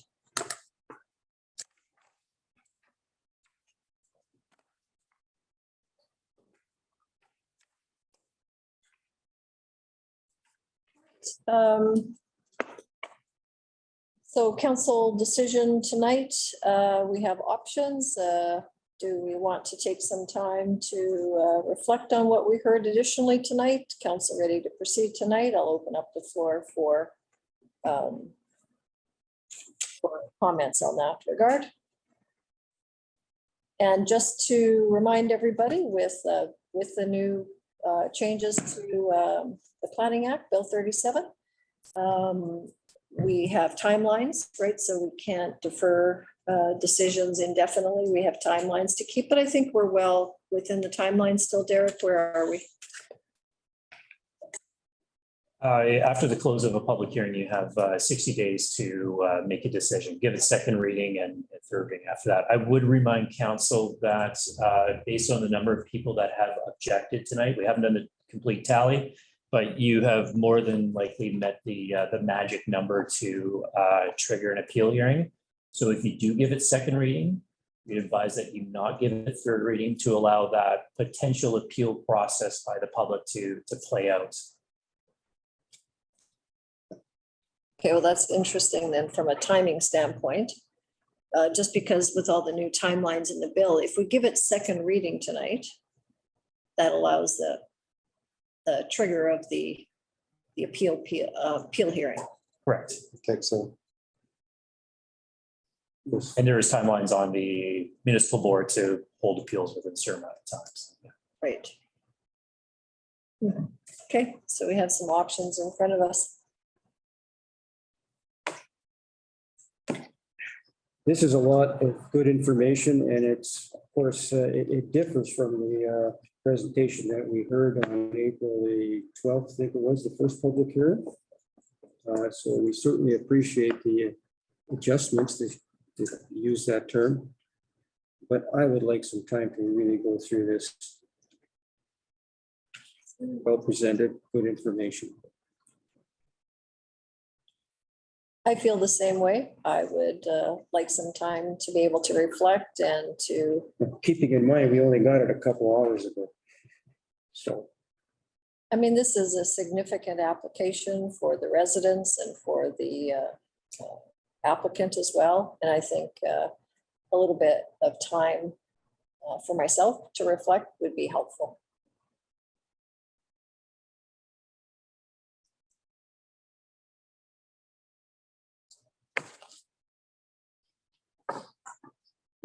I agree with you as far as all the info and that. With the proper decisions. Shouldn't be rushed. I'm also fine with that. There's a lot here. And we want to make sure we make, like with the new bill 37, we have a written documentation to send in. So that would give us time to look at everything and make our decision and send it. Depending on what your decision is. Depending what it is, either way, you still, oh, right, yeah. Okay, so we sound like we have. I'm going to support taking. Yeah. Yeah, this is, it's a whole new different presentation with some changes. From So a standpoint of process, then we have closed the public hearing. Would this be tabling or adjourning? You've closed the public hearing, you're tabling, making a decision on second reading. Sorry, did you hear that? I did, but people probably didn't. Sorry, I didn't have my microphone on. You've closed the public hearing, so what you'd be doing is just tabling, making the decision on second reading to whatever your council schedules are. That's all we'll be able to do. Yeah, and it's just as a reminder, you have to make that decision within 60 days. Sure we do it well before that. Great. So are we gonna select a date tonight, or do we want to give the CEO time to come back? Council is not required to select a date for a second reading. Okay. All right. All right, with that then, we're completed with this item. We had a resolution? No resolution just to close the public hearing at the end. Okay. All right. So for folks to follow, if that's not clear, we close the public hearing, which means we can receive no new information. We still can't talk to residents about it, unfortunately, till we make our decisions, so it's unbiased. And we will come back to council to vote decision. We have to do it within 60 days, but I think pretty much everybody on council is probably committed to doing that much earlier than 60 days. So that's where we stand tonight. We do have a bit of an agenda left for our own general business, but we'll give you a moment if you wish to leave the meeting. And if you wish to stay, please feel free. 5 minutes. Yeah. Well, no, not yet. I think we have to get a 30. We're coming in on- Just have to find the resolution. Yeah, so can we just do a resolution to extend? I'm just gonna find the correct wording on it. Just give me Then 1 we- second.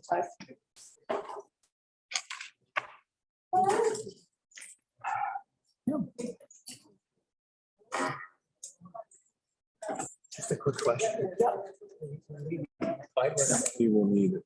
No, there will be no information sent out. It will be on agenda for council. You just have to look up. You just have to check the website. Feel free to contact the office too, yeah.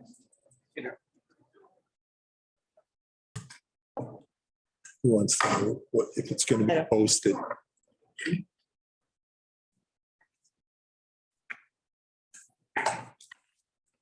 Just do a quick resolution. We have to do one to extend our meeting. I have it here. Be it resolved that the council meeting be extended to 10:30 PM. Thank you. I'll move it. Second posthumous, all in favor? And that's- Take a short recess. 25 minutes. 30. Great, we had a very short recess there of a couple of minutes, and we're going to proceed with the rest of the agenda. First item under general business is the council boot camp slated for November 14th and 15, 2022 for newly elected officials. Can I get that resolution read, please? Be it resolved that council will be authorized to attend the council boot camp hosted by the Alderman of West St. Paul on November 14th and 15th, 2022 at the Southeast Wellness Lodge. I'll move it. Second. Devlin, discussion? All in favor? Carried. Under operations, we have pond maintenance is the first item. Any questions on the request for a decision? Can I read the resolution? Oh, shoot. I'm sorry. Yes, thank you. Be it resolved that council authorize the purchase and application of the following pond products: Muckaway, Pond Clear, Air Max, EcoBoost, and Pond Dye within Eagle Creek, Southlands, and Countryside Crossing Pond Systems with a budget request of $7,500. And be it further resolved that the budget amount of $7,500 be funded by the environmental reserves. Thank you. I'll move it. Second, posthumous discussion. Go ahead, Brian. Yes.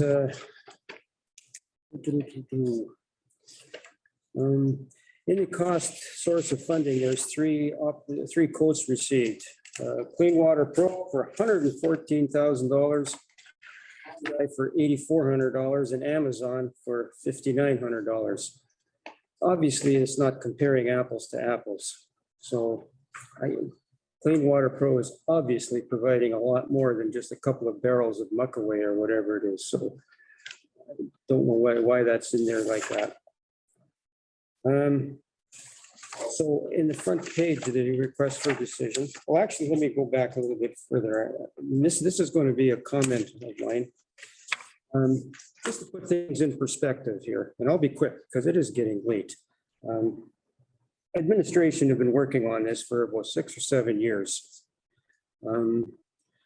Finally, in a ponds committee at a ponds committee in the minutes, it's written in July 14th that operations came forward and they're looking to hire a consultant or contract. And then a month or two later, they drafted an RFD, which was very well done, very thorough, laid out exactly what they're after. And in that, they state, this is the background to the proposal. Over the past number of years, the RM of East St. Paul Operations Department has had challenges with pond water quality, aquatic weeds, and odor. The RM has tried many avenues to correct these challenges. However, success has been limited. This is August of 21. Now, on April 12th, this was deferred to April 29th due to time constraints.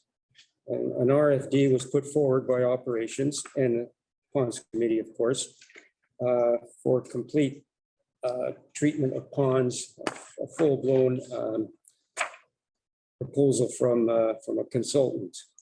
On May the 3rd, it was May the 3rd, a GPC meeting, that was rejected by council.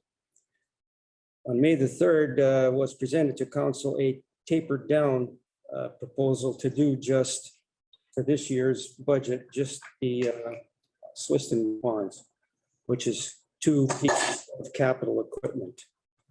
That was turned down. Okay. Now, and this request for decision here, dated today, got a bit of a caveat in it. And I don't blame the operations one iota for putting this caveat in. Since the operations department has limited experience applying pond products, the team will undergo considerable learning in the 2022 season. Okay. As the application of pond products is a trial for the RM, East St. Paul Pond Systems, patience should be observed while the operations team implements the 2022 program. So clearly over these last 4 or 5 documents, our operations people have tried, and we're talking of the same personnel here today that were here for a couple of years now. And they've tried, and they are simply saying that they don't have the expertise to do it in-house, all right? And all these decisions were made, all these rejections were made by a 3-2 vote. Okay, keep in mind, 3-2 vote. They're always all split decisions. And it's fair to point out that it's the same 3. Now, I'm not meaning to cast any aspersions on anybody, but the 3 council members sitting around this table have had very little opportunity, and they have very little understanding and knowledge of what is involved with this project, what is involved with treating these ponds. It's complicated. You need experience, you need science, you need all kinds of things, okay?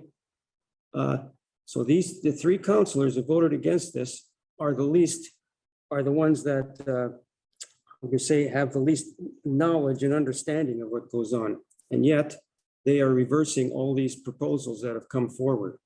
And they are now, despite the operations department admitting that they can't handle it the way they are now, the whole task, the whole burden of doing this has been thrust right back on top of them. And yes, they're accepting it because they don't have any choice. If council makes a decision, you're going to do it, they have to do it. But they put a caveat in, like I said, and I fully agree with that. So I just want to put that into perspective of where we are, where we come from, and what this council as a whole is doing. Now, a couple of questions to operations on this particular proposal or RFD is, do we have any estimate of what the internal cost will be? How many man hours is it going to take to learn? How many man hours is it going to take to apply all this? What's all involved? There is a cost to that. Do we have enough people to do it? Are we going to have to hire somebody? Okay, we're going to have to hire somebody to do this because we have no now, who knows how. What are we going to do for advice? We have to go to a consultant and ask them. You shake your head, Councillor Exco, but you don't have the answers to this. How are we going to do this? We're pushing this on our operations people without thinking about these things. What about water samples? How do we take water samples? Where do we take them from? How many? What do we check for? Oxygen, turbidity, we know what that is. And who's going to do the sampling? How much does that cost? Are we going to do no sampling and just throw stuff in there? You know, the whole thing is, and after years and years of working on this, it's come down to we're returning the clock back about 7 years with this decision. That's my comment, and I'm not asking any questions. Councillor Frenchco. Well, I'm just reading in the thing that says the operations department will apply the products in accordance with the product directions. So they're going to be putting them in based on how much of this you put into it, you know, so I guess it is a learning experience a bit, but I feel it's, you know, I think they could answer the question more, I think. Yeah, I think there's a you know, a lot of questions and I think a lot of fair concerns. In reality, we would purchase the product and apply it according to instruction. We're confident that we'll be able to apply it according to instructions with existing resourcing. Probably not using particularly sophisticated methods to apply the product. Be as simple as driving down the path in the gator and distributing the product from the shore to the water and pitching it in accordance with directions and monitoring the results. And it's very difficult in an open system like a retention pond to sort of measure the impacts precisely through water quality parameters because you know, changes in weather, changes in temperature, you know, all come into play, or changes in precipitation, changes in temperature, all come into play in terms of the amount of turnover in the water, how the water responds. Really, it's going to come down to, at the end of the day, how, you know, what kind of response did we have from residents? How many complaints did we have from residents? And we'll monitor that. This is give it a try. Let's get in there. Let's do something now because we need to get going on something for this year. And this is something that we think we can do with existing resourcing. We think we can do it relatively cost effectively.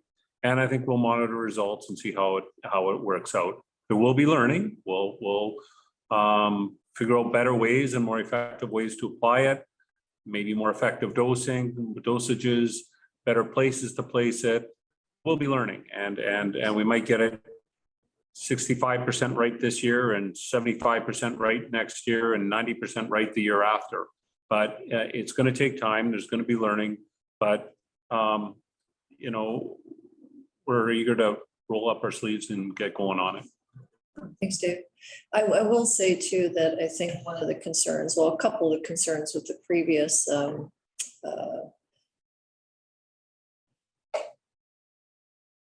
resolutions that were at the table, for lack of a better word, I spoke to several times is just the way we tendered and procured. So that was my main concern. It wasn't so much not having the right people, but the other concern was, I think the dollar amounts for the original one was like a lot of money. And there, it was, I think one of the concerns of council too is it's every year. It's going to be a cost that never ends. So I think that trying to get some baseline with our own staff on a simple thing like at least the Muckaway, that's the least scientific. We used to have a climate change coordinator.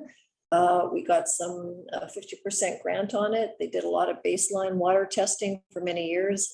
We had Leanne Suchuk, and then we had another fellow who finished off that when she went to the province.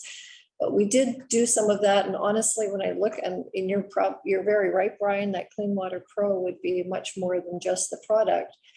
But, and certainly a full staff member for a whole year wouldn't cost that much, the difference. So this council decided not to replace that position with a staff person. So it's a possibility we're going to be spending much more for a one-off year consultant than we could if we get the expertise ourselves or hire our own environmentalist. There's a lot of good people out there in this field. It's a growing field to hire our own staff person to do this in the long run. So I think either of those are better options than providing a lot of money to a consultant year in and year out, because this is a problem we really want to address and not just keep throwing big amounts of money at every year. So I'm not sure what the right way forward is, but I know I just wasn't comfortable with the other options that were brought to the table. Go ahead. So I'll just ask you for the Clean Water Pro, because it says here that it's for product. Was this just for product? Yes, that's my understanding. Okay, good to know. And then the amount that you're ordering, did you base it on applications, how many applications, or was it, how did you calculate? It was based on the surface area of the basins, and I think it was a bi-weekly application. Right. Okay. So I'm sure you all saw the videos and everything I sent out to show that the simplicity of this can be very simple. Yeah. And the average individual can apply and calculations can be made. And I think that it's for the ponds in our areas, Charles, yeah, this is the best scenario that for the least amount of money to do a trial or, to do a trial run and see how it works. Where it comes to Swiston Park, that's another ballgame because it's a lake. it's not so much that it's a lake, that you're dealing with algae there, and you have to find out first what type of algae are you dealing with. And I've spoken to so many people now and read so much that I'm sure in the up and coming time, operations will present more information. I forwarded on some phone numbers to Dave so that he could follow up. So I'm sure there'll be more information coming forward. But for these ponds right now, this is a good way for us to start and get ahead of the heat, because that is what creates the duckweed and makes those ponds all nice and green. So this is a good way for us to get ahead of it. The only concern that I have is that with these products, you need to have good aeration as well. And currently right now we don't have that. But the aerators that you can get from Clean Water Pro can be purchased on Amazon as well for a lot less money. And so might be something that we'd be looking at to help that product along as well. And I will say, I do like the idea that we're going to continue, that I think this was part B in here, that council approved the department to look further at the LG Sonic equipment to get price, because I think that's the one that we have, I'll say, great hope with that will help Swiston. Right, so there, one of the concerns of council when it was presented was that it has been used in Canada. It has been used in Manitoba, in fact. And in talking to a company out of Alberta, he was very familiar with Manitoba. He was familiar with our lab that we use for testing. He also indicated that the lab that we use doesn't do enough in-depth testing on the water, and there's a lab in BC where the water should be sent to. So a lot of information to be found, but the ultrasonic does have a lot of good success. But he also said that he would not want to sell us a product unless he knew for sure it would work. So he would have to really know what type of algae we had and to see, if it would work. And then the size and so forth, like it's a big calculation to do as well. So hopefully in the future, we can have more information on that machine, and hopefully that can help Brian's park to be more clear. But in the meantime, we are adding that other aerator, correct, that we have currently? No, I thought that we were going to add the other aerators that we have. Well, the proposal for Swiston's Pond only were two pieces of capital equipment. One is aeration, extra aeration. There's some aerators in there now. Okay. But it was for more. Okay. And the second piece of equipment is, of course, the ultrasonic unit. Yeah, there's no new aeration being added this year, just the same aeration that's been applied in the past. I think there's 2 units in Swiston and then some of the lighter duty aerators in the other basins. So the same aeration that we've used in past years. So then I'll just ask, have you looked at the aerators that Clean Water Pro was presenting? I did find them on Amazon, the Aeromax aerators. Did you look into those? No, we haven't based on the latest council decision, we haven't gone out and looked at purchasing additional aerators.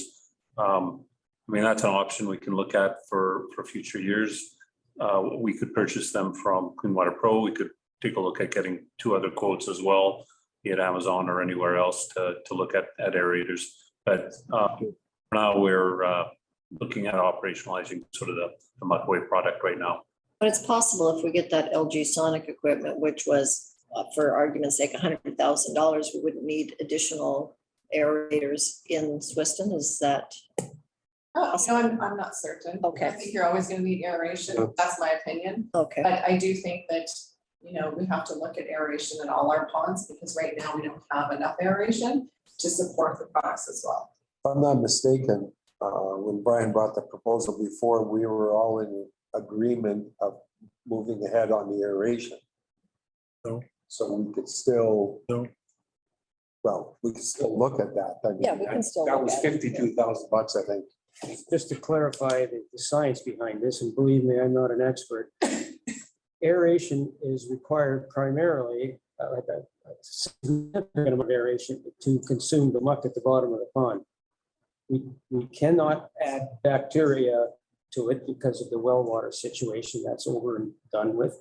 But you can still consume the muck on that bottom through natural bacteria that's in the water, but it needs a lot of air, extra amount of air for processing. The ultrasound unit kills new bacteria that's trying to grow as it rises to the surface. It has to come up to the surface for light or something, and then this ultrasound kind of zaps it. And of course, that falls down and creates more muck, but you're already trying to get rid of that with aeration.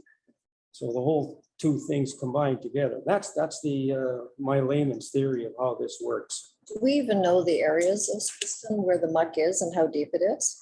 What's not near as bad as the Farms ponds, but I don't know. There's reports on that. Okay. Oh, yes, we've got all the reports on that. 5 minutes, we should pass this. Okay, we got 5 minutes. We only have one more resolution after this. I think it's a quick. We have this one moved and seconded. We just need, Oh, okay. Moved and seconded? Yeah. Okay. Then I'll call for the question. All in favor? Opposed? And that's carried.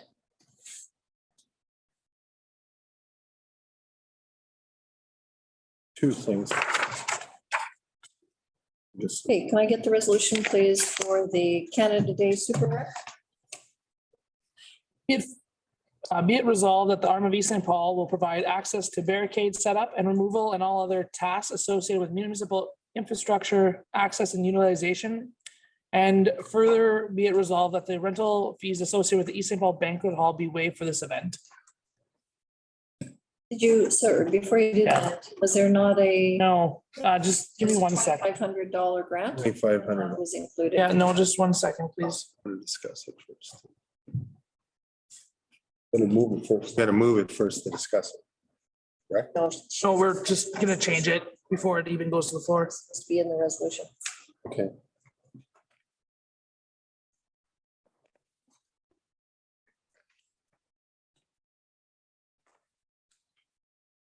It's 3-2. We're 3-0. Hard one to miss this evening. Is that the Calgary and Edmonton? I was in Edmonton and it was quite busy. Oh, yeah. First game happened, yeah. Town would be It hopping. was buzzing. Busy. That'd be a word. 3-2. Edmonton, but they were up 3-0.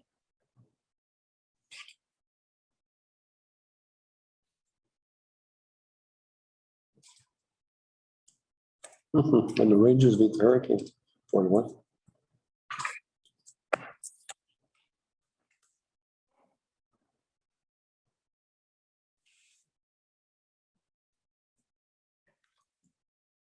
They announced anything on Barry Trotz today formally? No? Is that? I thought they were gonna say something. Well, I thought there was gonna be an announcement on Trotz today. They were gonna present it with something. Nothing came out though. Shovel Day doesn't want to do it because he wants Shovel Day's job. Wants to be a GM. He already said that, so. Have it. Okay, go ahead, Jen. Whereas the Arm of East St. Paul has received a donation request for the 2022 Canada Day Super Run in the amounts of $2,500. Therefore, be it resolved that the Arm of East St. Paul will provide, no, sorry, I apologize. I need to put in ends And then in kind donation. Let me read that again. I apologize. Whereas the Arm of East St. Paul has received a donation request for the 2022 Canada Day Super Run in the amount of $2,500 and in-kind donations. Therefore, be it resolved that the Arm of East St. Paul will provide access to barricade setup and removal and other tasks associated with municipal infrastructure, access and utilization, as well as a $2,500 donation to the event. And be it further resolved that the rental fees associated with the East St. Paul Banquet Hall be waived for this event. All right, can I get it moved and seconded? Electrical and Postumus discussion? All in favor? Oh, I had discussion. 4 minutes. So if we're No, it's under, $550 in kind, that's just the rental. We also have to have our staff work that day too, right? So that's on top of that. Staff do that, set up and goes down. I don't think so. The barricades and all, that, yeah. Barricades were provided. Provided access barricades, pylons, control the traffic flow. Okay, so yeah, RM responsibilities, yeah. And contribute. No, sorry, it's provide access to barricades and pylons to control traffic flow along the race route. Okay, so, but our staff would still have to be, I don't believe our staff will be don't have to open up the arena and close it. open up the arena and something like that, but I don't believe we are giving any donation of staff for this event. So I know we've had this before and in our budget, we only put $1,250. What did we do before? And my question was, who is this race team? Like we're paying, It's the same group that's been doing it since we started it in our centennial year in 2016. We used to have a cost share where we'd get a portion of the profits, but that was changed a couple of years ago, I think, or I think this is either the first or second time, because we missed 2 years for COVID, that they're just running it and they're just operating. so the race team, they're not even from East St. Paul, they're just the race team. They're running it all and they get all the profits. Plus we got to give them $2,500.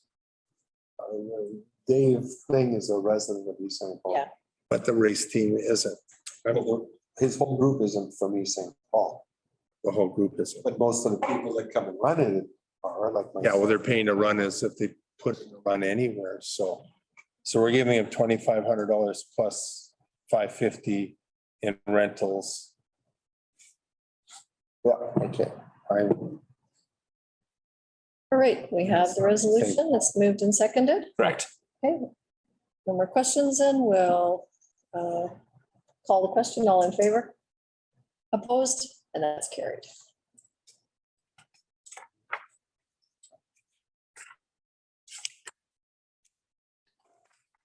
Great, and so we'll do the resolution for adjournment, please. Be it resolved that the meeting be adjourned, the time being 10:29 PM. Turn to the fire. Moved by Devlin and Postumus, all in favor? And that's carried. Adjourned.